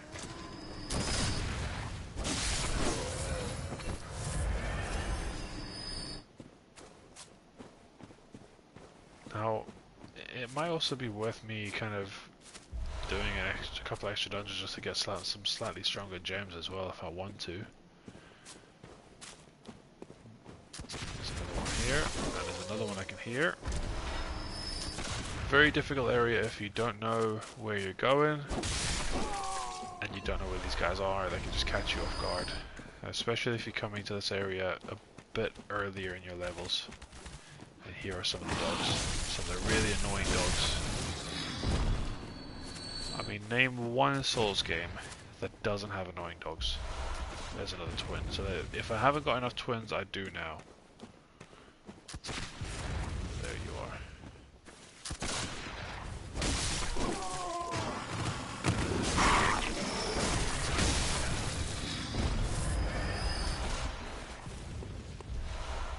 That's another twin. I guess it's a pretty good way to farm for these twins. Because these dogs also drop some twins. Now twin bloodstone shards are actually, to me, some of the hardest ones to tend to farm for, because, well, for me, because when I eventually get the dungeons done, right, and I like to get a +10 weapon before Amelia. That tends to be how I like to play, right? Don't need to, but it's always cool to say that I have a +10 weapon before I even got to the second, technically, story boss of the game, or third, depending on if you go through, if you don't want to pay the 10,000. But for most people who don't want to do extra bosses, they'll pay the 10,000 for the Hunted Chief Emblem, and they will basically just get to her second. So, yeah, there's a way to get a +10 weapon before you fight her. It's not easy, but you can. The first problem you have is getting all your twin bloodstone shards, because you can only get a lot less than I've got. I think I'm quite lucky because I got quite a few drops from these enemies. But once you get later on, there are dungeons you can farm for bloodstone chunks before you get far enough, and then you can also then do a blood rock in certain dungeons as well. So 30,000 should give me maybe 2 levels. I'll put them both in skill, and then use the rest on buying some extra stuff here. Why not just get some extra vials while I can?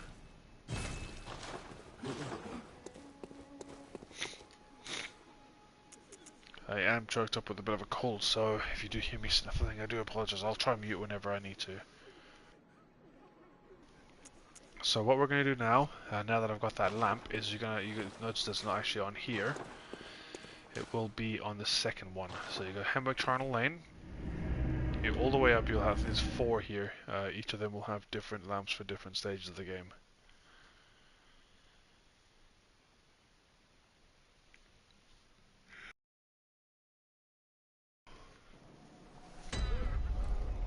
And now this area is a little annoying, but it's not particularly hard. It's just these guys can hit you pretty hard. And they're fast. They're very fast at attacking. Another thing, when you've killed an enemy, you can still get rally potential from them. So you can still kind of gain some health back rather than having to just hit them a couple of times, see them die, and then just leave them. So there are some more twins here as well. So if anything, you'll be able to get your weapon to plus 6 from this area, because there are quite a few twins in this area, twin bloodstone shards.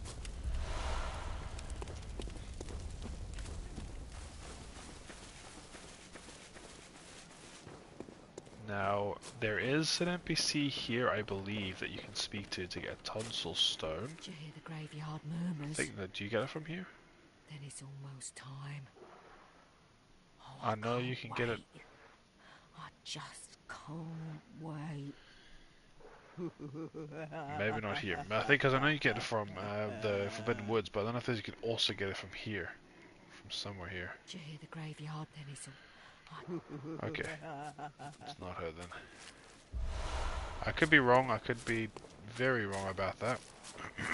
But I thought there was maybe 2 areas you can get the tonsil stone from. The tonsil stone is an item that you can actually unlock another section of the game early.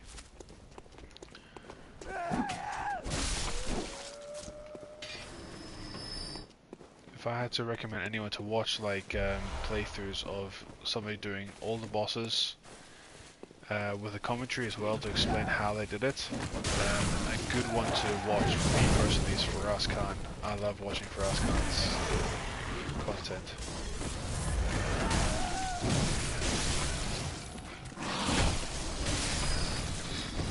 Yeah, these dogs are annoying. And these Molotov throwing buggers as well.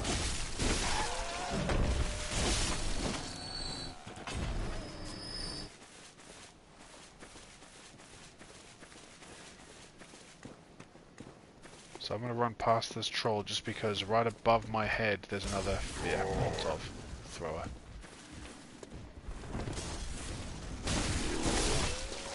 Get her first. Get the twin bloodstone shard that is here. 2 of them. Could have got that earlier, but I didn't want to risk being hit.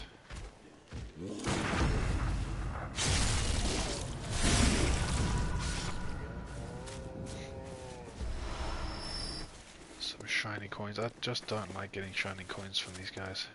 So there is a sneaky bugger here.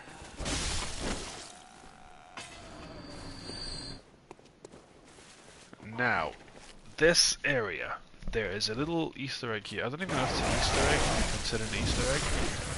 But there's a crow here that, I don't know if it's maybe just never been programmed with, I just don't know which one it is, that's the problem. I don't accidentally kill it. I actually believe, I think I know which one it is. I think it's the one that's just sitting there chilling.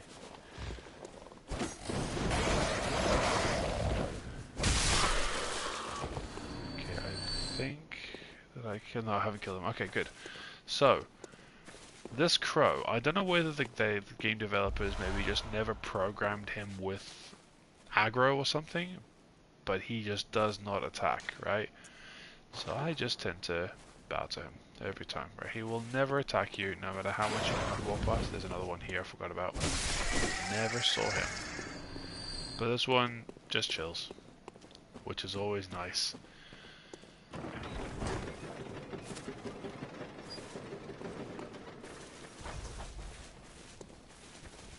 You will have enemies that will try push you off the edge, like that one right there. They are an absolute nightmare.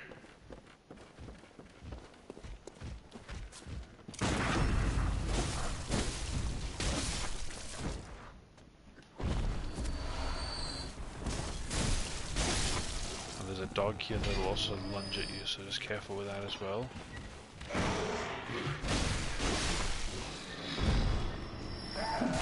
Oh, there's a female, you can see that.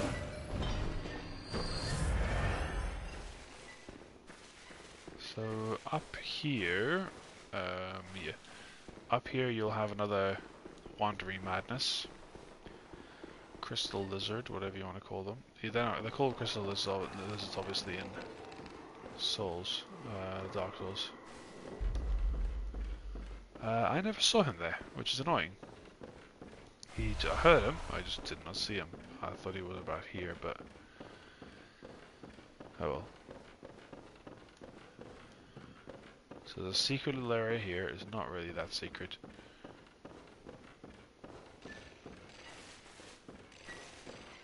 There's a guy that's shooting. Yeah, there we go. There he is.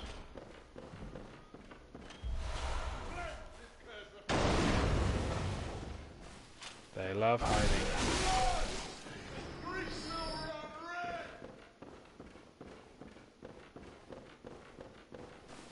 Okay, so you can get enough, obviously an extra twin bloodstone shards from that room. I just didn't see him. So here is one of those guys that will try to push you off the edge. They're cheeky that way, they really are. Like, you could just be walking and get shoved off the edge. So there I believe I just got a triangle gem actually, just to give you a sense of the gems that you can get. So there's a triangle gem there, so that could go on my weapon, and that gives me some extra damage potential once I get it to +6. Oh, fire damage is not fun.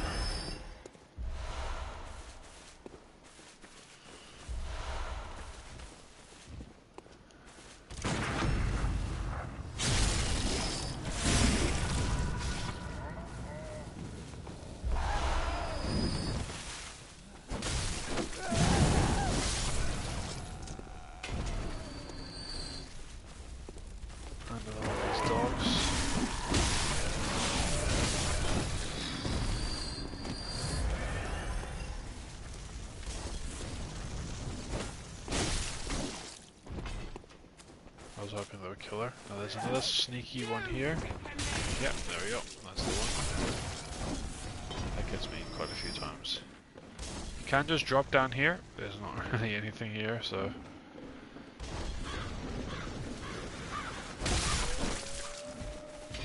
Not really any pickups here.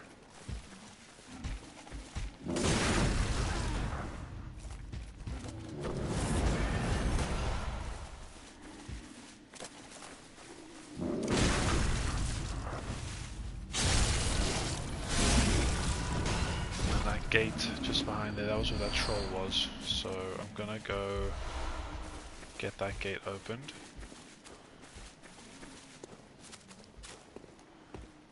So that's another shortcut, so that's 2 shortcuts unlocked here.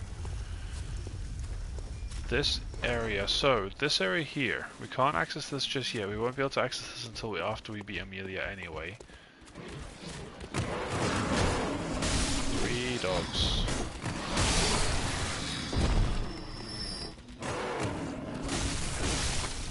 4 dogs. But that area there, once you get further into the game, you'll be able to unlock an area. Actually, it's inside the... So, where you speak to Yosefka, inside there is a thing called the Canehurst Summons. Canehurst Summons will allow you to get summoned to the Canehurst Castle. So this is difficult to get just because it's easy to fall off the edge. The Canehurst Castle is one of the easiest areas to miss in the game. I don't know whether you maybe can't get it after a certain point. I know you need to kill the witches, which is the boss in this area. But don't worry, she is the easiest, so they are the easiest boss.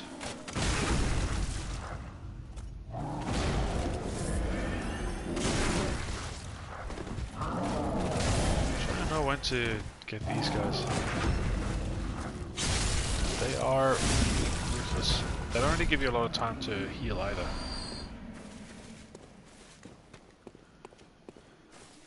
There's a secret little area here. Now you can't sneak up on this guy. Don't think you can anyway. No, you can't. Okay, so he always turns around.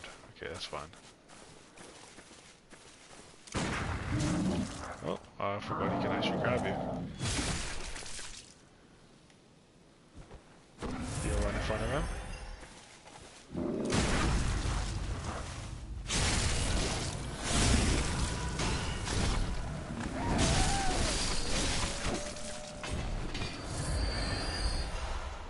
And there's one more coming. Yeah, I can hear her footsteps. Oh yeah, she's a Molotover.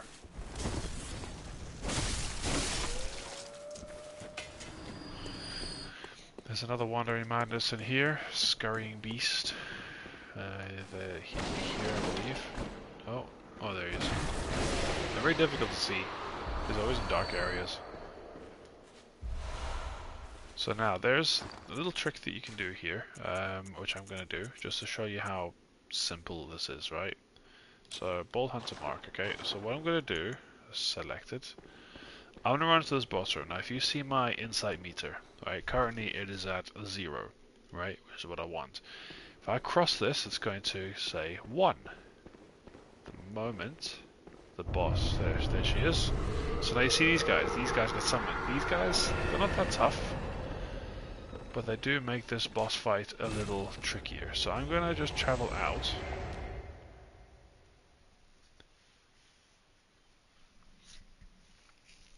There, you could do the fight with or without them. Do the fight with them. It's a kind of the way it's intended to be played, to be honest. If you do it the way I'm doing it, it kind of trivializes it a lot more. I'm not saying it's not hard, like not easy.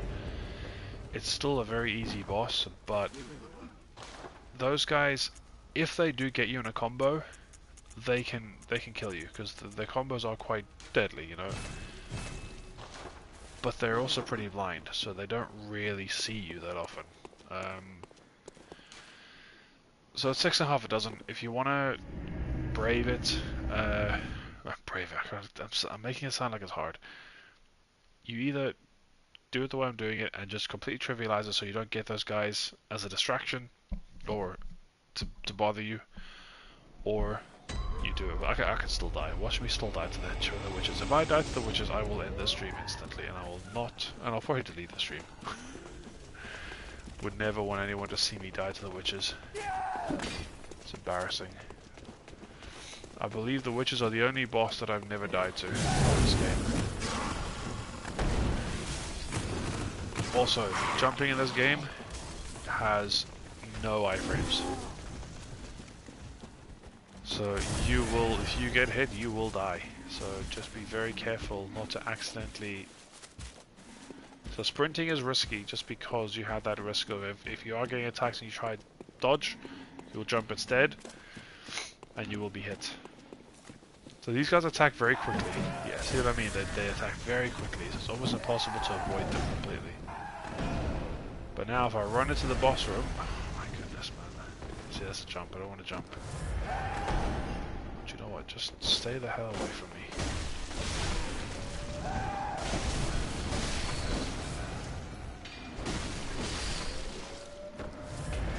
That'll get them off my back.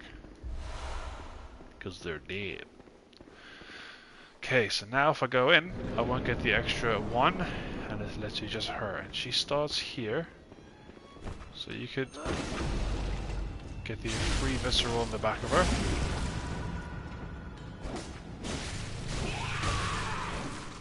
Now she's pretty weak.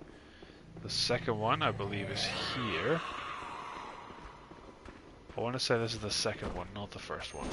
Yeah, this is the second one. So you're weak in the second one. There are 2. The second one is pretty hidden at first.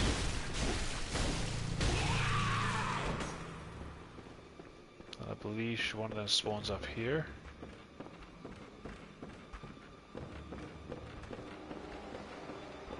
Oh, okay. They kind of spawn around the room at random points. Here's one here. That's the first one, okay. First one's dead. It's just about me trying to find this. And when she does that, she's a bit of a nightmare, because she can, yeah, she can do that. She won't kill me, but the fact is, she still did damage. Now I need to kill her fast enough.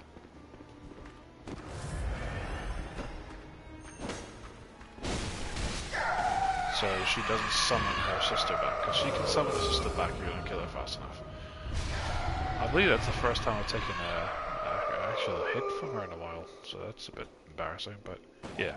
So you get 2 for killing her, 2 insight. Now if you go down here, you will have a extra pickup. This is where you get the Rune Workshop tool. And this is what allows you to put Carol runes on your item, on your character, sorry. You can tell I'm not good at this.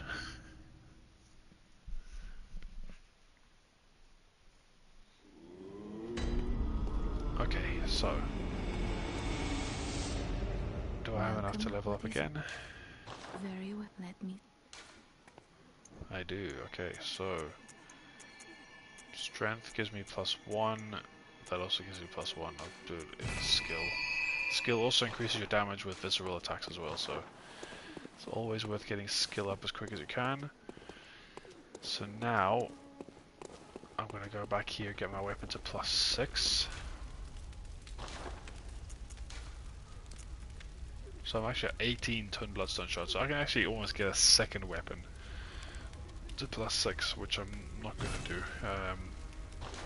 But now I can add a third gem on here as well. Double check. Okay, so here we go. So I've got a few triangles already. That's the best triangle I've got so far. So put that one on, and now my weapon is doing a lot more damage. 271 damage altogether. Pretty solid. Gotta be honest, you probably don't really need much more than that for the majority of the game. You could probably boost it a little bit up when you start getting like +5s on your weapon. But yeah, what I can do is I can also show a character of mine at some point, maybe not today, but that has basically like the best gems on the weapons that you can find. So yeah, so the next place we're gonna go, actually we'll go get the runes that we have. Don't think we have that many at this point, but it's always good to have. So we've got these ones here. So the air runes are nice because they give you more blood echoes for visceral attacks. Lake reduces your damage reduction, well, increases your damage reduction, sorry. Well, resistances. That gives you more echoes for killing enemies. That one gives you an extra bullet. You can get obviously 5 versions of this, so it's +1 all the way to +5. That's also +1 all the way to +5. So the one that we found is the 4th highest. And then you have the vials up as well. So I think what I'm going to do is I'm going to add the ones for the extra echoes and the damage reduction for now. And we haven't got one of these ones yet, the Oath Memory we haven't got yet. Now this is kind of a... there's not really that many in the game. They don't do a whole lot, but there is one that I want to get, which is the Hunter Rune, which you actually get from completing Amelia's questline correctly. It's not Amelia. Aileen's questline correctly, and that's the reason why I want to do it that way. If you don't do it, actually I think you still get it if you fight her and kill her. I'm not sure, you probably don't. But I think when I read up you have to actually kill the Bloody Crow of Canehurst to get it. And then once you kill him, you speak to her when she's dying, and then she basically dies, and you get the Hunter Rune that way. And that gives you basically an increase to your stamina regen, which is pretty good. Either that or its stamina cost is down. I think its stamina regen is up, but yeah, it's to do with stamina. So now we have a few more locations to go, a few more bosses left to fight before we get to the main story boss. The last one I think we actually need to fight, to be honest, before we fight Amelia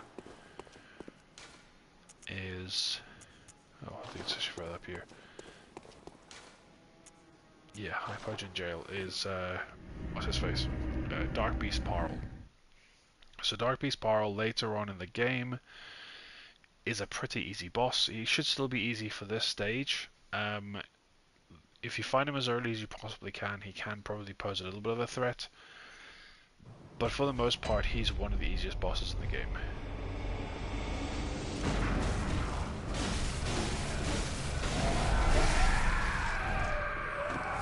I'm doing a lot more damage now to him than I used to. What you do need to do is you need to go all the way down here. You can fight Dark Beast Parle now, you can fight Dark Beast Parle later. It's entirely up to you how you do it.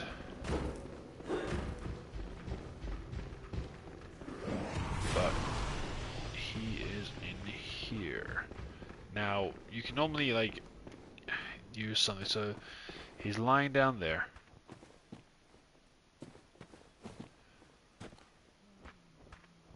Just wondered if the witch was following me there. You can summon, who can you summon here? Defector Antal, which I never summon any of these guys. Okay, so you run in here. Wait for him to do his charge. That charge.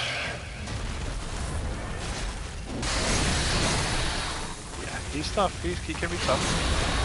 It's because he's quick, right? What you need to do is you need to break his legs, right? So if you break his legs, just like this, you pretty much trivialize him, right? And he does an annoying swipe at you as well. So his two front legs are broken. His back leg gone, and last back leg to go. And now it's just literally a matter of... You can kill him a lot faster than that.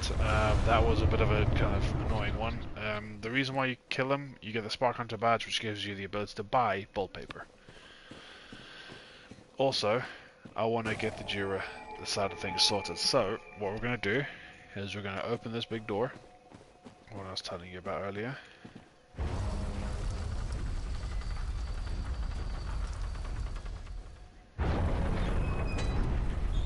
And we're going to take a run all the way up here, just following this path that I'm running.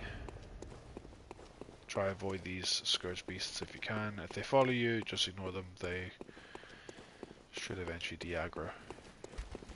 And these beasts as well, these guys. Don't even know what you actually call them. I just call them beasts because that's what they are. I just hope and pray that doesn't set him off, because for some reason I just got blood echoes, and sometimes blood echoes means that like an enemy has died or a beast has died somewhere. I mean, I didn't do it, but that might be enough to still make this guy hate you. If it doesn't work, chances are he'll probably kill me, but if he doesn't kill me, then I should be able to get down the ladder fast enough, and I'll just bolt Hunter Mark back and try again. Let's see. If he walks up to you and if he walks up to me and shoots me, then he's obviously aggro now. Oh, okay, there we go. So he walks up to you, he's fine. Well, well. How did you get in here? It's no matter. What brings you to Old Yarnum? I've no interest in matters further up, but you must not disturb this place. The beasts do not venture above, and mean no harm to anyone. If you still insist on hunting them, then I will hunt you first. You understand me? So you get to choose if you hunt. If you choose to hunt, you will be attacked by him. If you choose to spare, very good. He stays good on his good side. But I was once a hunter too. There's nothing more horrific than a hunt. In case you fail to realize, The things you hunt, they're not beasts. They're people. One day you will see. It's time you got going. But first, a farewell gift. I have no use for it anyway. What is it? Go! You have the... Okay, so you get a powder keg badge, so you don't actually need to kill him. So that's fine. I've stayed on his good side. Now, I don't know whether he still shoots at you if you run around the area, as long as you don't kill. I've never tested it out. I'm just gonna pull Hunter Mark back. So I've never tested it, so I don't actually know whether he will still attack you if you just run around the area and not kill anything. So we're not gonna try it. So now the next stage really should be fighting Amelia, but what I do want to do is I want to try advance this this dungeon actually. Get to the next story stage. So we'll do that for a little while. I kind of want to get all the dungeons activated, like get to depth 5 and then actually do proper depth 5 dungeons to farm for some really good gems, because that'll be good to have for like later bosses. You can complete the game without doing a challenge dungeon at all, which is the way they kind of intended for the most part, but as I said, I spend probably about 80% of my time in the dungeons, and because I absolutely love them. I find it to be the most fun, the most challenging as well. But it's always good to get these gems for like New Game Plus playthroughs as well, if you want to go further and play harder versions of the game. So I'm just going to try run to get all the... I'm not going to get all the extra rooms or anything like that, but I'm going to see if I can just run and get the levers that I need. Yeah, I absolutely hate this area. This is actually one of my least favorite areas of the game. These big rooms, because so much going on.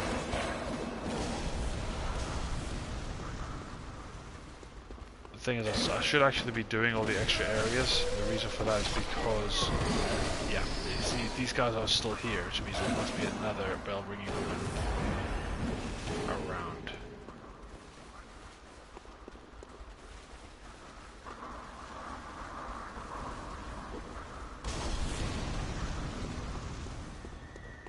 Just gonna ignore them for the most part. These dungeons are full of traps and other issues. So they've got a lot of issues actually. So they've got a lot of traps, they've got a lot of enemies, a lot of hidden enemies, tough enemies like this guy. Have to dodge. See that thing behind you there, behind him, that's a trap. I'll show you in a second once I kill this guy.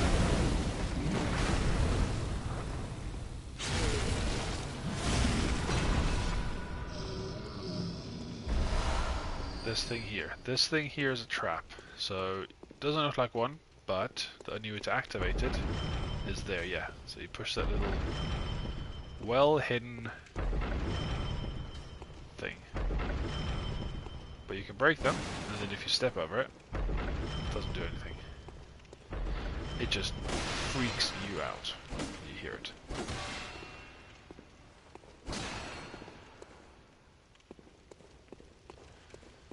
So sometimes you will get people jumping out of things as well, so just be careful with that. So that's that lever gotten. So one thing I have learned, I didn't actually realize at first when I started doing this.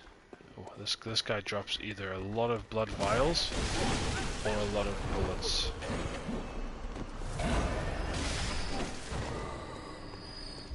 It was bullets that time.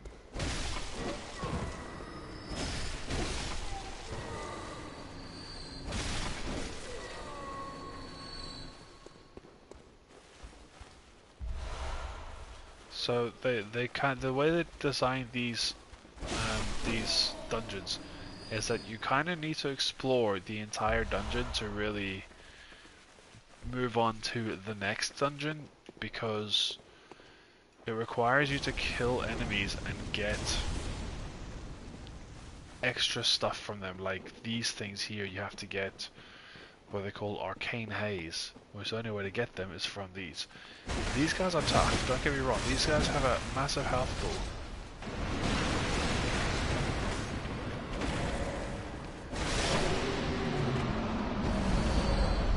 So there's another tempering gem, the arcane haze, there we go. So these things, this is required to get certain dungeons. I don't know which dungeon it is, but you need arcane haze, and the only way to get arcane haze is either getting the arcane haze tool, which I think you get at some stage of I don't know if you get it in the main story or if you get it through the dungeons themselves.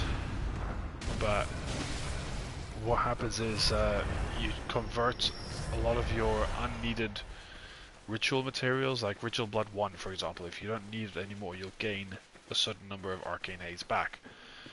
And some dungeons require like 25 arcane haze. And you get 1 from killing these guys. You could just come back and forth farming this dungeon all the time, but that gets a bit annoying, so...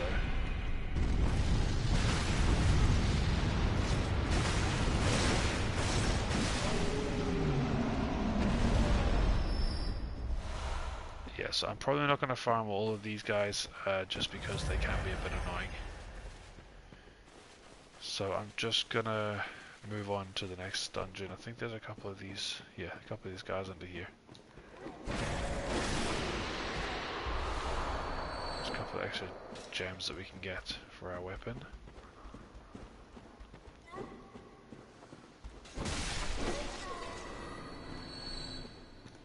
Don't know if there's a few more of them, I'm not too sure.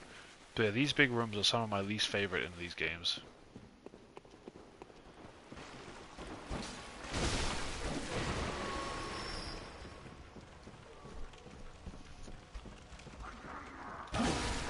Cheeky little hit that, isn't it? So now I should just be able to go straight to the bottom. So something I learned, right, is these lights on the side here. I didn't realize if they're purple, it means you haven't unlocked it yet. So if you're unsure, you don't want to go all the way to the gate. If you just look at it, if they're purple, it means that you haven't unlocked it. But if they're blue, it means you have.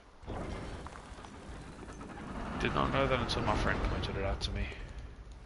Because I wasn't sure if we had found the lever yet at one point, and he's like, yeah, we haven't, because you can see the gate's purple. I'm like, oh, did not know that was a thing.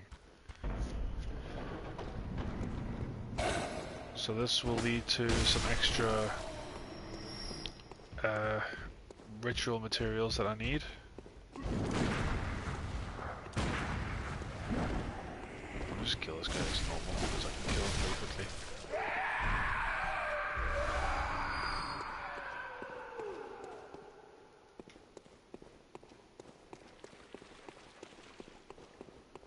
I always run to the side of these things because sometimes you'll fall through a gap, like a hole.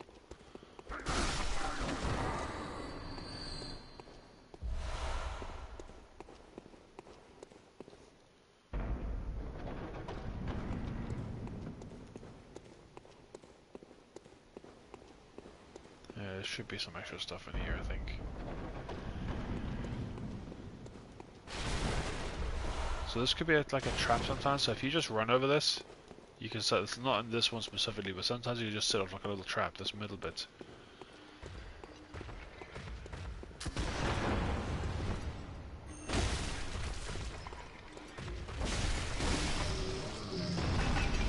Yeah, early dungeons, these guys are pretty easy.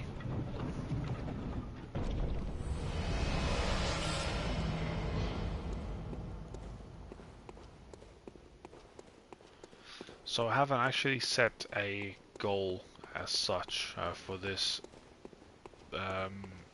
run. I just kind of want to complete as much as I can. Most parts of the game I will get the DLC as well. There's a cheeky little trap there, easy to fall for.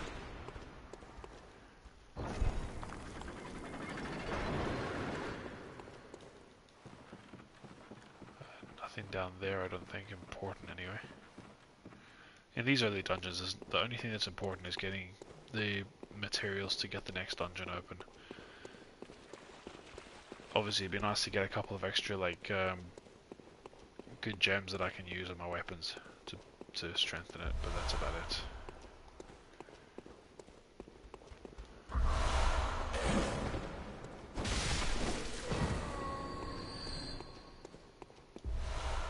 There's Tomb Mold. Tomb Mold is another one of those important things that you need to get early on, because that's another ritual material. So a lot of these things that you don't recognize the name of, or like don't know what's going on, they tend to be material for other dungeons.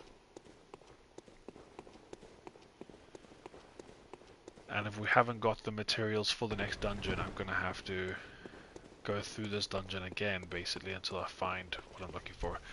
So this should be the final boss. I can't actually remember who the final boss for this dungeon is. It might be Watchdog? Oh no, yeah, it is Watchdog. Okay, I love Watchdog. He's one of my favorite bosses. He's hard. He's a very hard boss, if you don't know what you're doing with him.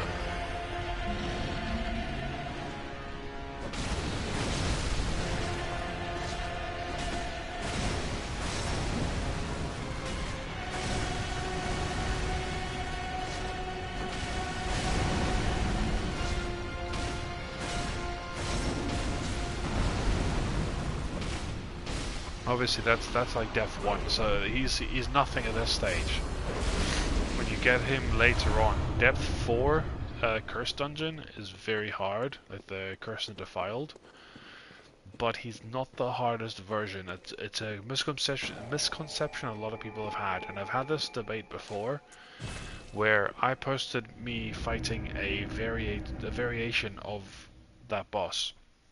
At a difficulty, and somebody had called me out because the boss room looked different. They assumed that was the depth 3 version of him, and they were like, oh, you should fight the depth 4 version, it's harder, but I was actually fighting a depth 5 version, which is the hardest version you can fight.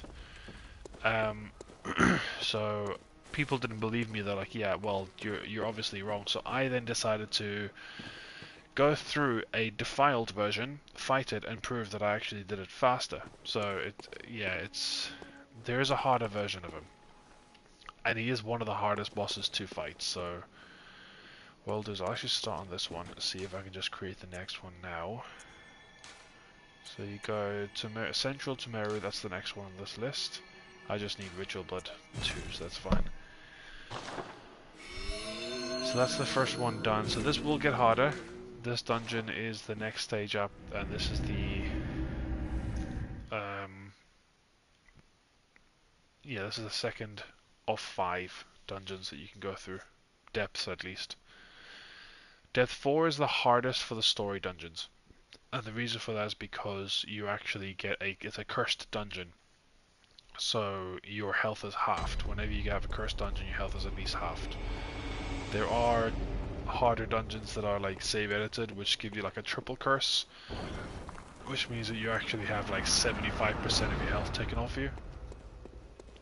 It's brutal, it's hard, and the enemies are a lot harder as well.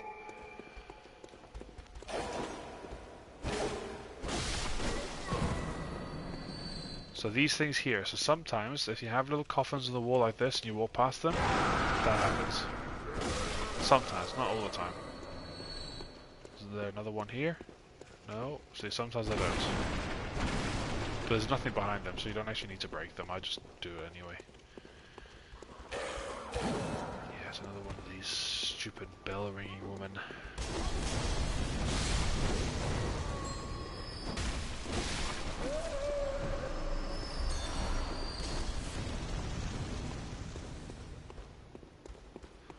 So the depth 3 version of the Watchdog is tougher than the one I face, obviously, as you'd expect.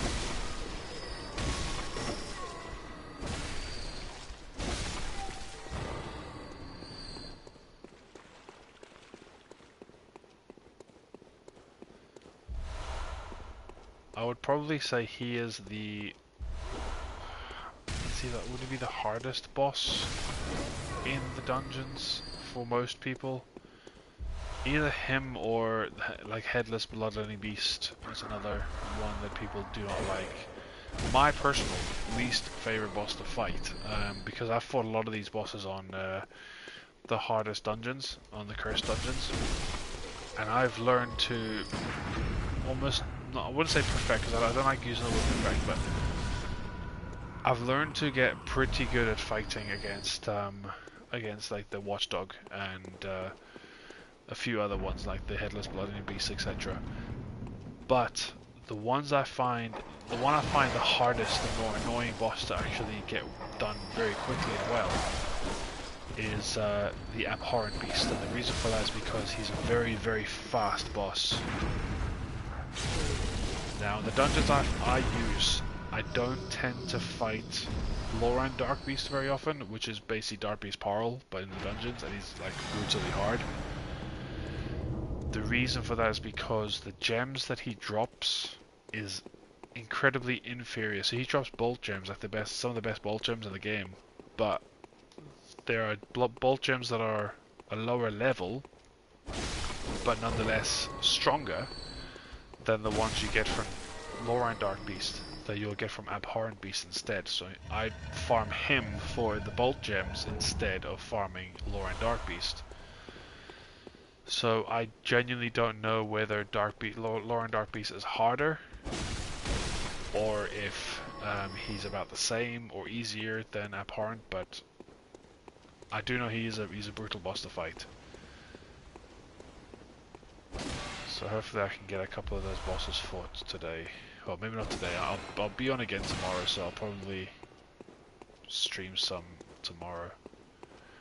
So now I should be able to just go straight to the boss.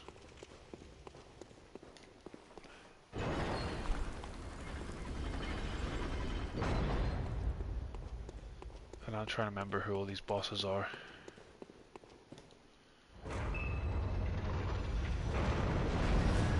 Beast Possessed Soul. I've already fought a version of him, of course.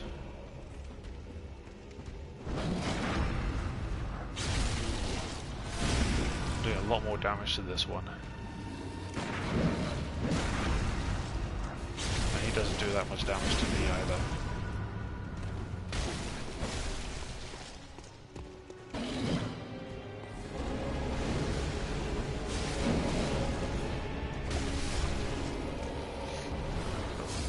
I wouldn't normally attack him like that, but he was weakened. Oh, it's a temporary blood gemstone 3, that's what I like to see.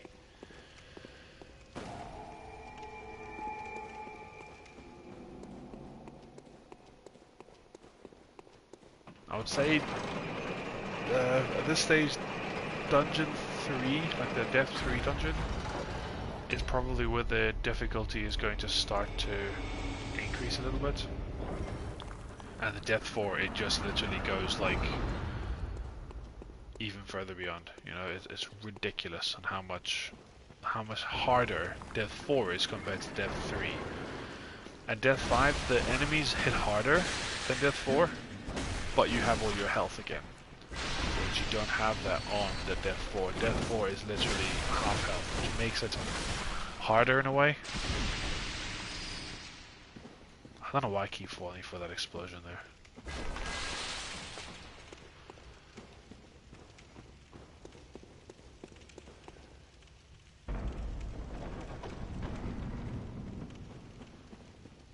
Oh yeah, I don't like this area either.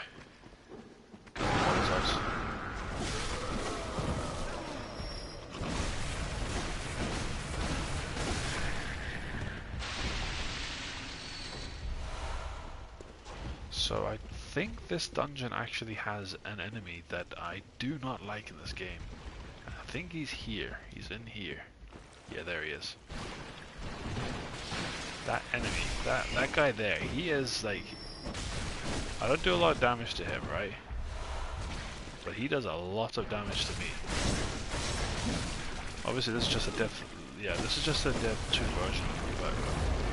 You can sometimes just be walking through these tunnels and just have one of those land on your head. They're not pleasant. So I remember that about this dungeon. I don't really remember anything else. I remember this ball though. So this is a It's very similar to Sen's Fortress. If for those who have played Dark Souls 1, you have a ball that is running the same path all the time, and you have to try time your kind of run so you avoid it. Otherwise, you get hit by it and get killed by it.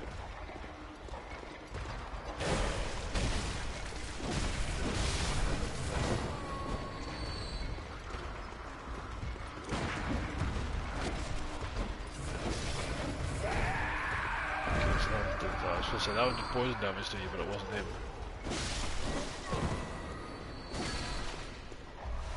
So you can hear the ball rolling in the background, that's why I'm calling it out. This room, by the way, this room got me a few times. And that's surprising because it's only a depth 2 dungeon, but there's a room behind me that just drops the bridge down. To the other side. This room has a lot of enemies in it. Like, I'm not kidding, it's a lot of enemies. And I have died to this room loads of times. Like that, yeah, there we go. Oh, I've just died to full damage. Yeah, that room gets me every time because of how many enemies there are. I completely forgot that I was going to die to full damage there because of my health. That was a bit silly.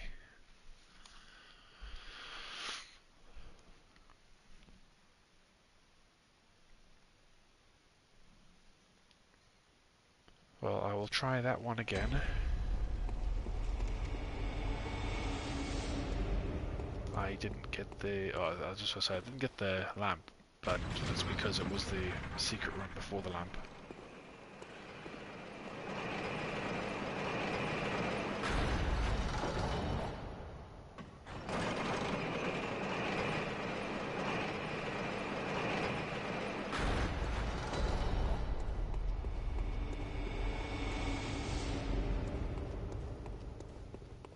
Now I need to try and remember my path that I ran.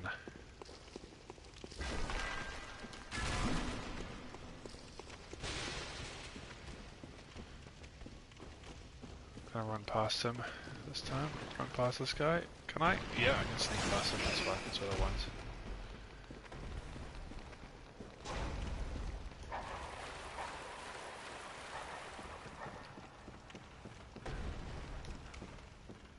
There is an enemy that you can come across in this, in these dungeons that still gives me nightmares to this day. He really does creep me out, and that is the sage that you call him, or the madman, labyrinth madman. He is truly horrifying. Oh, one of these guys has my...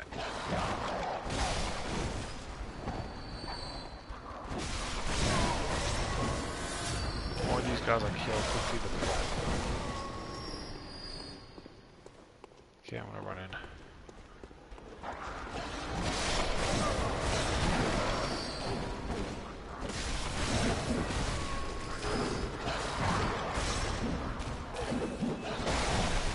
This dog is doing my head in, man. I don't like these dogs.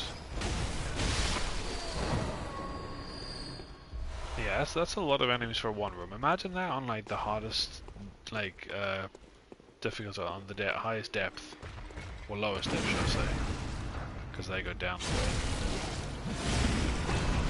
Hence the word depth. I feel like my brain cells are starting to wear thin. Intertomb chalice. So that's a chalice that I wish that they did more with. So that is another chalice that you can go to. There's not much reason to, except you do get a unique boss fight in there that you won't get anywhere else, and then you can get their unique outfit as well. Only problem I have with it is that the highest depth that gets, or lowest depth that gets to, is depth 3. I wish there was a depth 5 Hintertomb, but there isn't, unfortunately. There's not much else to this room, so...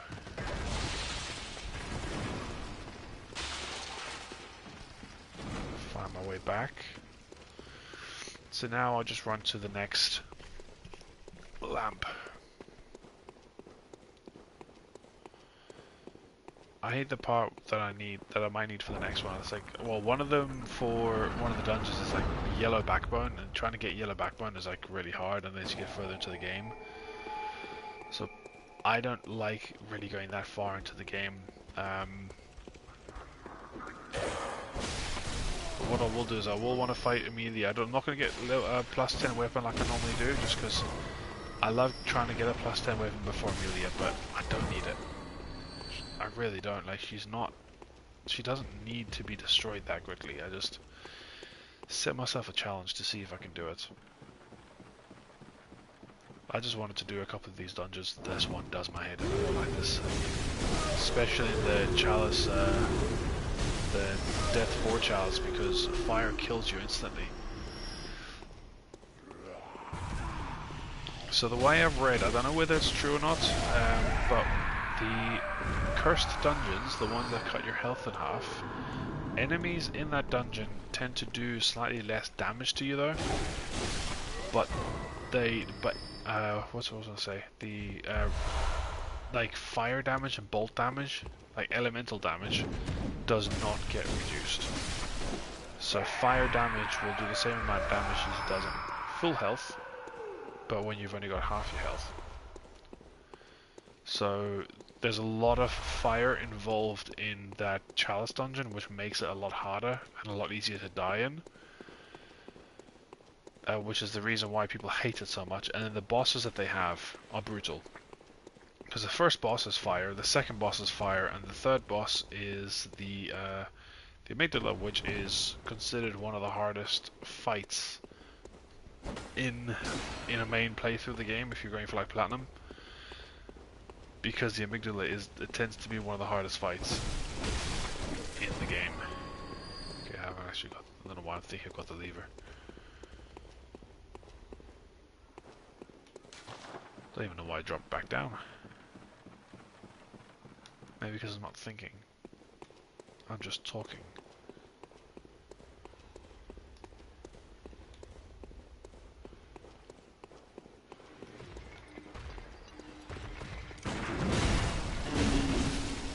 Dearie me, calm yourself, pal.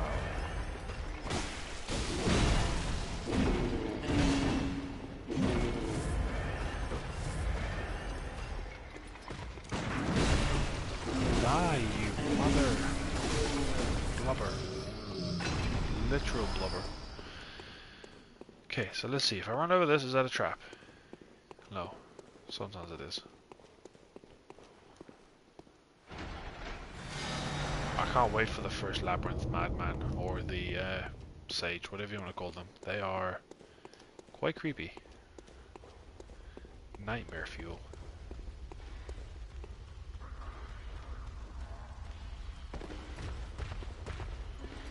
Oh, shoot me. Easy backstab.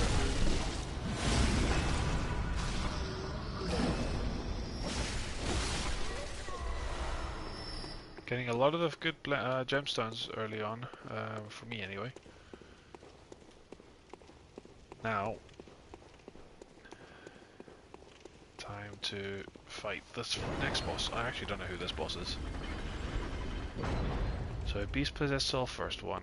This might be another undead giant. I wouldn't be surprised if it is. Oh no, it's Keeper. Yeah, Keeper is alright actually. Keeper is the first boss that you fight in the Curse and Defiled. That's what I'm saying. Fire. Second one is obviously the Watchdog. So you have the two old lords, basically, the Keeper and the Watchdog. And the fire attacks are annoying. So there's a way to cheese her, right? I'm going to show you how to cheese her here, see if I can actually get it. If I get the first parry on her, as soon as you do this, most of the time she just ends up doing an attack. So if you... Oh, she doesn't do that attack, okay. So let's see if she'll do it. No. Oh, that should... Okay, that's not good. Yeah, that's not good. You don't want her to do that phase, because that fire damage, you know, as you can see, does a lot of damage. So there's a way that you can cheese her. When she gets hit, she tends to do a double swipe attack. And if you time it right, you can sometimes parry her second attack. Which is what I'm wanting to try to do. But unfortunately, I didn't get that right, and I ended up taking some extra fire damage, which I should never have taken.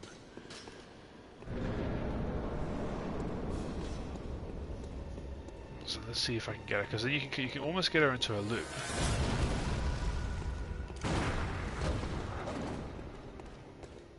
See that double attack that she does? So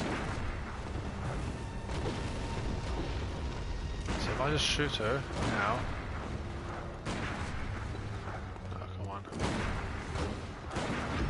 That's what I wanted to do. So will she do it again? There we go. Let's see if she'll do it a third time. No. Yeah, that's why you don't want her to get to that phase, because when she does that attack, she starts firing fire out of her hands, out of her sword. And then you can't actually parry her. And the fire damage is gonna kill me!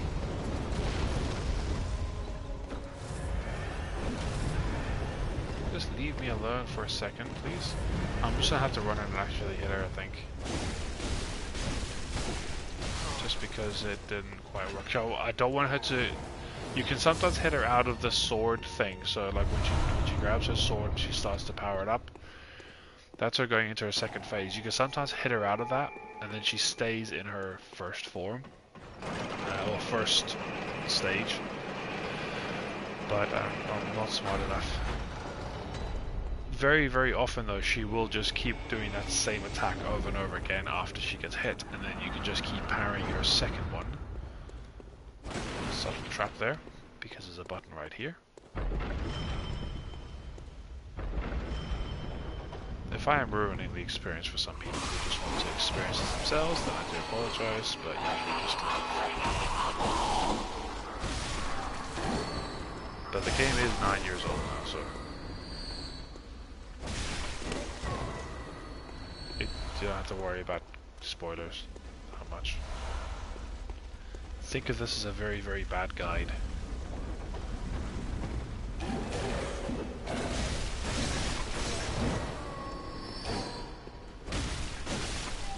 I hate dark rooms in this game as well. They're dark for a reason.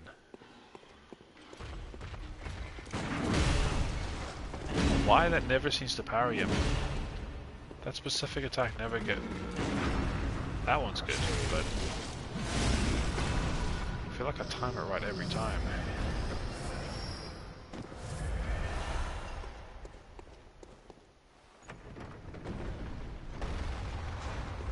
You can hear the ball again. So I didn't go to the ball last time, because I can hear the ball last time. Here's the ball.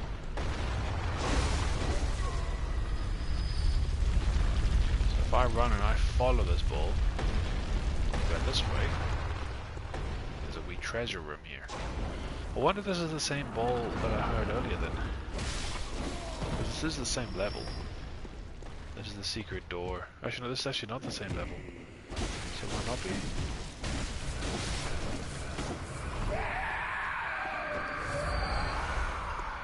Just wait till we get further in. I believe it's depth 3 or maybe it's depth 5 where we get to fight Rom in the dungeons. Troll in the dungeons. Troll in the dungeons. Every time I say in the dungeons I think of that scene from Harry Potter. Does that make me a nerd? Probably. Most likely.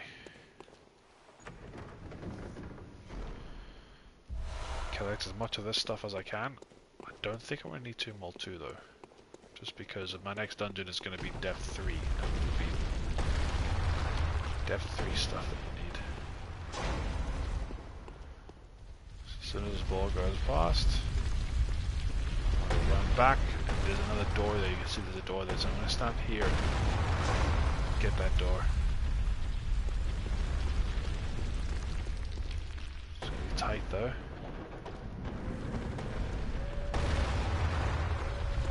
Oh yeah, the screamers, these ghosts. So these ghosts in later dungeons are very good farming spots for certain gems that you can gems are called perma gems. Now perma gems are gems that basically give you a boost in your overall damage at the cost of having to only work when your health is like 20%. So very, very good for glass builds. So if you want to obviously min-max, they are the best things you can use for min-maxing. But okay, so she does climb ladders, so let's see if she'll climb this ladder. Maybe not. So when she's a ghost, she does that weird laugh. If she's not a ghost, she does that like a whine that she's doing now.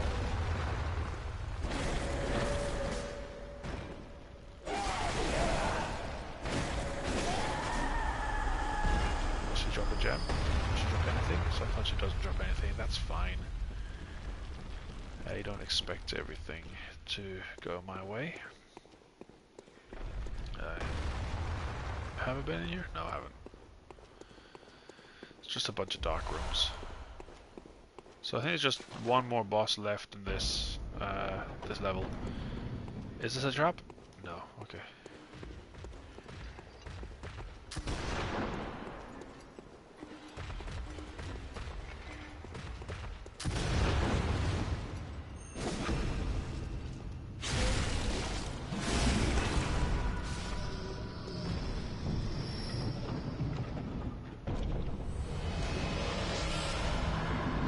Annoying when you open a very, very nice looking chest like that and all you get in there is 2 Molt 2. Nothing special from that at all.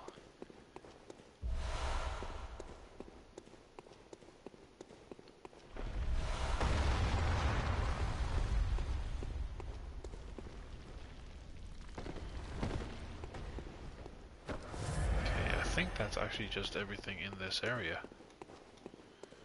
So now I just move on to the next boss area.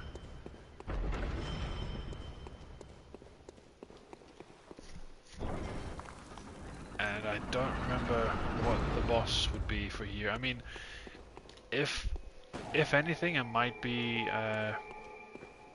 one of the 2 variations of the oh my god, I'm trying to remember his name now. The bloodletting beast. It's either the normal version or the headless, and it might actually be the headless at Death 2. I can't remember. I'll find out when we get there, I guess. No point in trying to play guessing games. It's not that these dungeons I don't tend to do that often. Well, I'll kind of do almost once a playthrough, you know, just because I do enjoy these. I just find them to be a bit of a grind at times, you know, like you just want to get to the Death 5, you want to get to the hard ones. You don't want to have to grind through all these crappy low level ones first.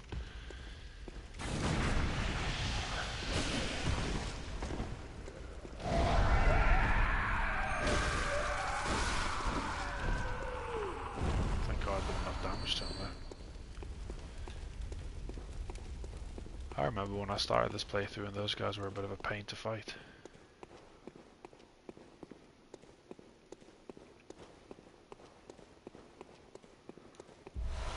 A subtle chest here.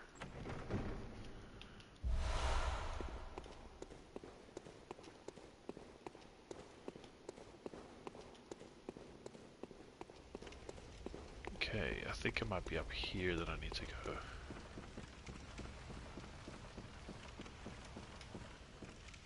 I think once I do, if I can get to Death 4 today, I'll be quite happy and I'll call it quits once I've done that, once I've done Death 4, and then I can come back tomorrow and I'll do Death 5, and then continue with Amelia as well.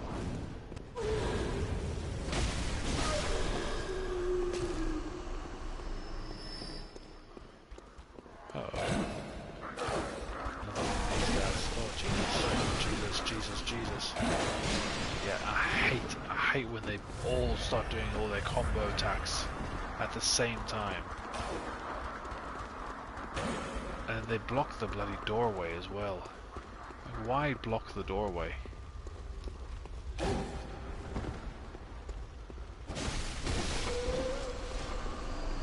killed quite a few of them. Trap? No.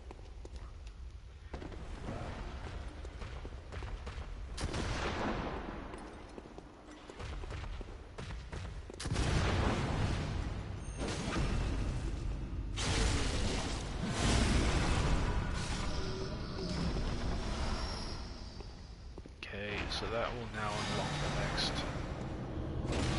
one for me. Now I can level up as well. I need to remember that I can start leveling up. I'm just gonna reawaken. I can buy these now as well, come to think of it, now that I've killed the Cleric Beast. So Cleric Beast was the first one I killed, so I've been able to buy Bolt Hunter Marks for a while, but just never got around to doing it.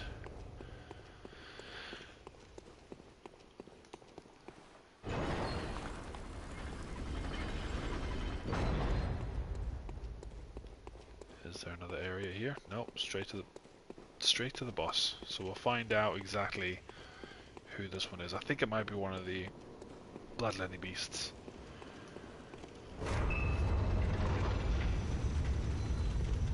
And it, oh no, it's Elder.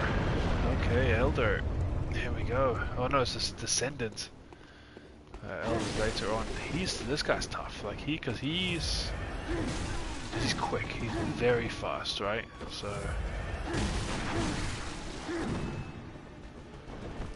as you can see,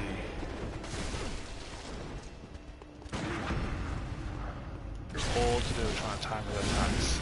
Not easy to time.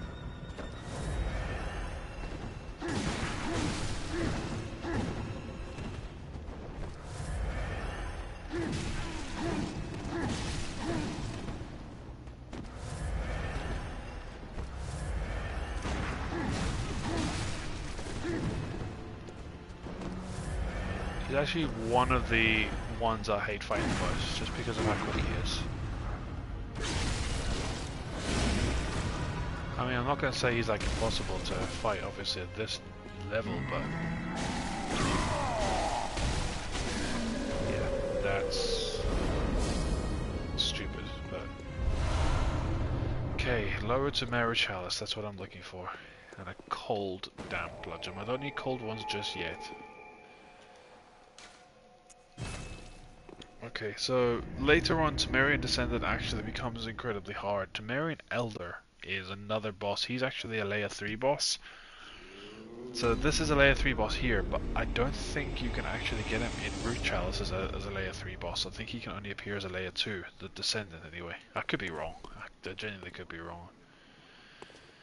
Welcome home. What is it you did? Level me up. Well, let me. Oh, look at that. Bang on 40. Okay. That's only going to get me 8, to be fair. This is going to get me 7. So that's just a better option. Give me 8 there. Yep, that's fine. I'll just do that. I want to get to 50-50, so... And then I'll start focusing on health. So I've not got a lot of health. I've only got 15 health, but I don't really need much more. At least I don't think I need much more.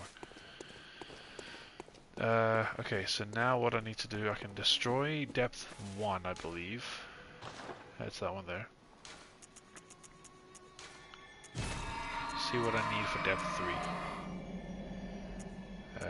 Depth 3, okay, just Ritual Blood 3, that's fine. Depth 4 is when it starts to get really tricky. Because you need like Yellow Backbone, I believe is one of those things. You need something else as well.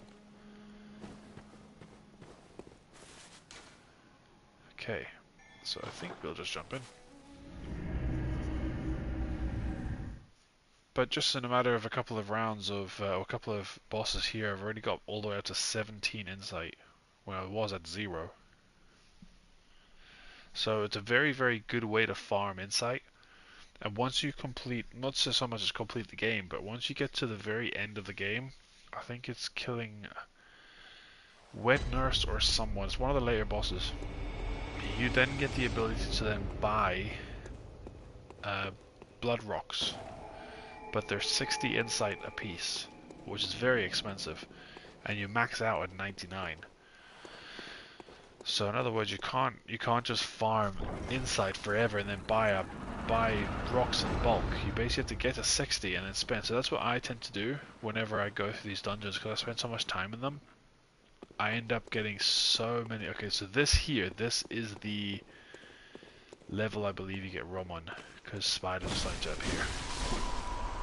So I think rum might be the second layer boss. I think I could be wrong again, but I know you do fight rum in one of these dungeons. And you'll know it's Rom's dungeon the moment you actually see a Rom-like spider, the one with the big, like, solid head. I do not like spiders in this game, by the way. Especially the ones that are in the... I don't mind spiders in real life, I've not got a fear of them, but the spiders in this game, they just sit on the ceiling and they just drop on your head. Jeez, look at the damage. Compared to previous dungeons, though.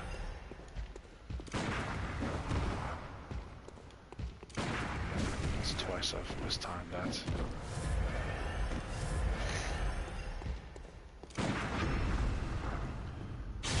So yeah, so you see the damage definitely has exceeded the previous dungeon. It is now starting to get a lot harder. But I don't really mind that too much.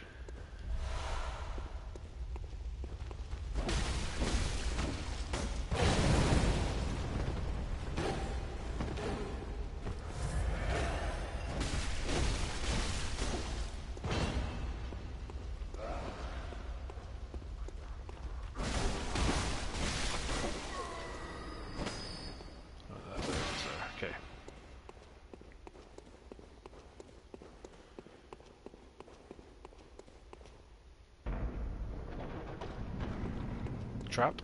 No. This guy. Oh no, I hate this guy. I do not like this guy. Because of that little slide attack that he does. Look at the damage though. Jeez, mother Hubbard.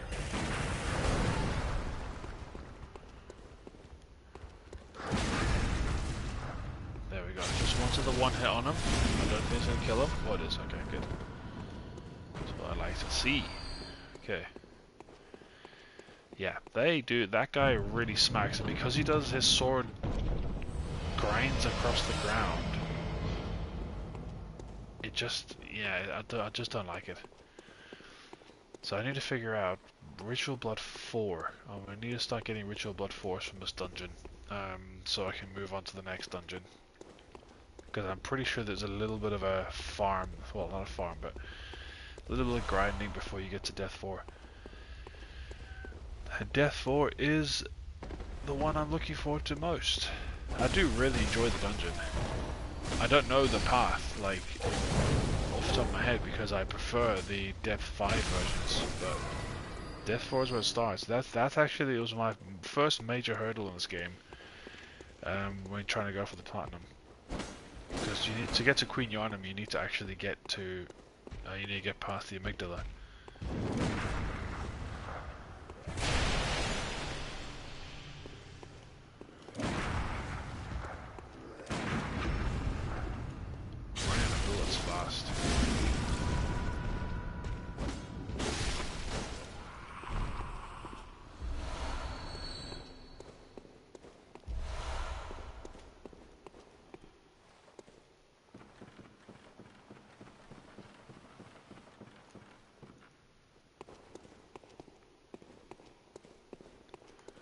Okay, so you get a subtle little trap here. Just in case I fall for it later. I don't want to be walking over that.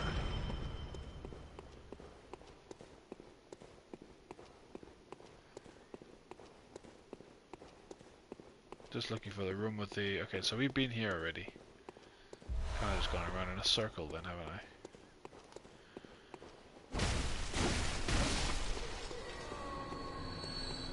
More vials. Always happy to take vials. Oh yeah, so these things here, right? If you visceral attack and you go away from an area, you'll have these things spawning, and they are vicious.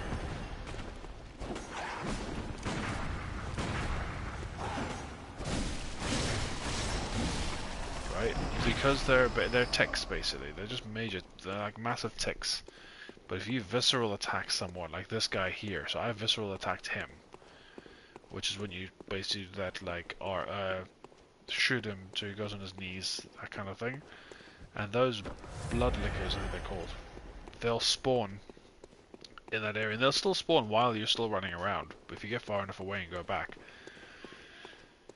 they spawn naturally in two places that I know of. The first place is Canehurst, and the second place, is in the DLC.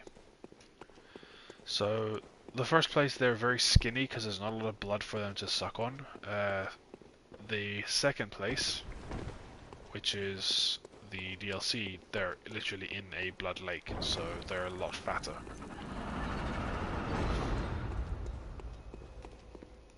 So now we find out who the bosses are in this dungeon. Another big trap. So this one here will fire 3 things at you. All 3 with their own damage. Always worth looking out for traps in these dungeons.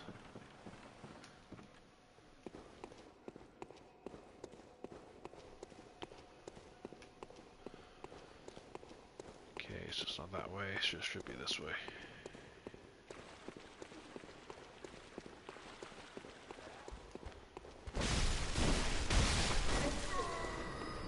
Trap. No. Always check to see. Oh no. Okay, yeah. Do not like that one bit. Yeah, I do not like that one bit. I hate these spiders.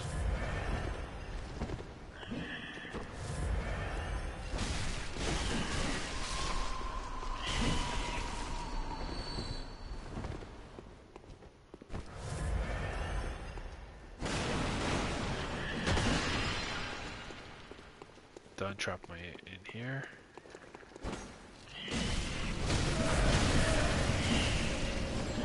No, heal. If that spider got me, that would have been me dead.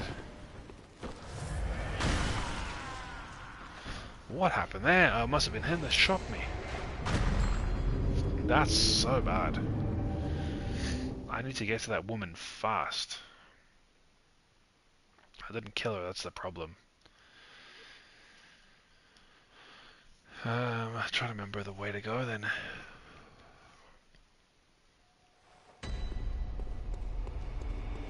Oh yeah, the traps respawn as well, which is very annoying.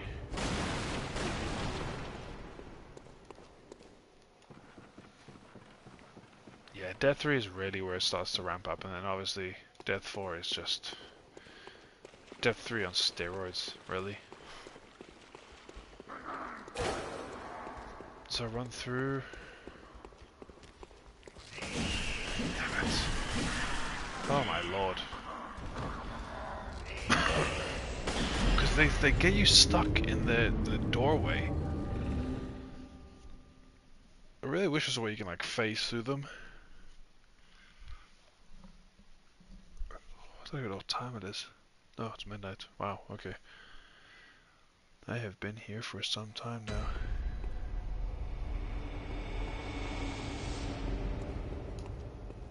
I really just want to ignore the trap. I just can't ignore traps.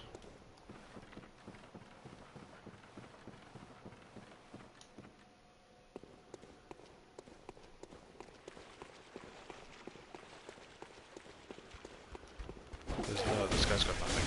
Like, genuinely nothing. I haven't killed anyone yet. Oh no, I got something, okay.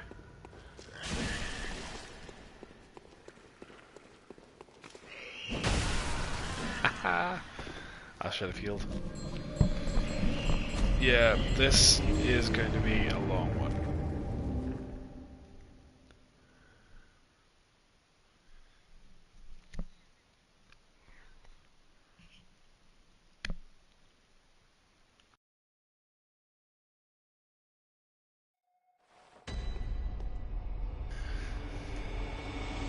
Hey, let's give this another shot, shall we?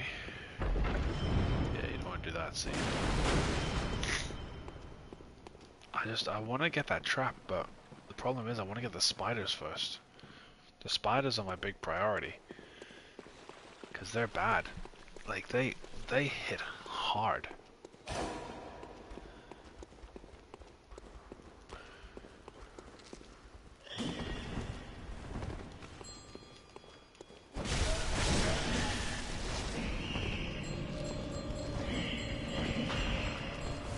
Oh, are you kidding me? No way. Kill those spiders. There we go, that's what I wanted. That's my first time there. Even killing her. Now this guy's my next challenge, isn't he?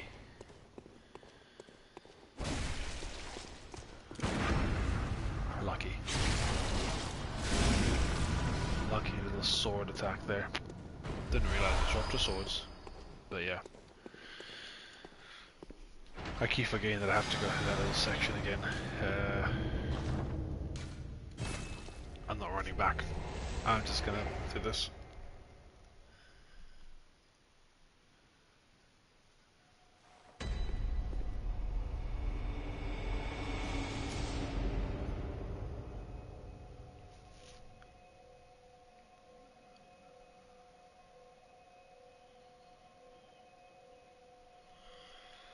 Okay, so let's get this done.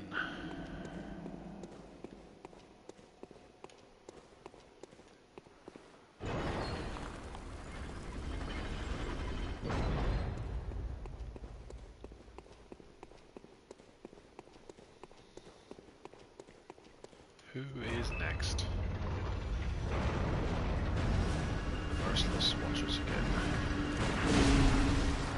I did not expect him to smack me that hard.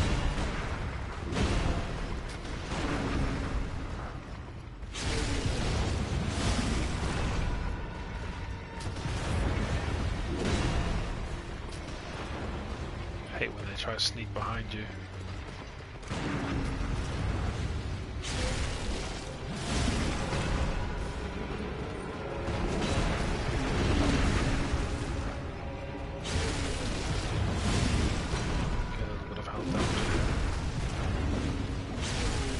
That one dead.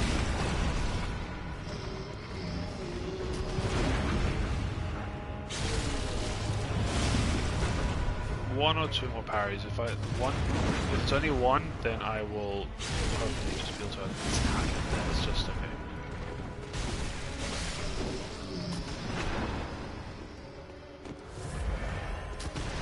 They're easy enough when you get them.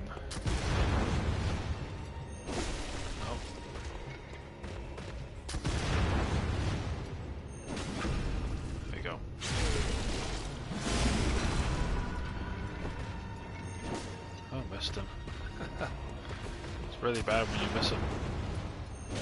A little bit of a ledge there, that's a thing. A little bit of like a stair.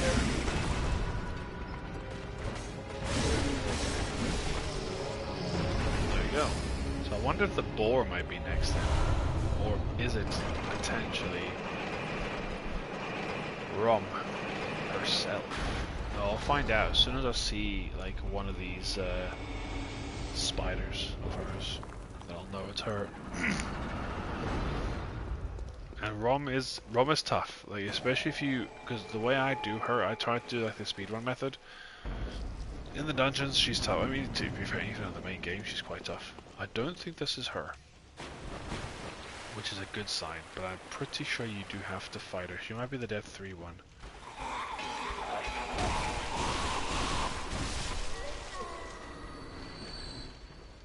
Do I run into one of these stupid things? Yep, there he is. There he is. That's what I tried to avoid, but I just ran right into him.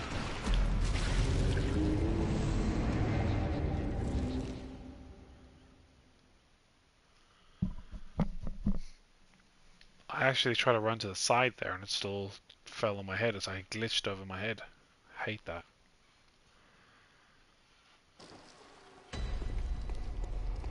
Just to make up for the echoes I've lost, I might have to do a couple of the cum dungeon. No, not that way.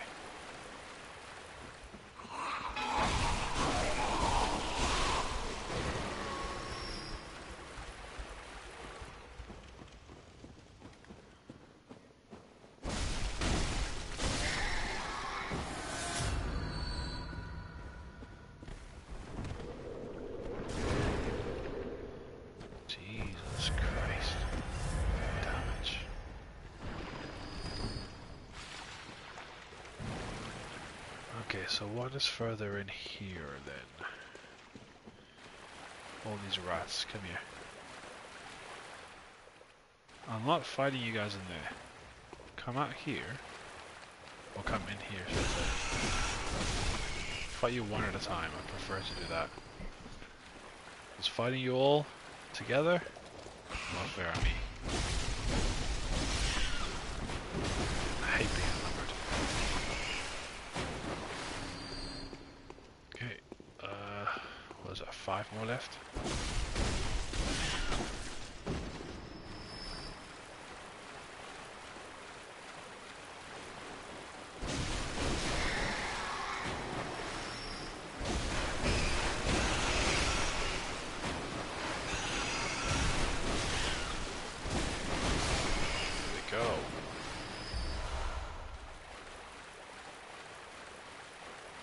So, I have lost count of my deaths. Probably about 20 by now, but none to bosses, which is the one I'm counting. I don't know how many bosses I've done so far. Enough, I suppose. Oh, I get stuck.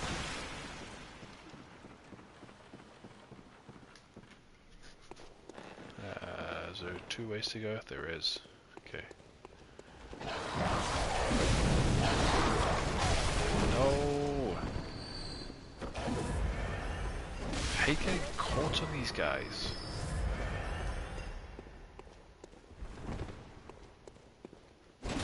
Very purposeful placing here.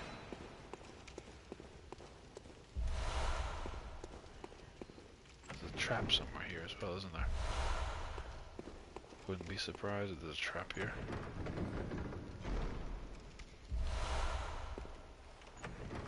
So I'm getting like Tomb Mold 3 and stuff. I don't need that, or Ritual Blood 3. I don't need any of that now. What I need is the 4s. There's a trap.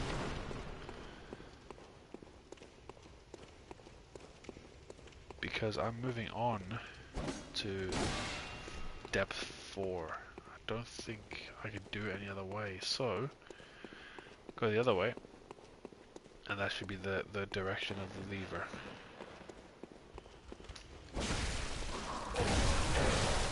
Oh, dearie me. Dearie me, what happened there? Where did that come from? Yeah, when you get caught in combos from multiple enemies, there's just nothing you can do. They are brutal.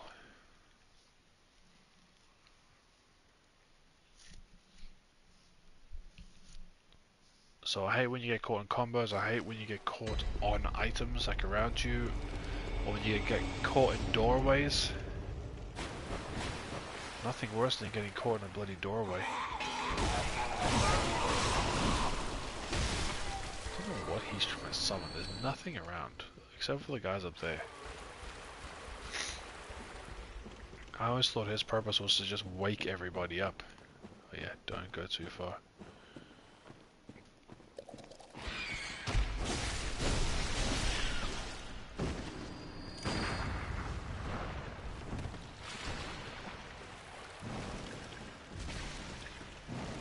I forgot I could just shoot him to come down.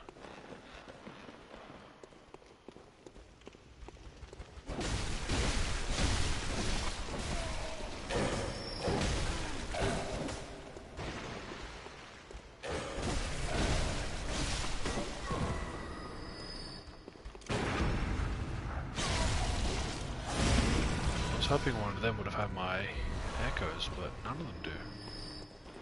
Oh, that dog has, that's why. That's better. Don't be brave. Heal.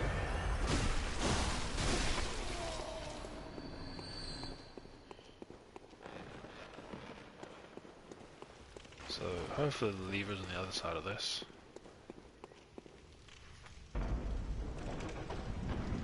And it is. Mr.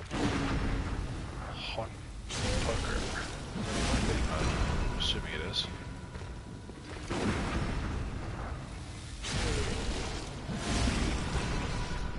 Whatever it is, it's hot.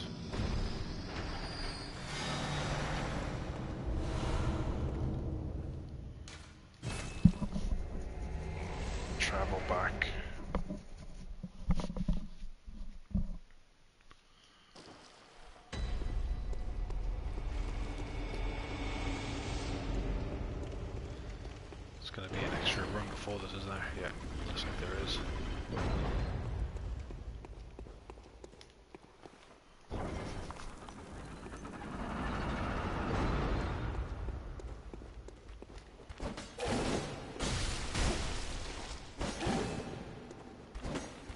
Hit him! My lord.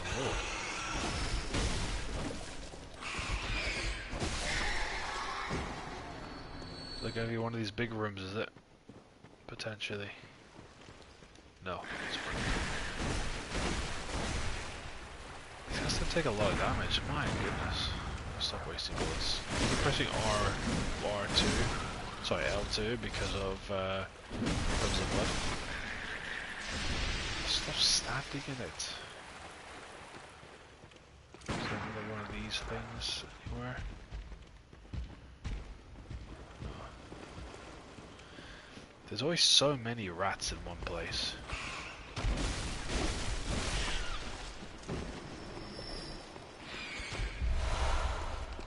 So now to come out of it, this is when they all start attacking. There's more here. What is there here? Okay.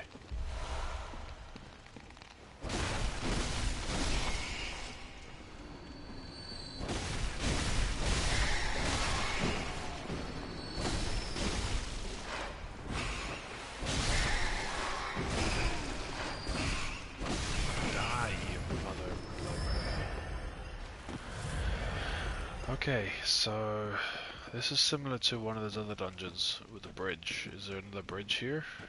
I don't know. Scared because that'll just explode.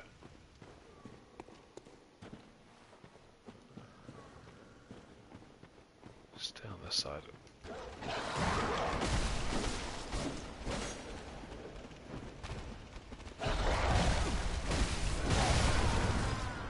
Yep, that's what I was afraid of. Oh, I think it's, do you know what I think it is? I think it's a cannon that hit me there. That's what I died to.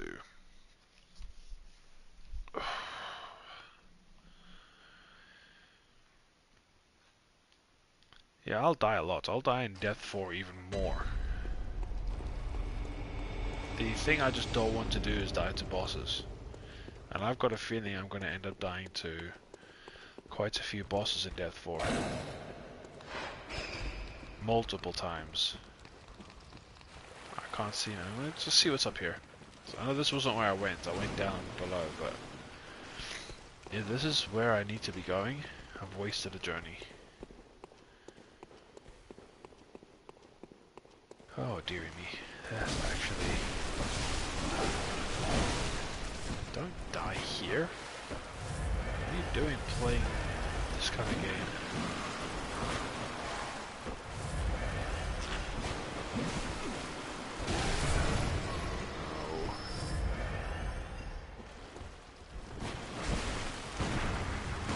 Stop pressing L2, it's L1.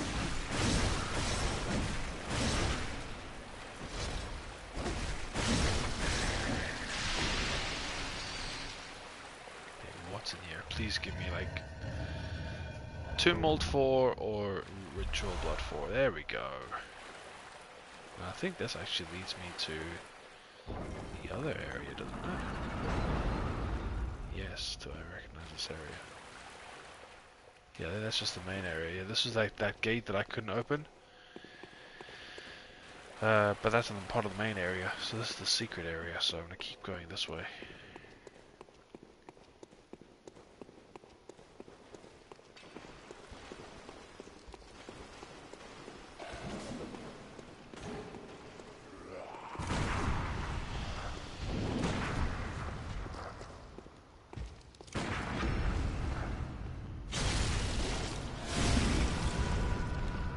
This is the right way to be going, but it's not the way I came from, so my echoes are somewhere else.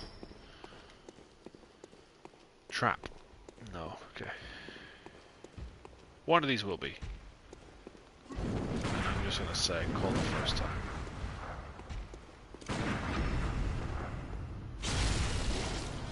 Oh, actually, this is good. This is good that I'm here. The reason why is because the... Okay, able to kill the cannon guy. So there's a bridge. This gets the bridge down. And there's the cannon guy. Is there a cannon on both sides? No, I think the other guy's just Molotovs. There's two cannons actually. Can't break the cannon unfortunately. But at least if I kill the cannon guys, I don't need to worry about the cannons killing me. I feel like a genius right now.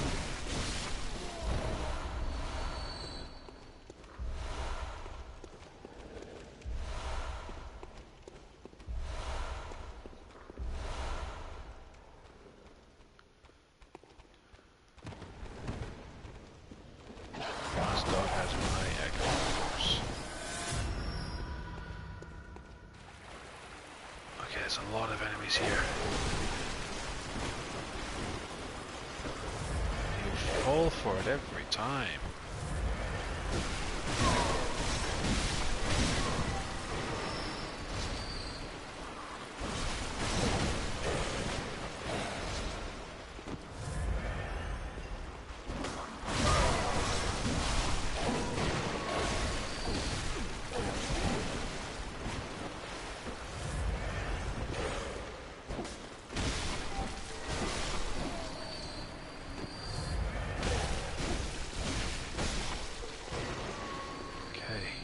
My goodness, that was quite a few enemies there.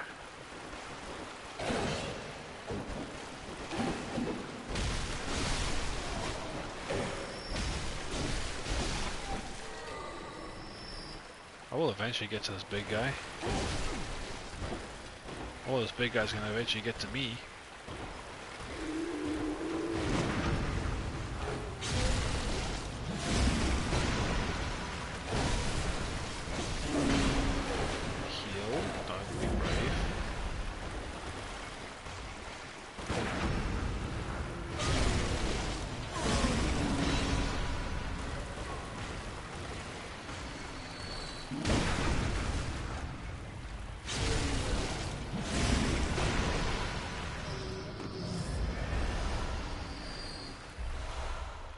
Tempering Damn Blood Gem 4. That's good. That's going to be stronger than what I currently have. Here's that extractor tool I was telling you about. So it's in a dungeon that you get it from. That arcane haze one. So that will become important for the next dungeon, because I believe the next dungeon requires arcane haze.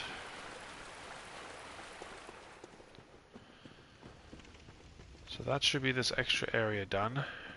Now I need to fight the boss. Nope. No, damn. Okay. Oh yeah, it's this way. Do I run past? Oh, there's none of these guys. Okay, good.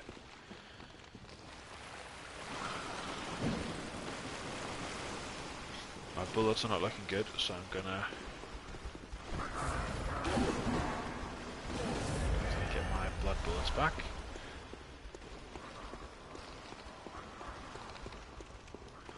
It's not that way. It's not even this way either. Oh jeez.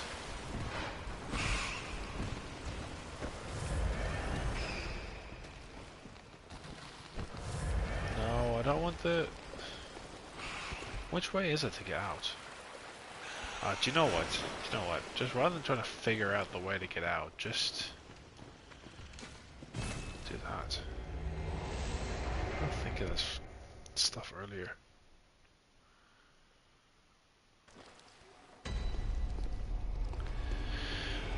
Okay.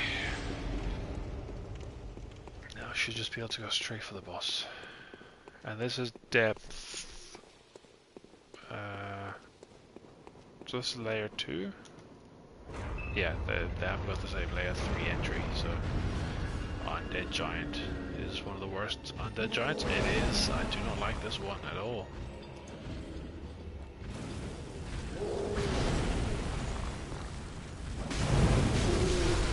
Yeah, I don't like this one at all.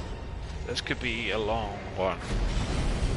That's my first death to a boss. I had a feeling it'll be like something like this.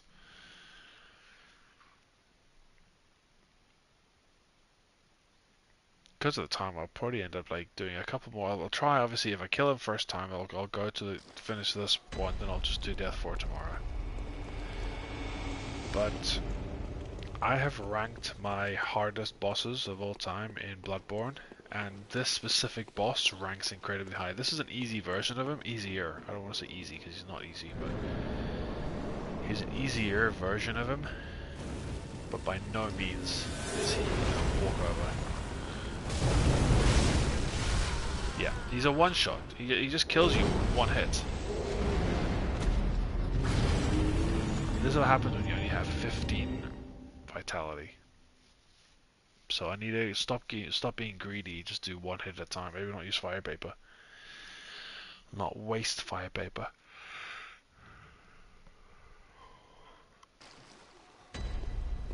But the fight can take some time if I just go one hit. Oh, I did not need to drop down there. That's not smart.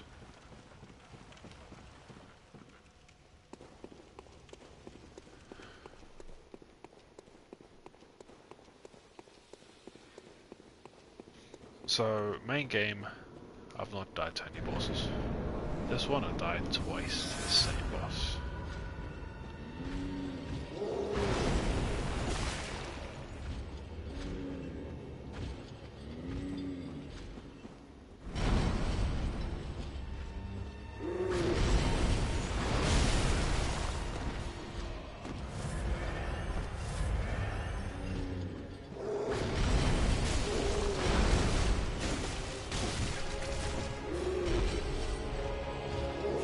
Damage I'm doing to him, like minimal.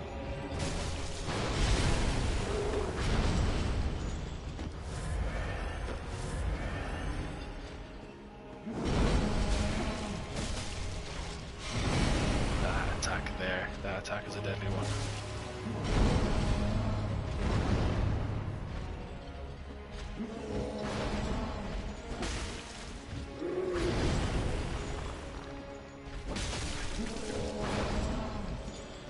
So I'm literally just going to have to do this the entire time.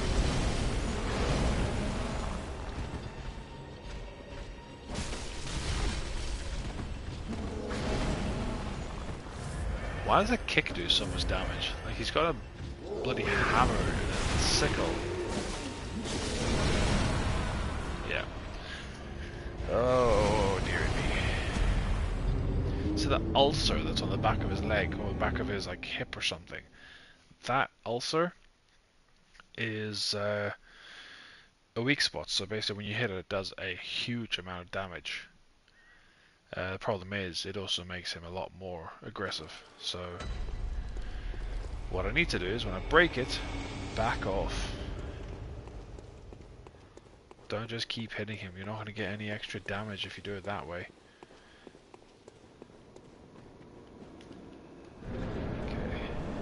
But I can probably guarantee he is going to be the one I struggle with the most. I'll die to him more than I die to any of the other bosses.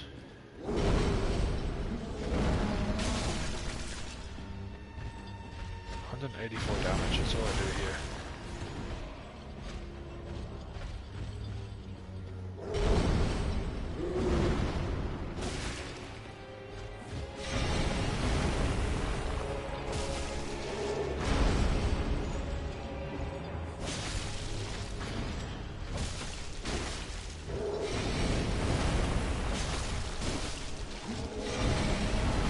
Like if you hit him twice, he seems to do that stupid attack.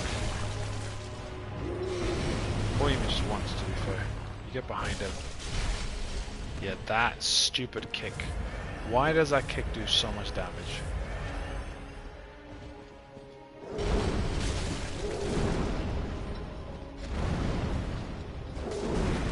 He did it a fourth time.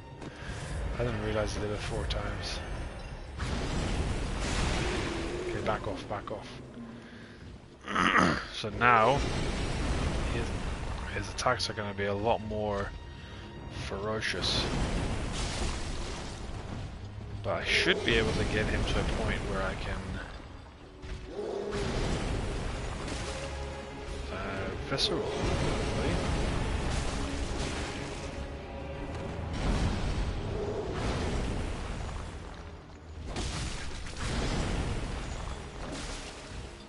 You don't want to be greedy. That's the problem with this boss. Is like as soon as you're greedy, you start making mistakes. 2 hits, no more than that. As soon as you get more than that, you start to lose it.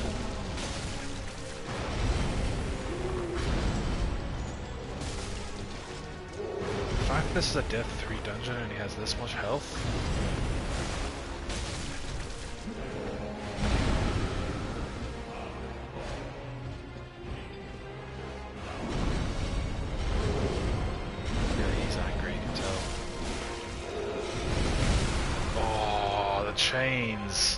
Chains get me. The chains are brutal because he spins around, you dodge that spin, but then it's like a second hit hits you every single time. You don't want to be in his vicinity when he does that spin, and it's very hard because sometimes when you're attacking he'll do the spin and it'll be too late. You can dodge the first bit, but then you get hit by the second. So yeah, he is a hard boss.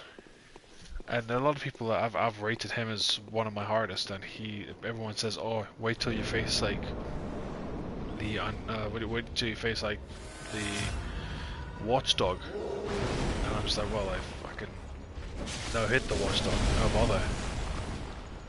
I don't have the same kind of luck when I fight this guy." What we'll do is we'll use fire paper because I feel like it does do some damage to it. And I've destroyed the ulcer already.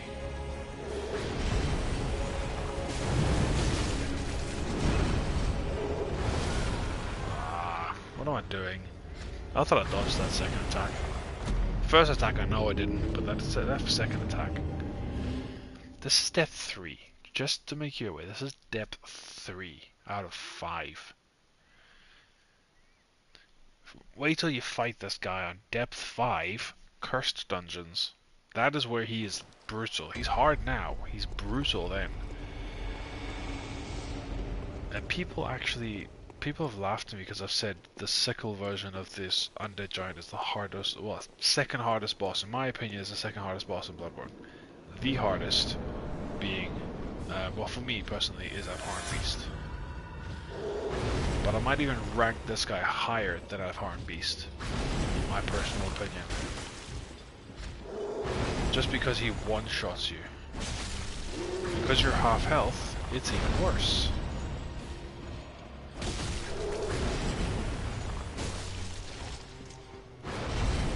I want to use transitional attacks because transitional attacks make you weak. That stupid chain attack should be illegal. The only way I think I might be able to beat this guy now is if I just farm for some echoes and then focus on getting my health up.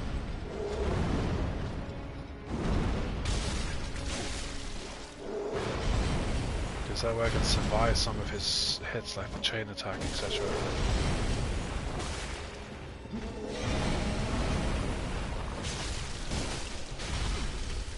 That kick is disgusting. That kick is probably his second most like unfair attack he has. The chain spin, that spin there, is by far the worst. Look at that! Look at that kick! Yeah, I'm gonna go quickly level up and I'm gonna try and get more points into health. Just see if I can survive that because that's brutal. Oh, can't think if I need my echoes. Oh, I could just do the common dungeon. I know I said I wasn't gonna do it anymore, but I'm gonna do it. This guy has pushed me to my limit. I have to do it now. Level up and also get my better gems on my weapon as well. Remember, I've got some better gems now.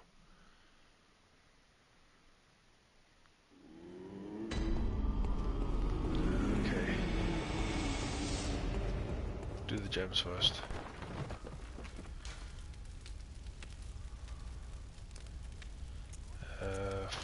let's fortify. Blood gem. So there's one. There's quite a few higher ones there. There's a 4. Actually, it's 2 4s. I'm gonna go even higher. There we go. Even higher. And then that's the highest I can do so far on that. That's fine.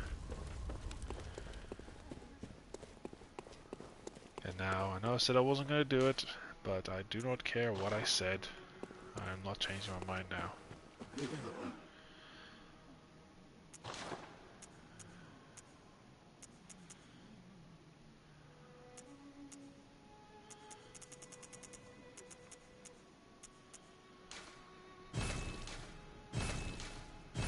going to sell a bunch of these.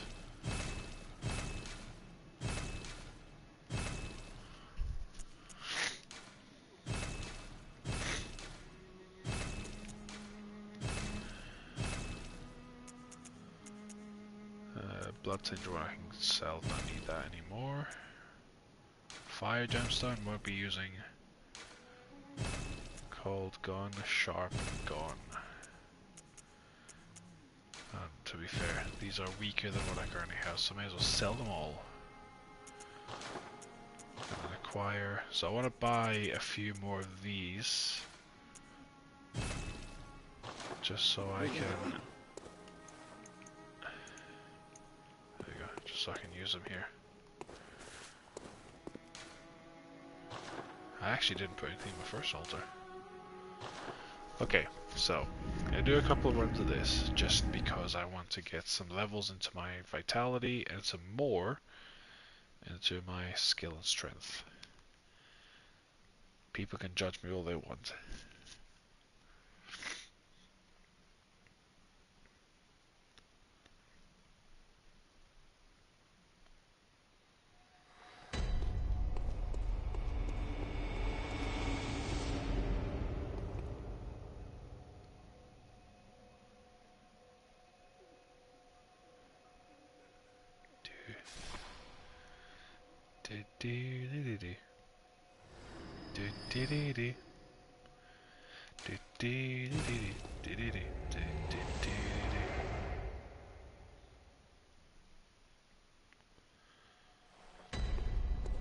So just chilling, just chilling, doing my thing.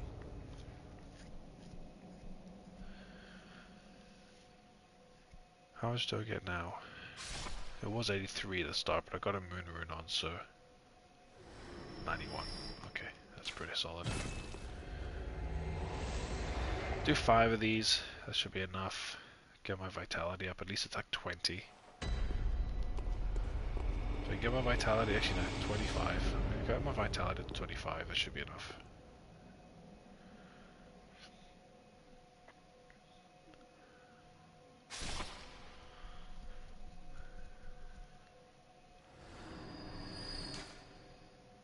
So there's 3, so 2 more.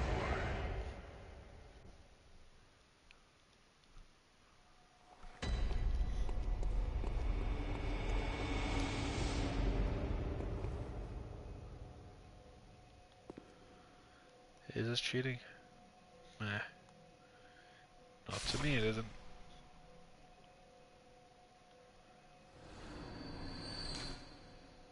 Four, and this is number 5.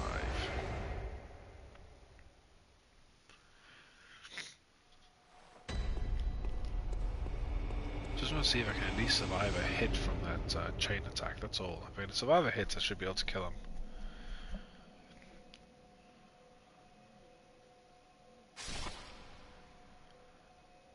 Do you know what? I'm going to get to 500k. So one more.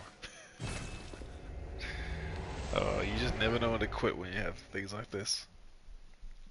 Problem is, as the levels go up, the amount of echoes you require for the next level is so much more. And it eventually gets to the point where it's just diminishing returns, really. Like one of my other characters, I still have to level up, and it's like 2.6 million echoes to level up to the next level. I think I'm like 470 odds on that character. The highest being 544. You don't need to get that high, but I want a 544 level character, so I will do what I want to do. Just get these for the extras.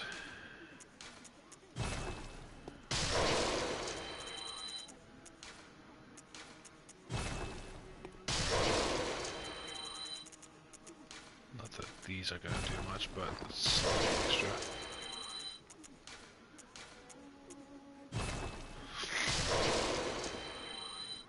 Okay. Can I level up now? Welcome. What is it? Very well. Let me. Well, that's easy to get to that.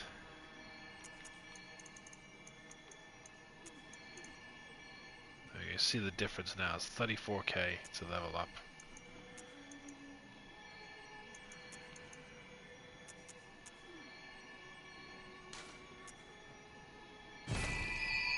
$25 HP.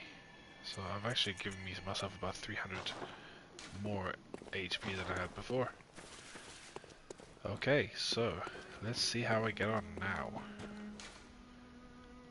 This should make all the difference in the world. What section did I do? Was this one here? Load to mirror, yeah. This isn't even... Hang on. Is this level... Yeah, I think this is level 3, isn't it? Yeah, it has to be. Load to mirror, yeah it is. Depth 3, should I say. Okay. This is what the undead giant, the sickle and chains version does to me. It makes me cheat. I probably could, if I kind of stuck to it, I would definitely be able to beat him, but it's... I don't really want to be spending all night. I mean, it's already probably nearly 1 o'clock in the morning now in the UK.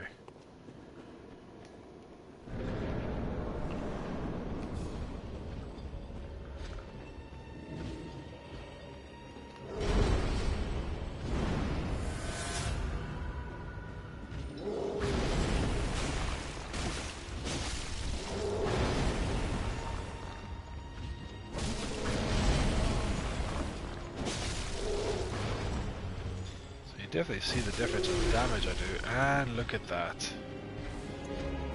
Look at that damage. He might still one-shot me now.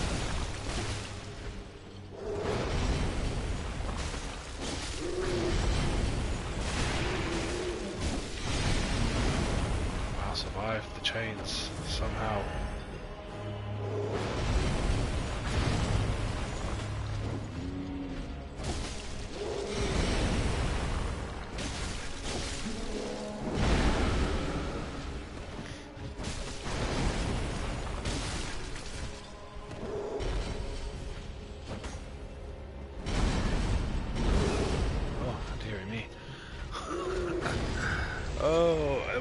I will get there. Just patience. Oh, I hate this boss. I really hate this boss. I would probably take on two Watchdog of the Old Lords at the same time than fight this guy. I really would. I see the amount of damage I was doing to him though. A lot better than the last round. And I was surviving a little bit longer as well. I didn't come closer, so every time I die I have to walk to him to get my...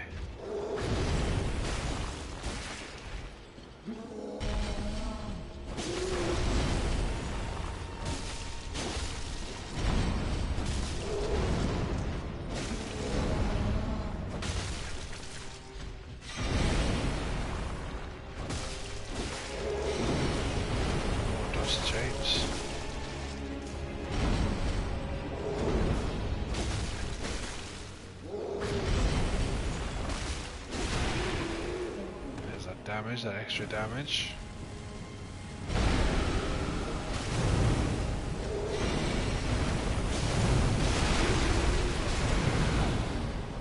That's what I wanted to do.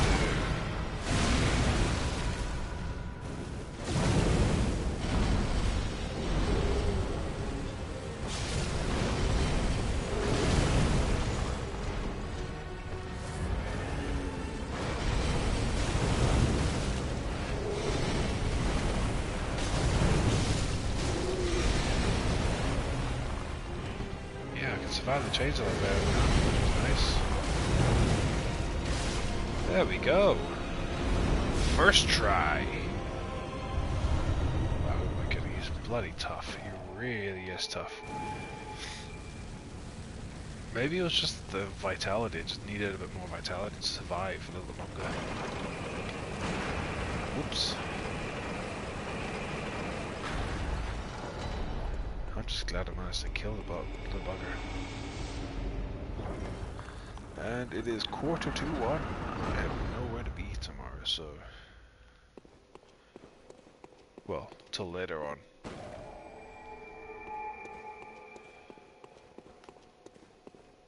Okay, this is the rum one. Yes, here we go. Here's rum. I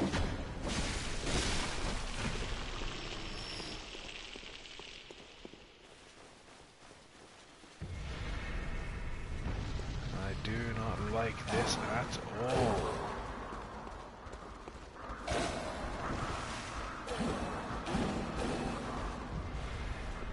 Where is she?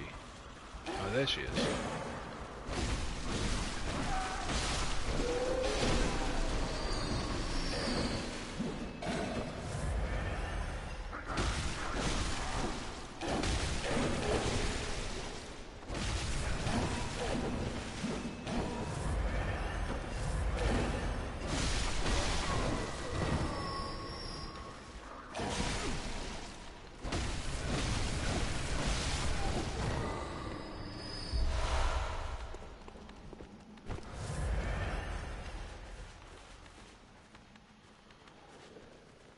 Okay, this guy is one of those tough. He's a really, really tough. He's a very tough enemy. But he stands no chance against me. Don't know why I ran up to him.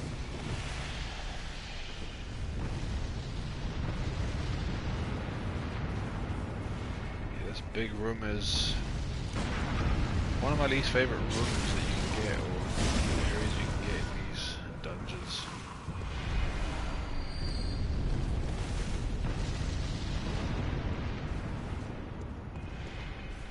What is this again? Summon Madman Waller. Don't want to be summoning anybody right now. Can I drop down? I can.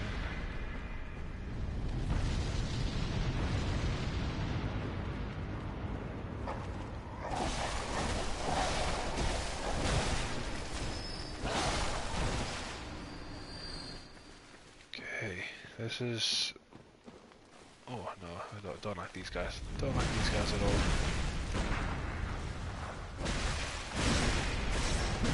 Especially when they got the health bar that they have now.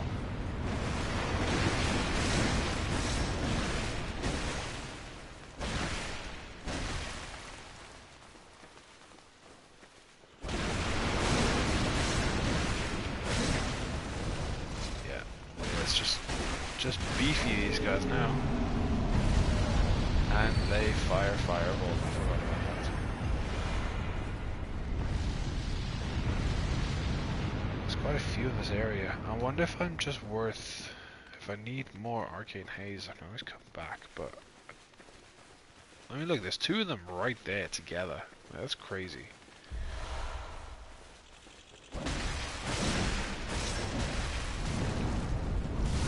Yeah, I don't like those things. I really don't like those things. It's got the beefiest bloody health bars for depth 3 as well.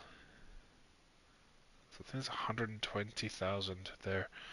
Oh, what if I just leave that then? Maybe not bother getting my echoes back, because I really don't want to. But I never got the lever, so I'm gonna have to run back and do that.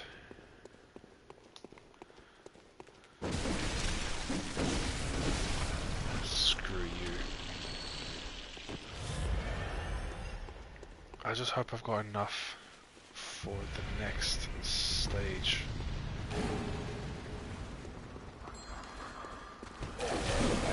Yeah, oopsie. That's not good. That's dangerous. That's very dangerous. Yeah, especially with him chasing you. Oh no. You can stay the hell away from me, buddy. Don't like you at all.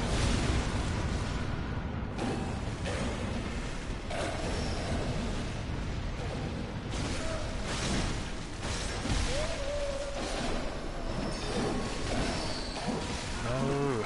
Okay. Yeah. Definitely 100%. I'm just gonna run past everything because I absolutely hate these areas, these big rooms. I just want to be in the Cursed and Defiled dungeon right now.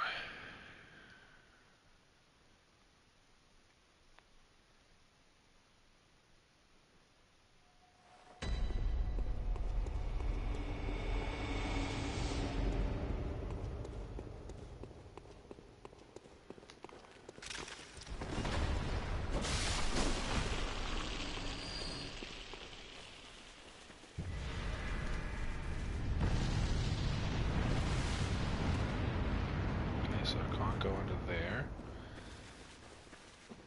So is it this side maybe? Oh no. No, this area cannot get any worse by throwing in those stupid dogs that you get with the Keeper of the Old Lords. That is one of those are the worst dogs in the game, for sure. Those are the worst dogs in Souls for me.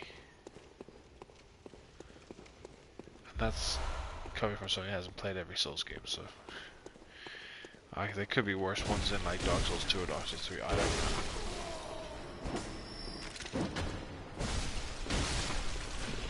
But the way I see it, they are the worst.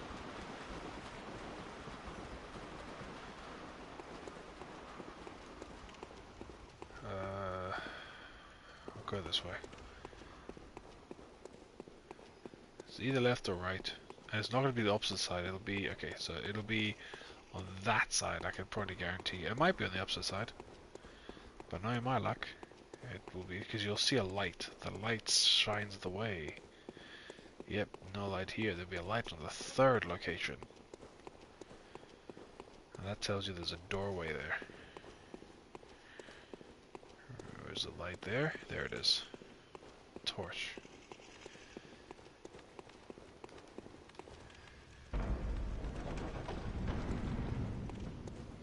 Okay, there it is.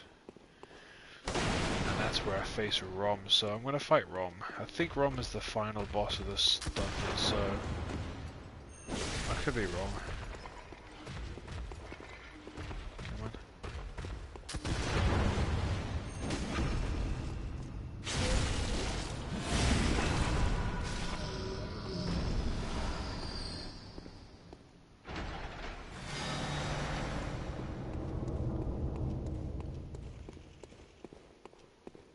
Okay, so now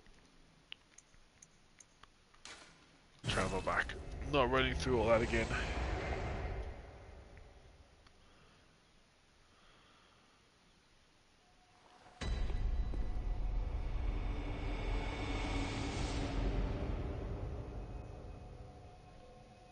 Okay, let's get this fight done. I need to get myself kind of prepared for this a bit. Just need... Do I not have beast blood pellets? Oh, I do. Okay. There we go. I'm going to ignore that room for now. I can always come back if need be. I just want to fight this boss and see what I need for the fourth dungeon, for the fourth level. Now, her boss fight here can get very hard if I don't get her to the final stage fast enough. So early on she's fine.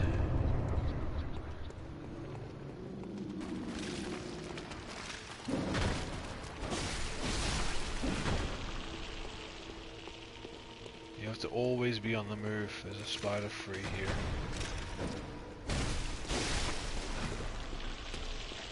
Kind of look for openings here.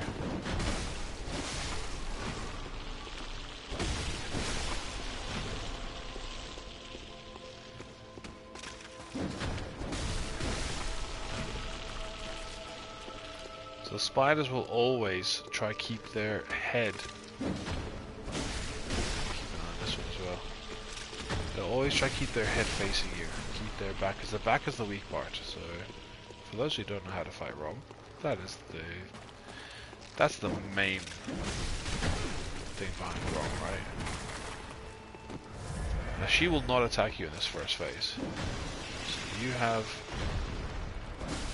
all the freedom in the world to do what you want to do.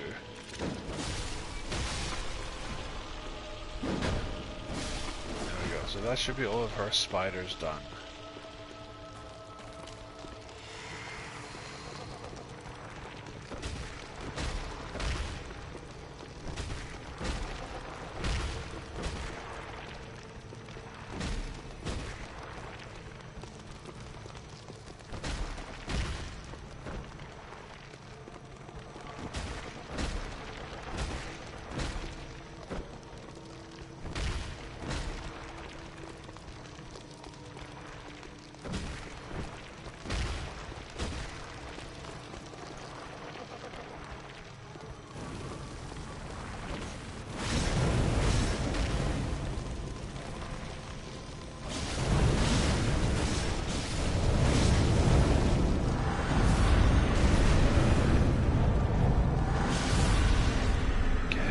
That's not good. The reason for that is because now she's going to travel twice and her spiders are going to be absolutely everywhere. And she's going to attack me like this. Yeah, that's not going to be fun. This is going to be interesting.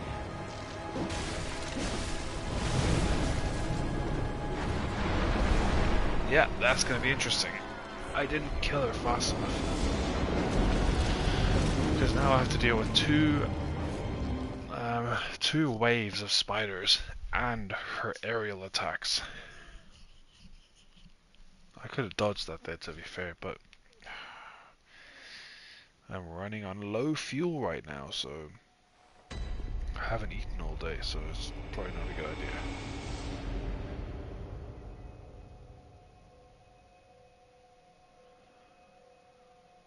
One second, just trying to get my thing working again here. There we go. Okay. Let's try this again.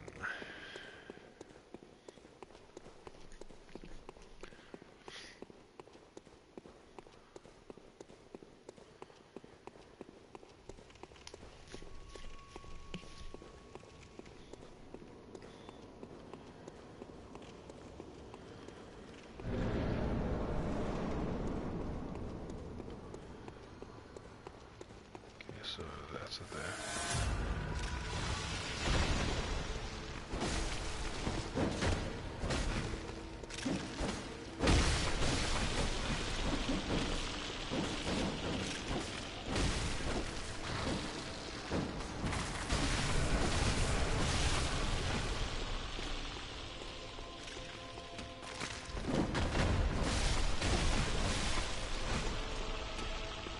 Taking out our spiders nice and quick here. I'm going to run for the one at the back here, which is another one here as well.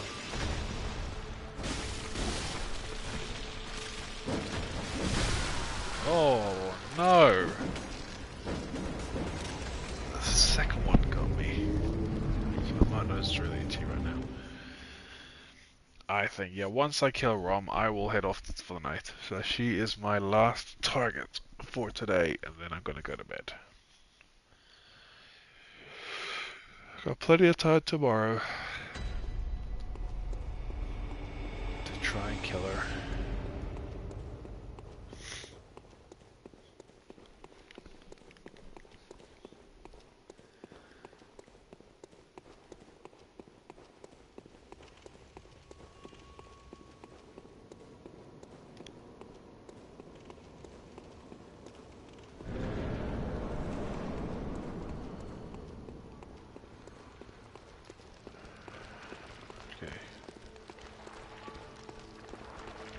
One just standing by itself back here.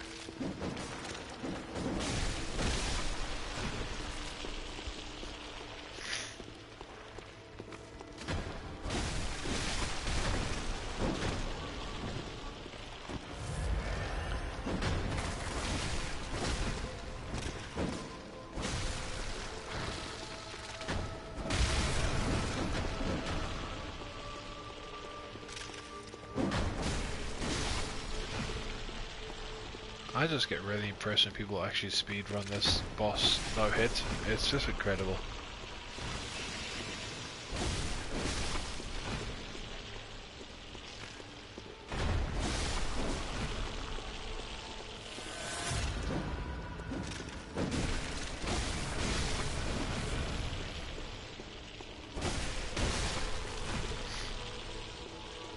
Is this the last one? Should theoretically be the last one.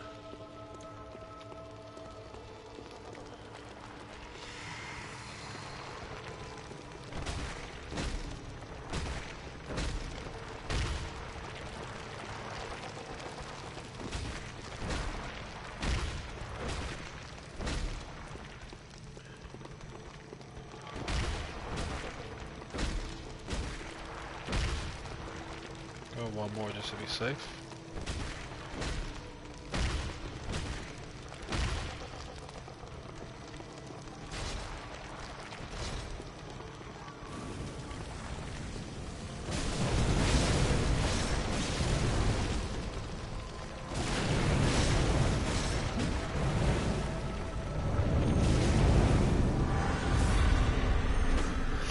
Yeah, done it again.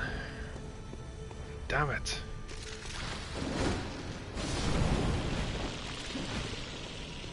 Just run. Just run.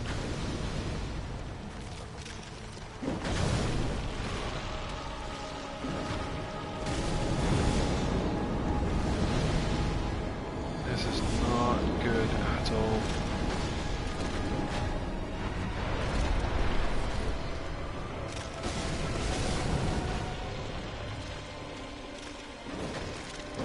See where she is.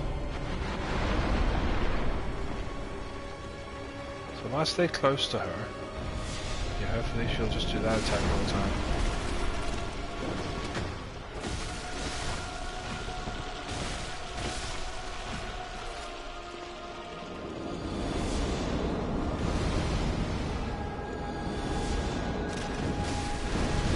Oh dear me. That's close. That really got me there.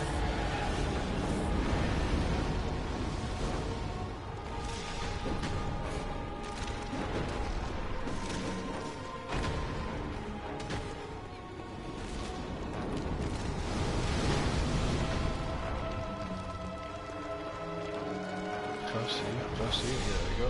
Okay.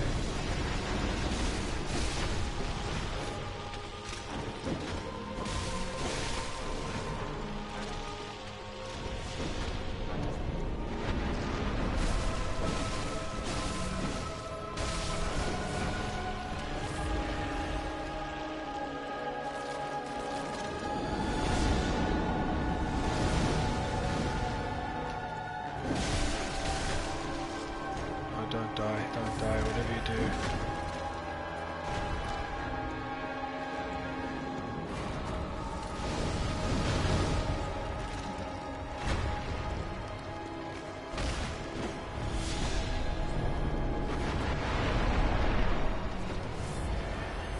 Nearly got all of her spiders down.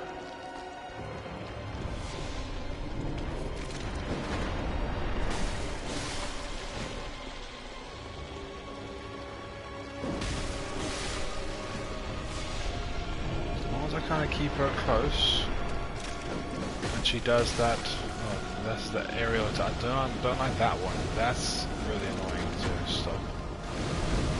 Ah, you see, that's what I mean. All that work to get all those spiders just to get absolutely annihilated by them. I feel like she did it twice in a row, instantly after each other there, because I can't always see where she is. Oh. I need to kill all of her spiders before I even try attack her.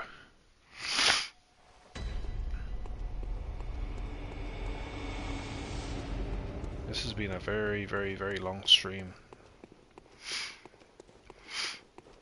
And it's like near 7 hours or something.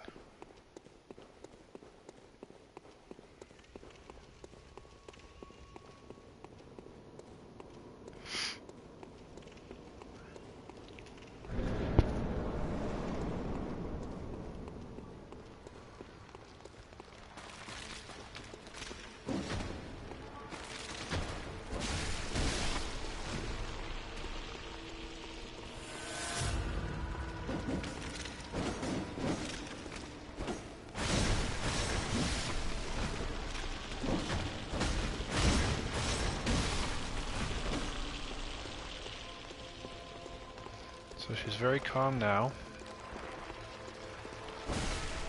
Supposed to be able to stagger her out of her move. That's what I've been trying to do.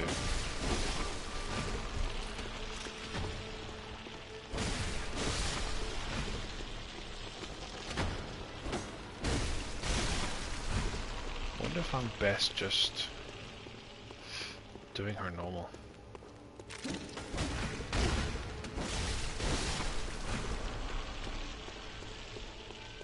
I'll try this time. If I fail this time, I'll just head off and I'll continue her tomorrow. Or next time I'm on, depending if I can get on tomorrow, of course.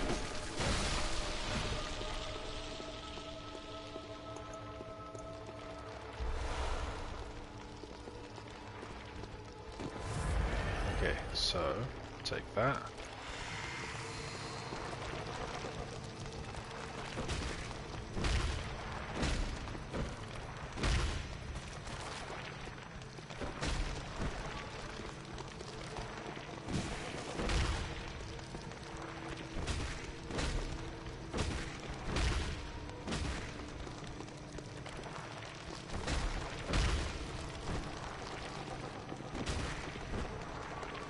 I hate when she goes on these stairs because her head becomes impossible to hit.